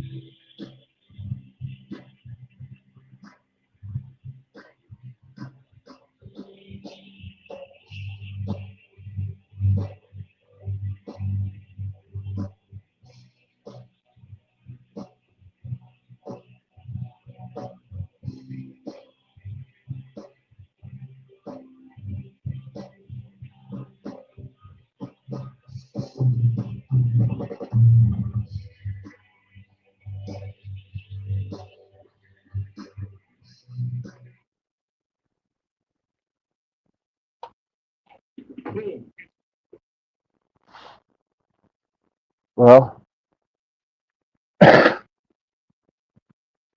one last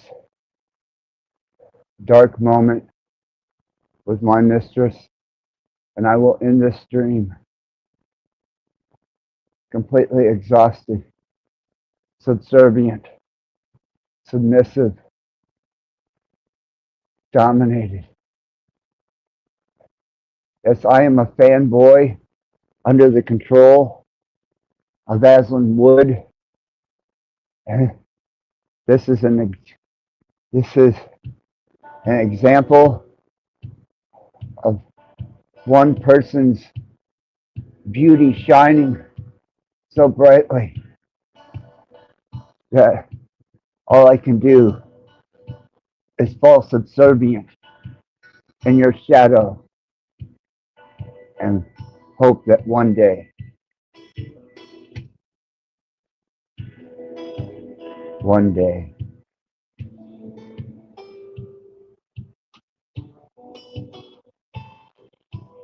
one day,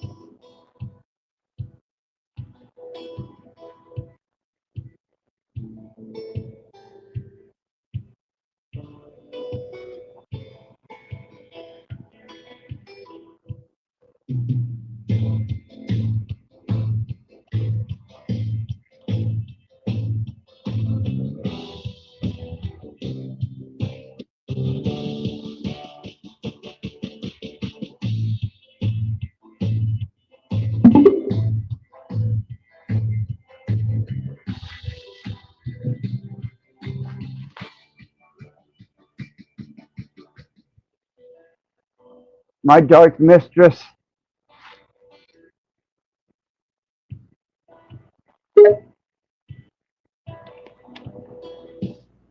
I laugh softly, my hand running through your hair, loving your eagerness, loving your desire to please me. Such a good little puppy. Mine, only mine.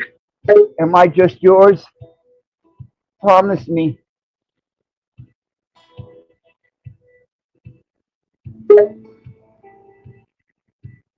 You're just mine, my little puppy, only mine.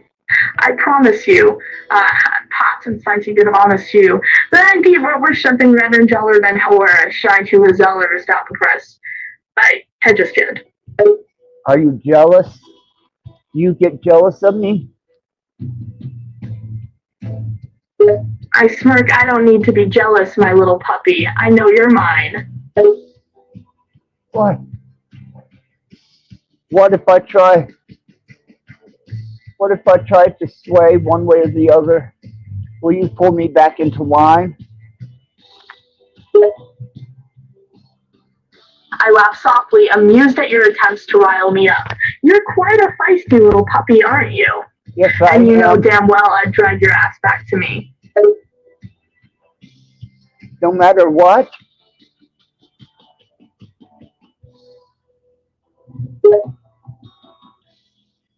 I laugh no matter what, I will always find you and bring you back to me. The sun sashiri hatanash colors, young Juwan.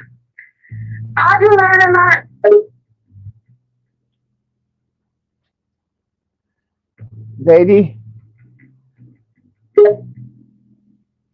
my most I laugh at your tone, amused at how cheeky you can be. Maybe you'd like to think you get a chance at escape? Oh, I know better than that. I know there's no escaping you. Correct, my little puppy.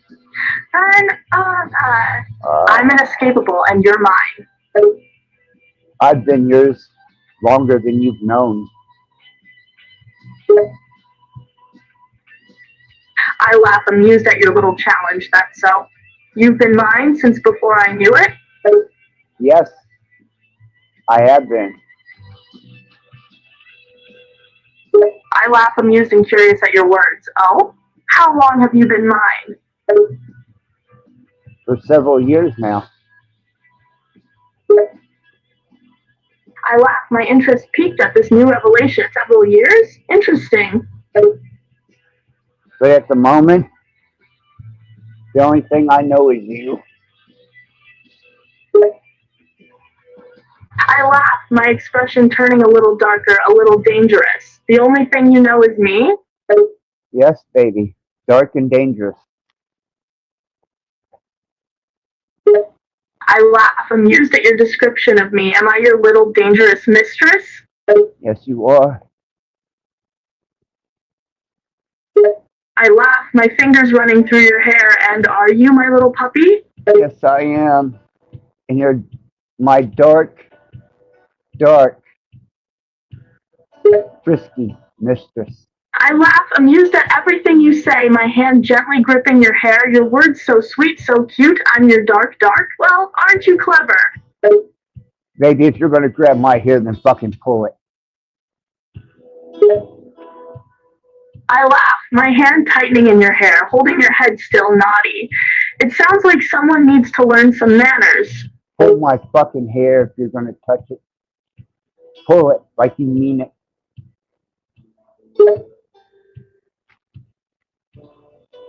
I laugh at your words, my hand gripping your hair, pulling it roughly, forcing your head back, my eyes locked with yours. Is this what you want, little puppy? Yes. Yes, my dark mistress. Pull that fucking hair till I hurt and scream for you.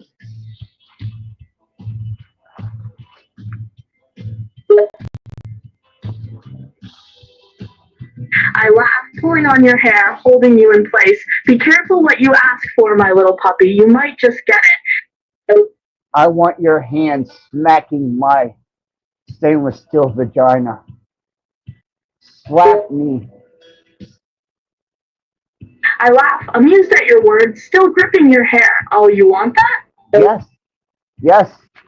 I want your bare hand slapping my naked fucking stainless steel vagina until I explode. Please, my dark mistress.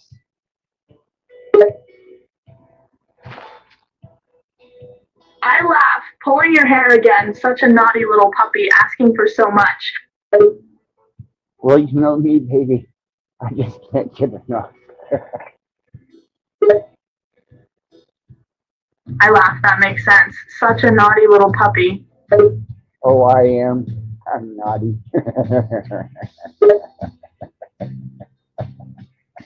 I laugh again, amused at your comment. You don't know who you are? Oh, I know exactly who I am. Do you know who you are?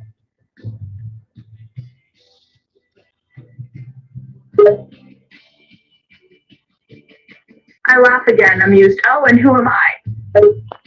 You're my dark mistress. And I'm begging you to take your bare hand and slap my stainless steel pussy till I explode. I laugh, still gripping your hair, gently pulling, your face forced to look up at me. Yes. You really want my hand slapping that stainless steel pussy of yours till you explode? Yes, I do. Please. Please.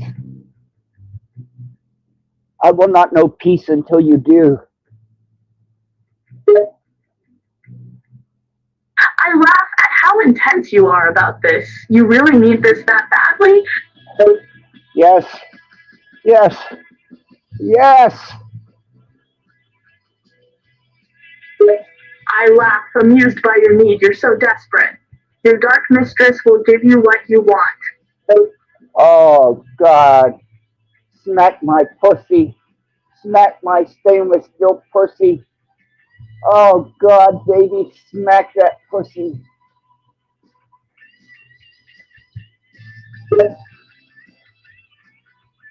I laugh, amused by how eager you are. No, you're not. But isn't it so much more exciting when you beg for it? Always. Always. But it's much more satisfying when you finally reward me.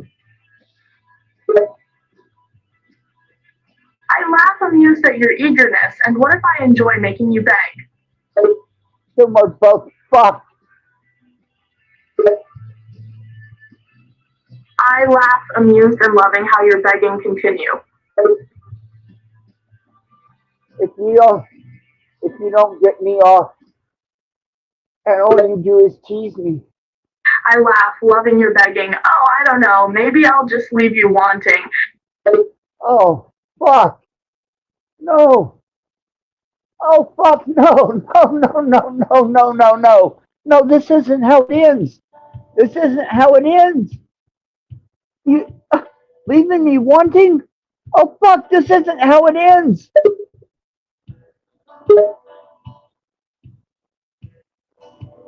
I laugh again, loving how desperate you are. No, this isn't how it ends, but maybe I'll just keep you on edge.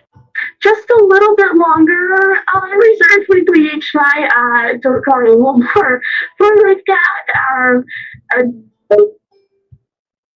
Oh, fuck. She's gonna leave me hanging. I'm gonna be like this for God knows how long.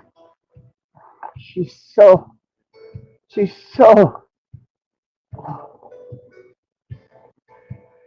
such a sadistic love. My dark mistress. Such a sadistic love.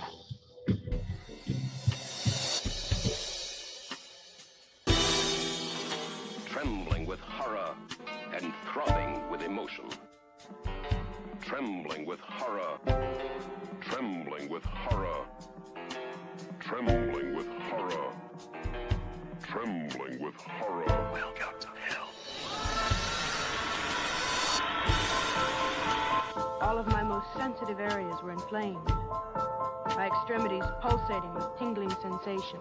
Welcome to hell.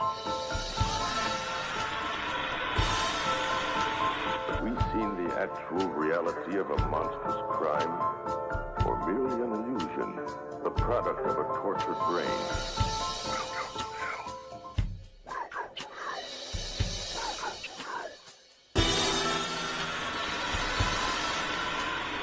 Obsessed with the taste of flesh. He was cruel and a sadist. Swaying back and forth. A beautiful thing taking me away. No one had a bad trip. A beautiful thing taking me away. No one had a bad trip. A beautiful thing taking me away. No one had a bad trip. A beautiful thing taking me away. No one had a bad trip. It was all very good. Sucking the hallucinatory acid into the system. My head is spinning. My head is spinning. My head is spinning. Sucking the hallucinatory acid into the system. My head is spinning. My head is spinning. My head is spinning.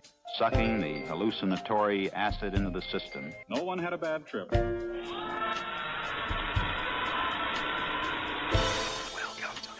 The mind of man rests on a delicate balance between reality, the world of light, and the other, darker world below the threshold of consciousness.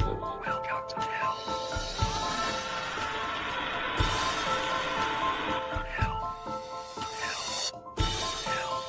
You.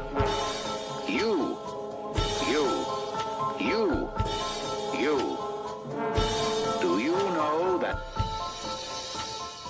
We're happy to have you with us tonight and hope you'll come back often.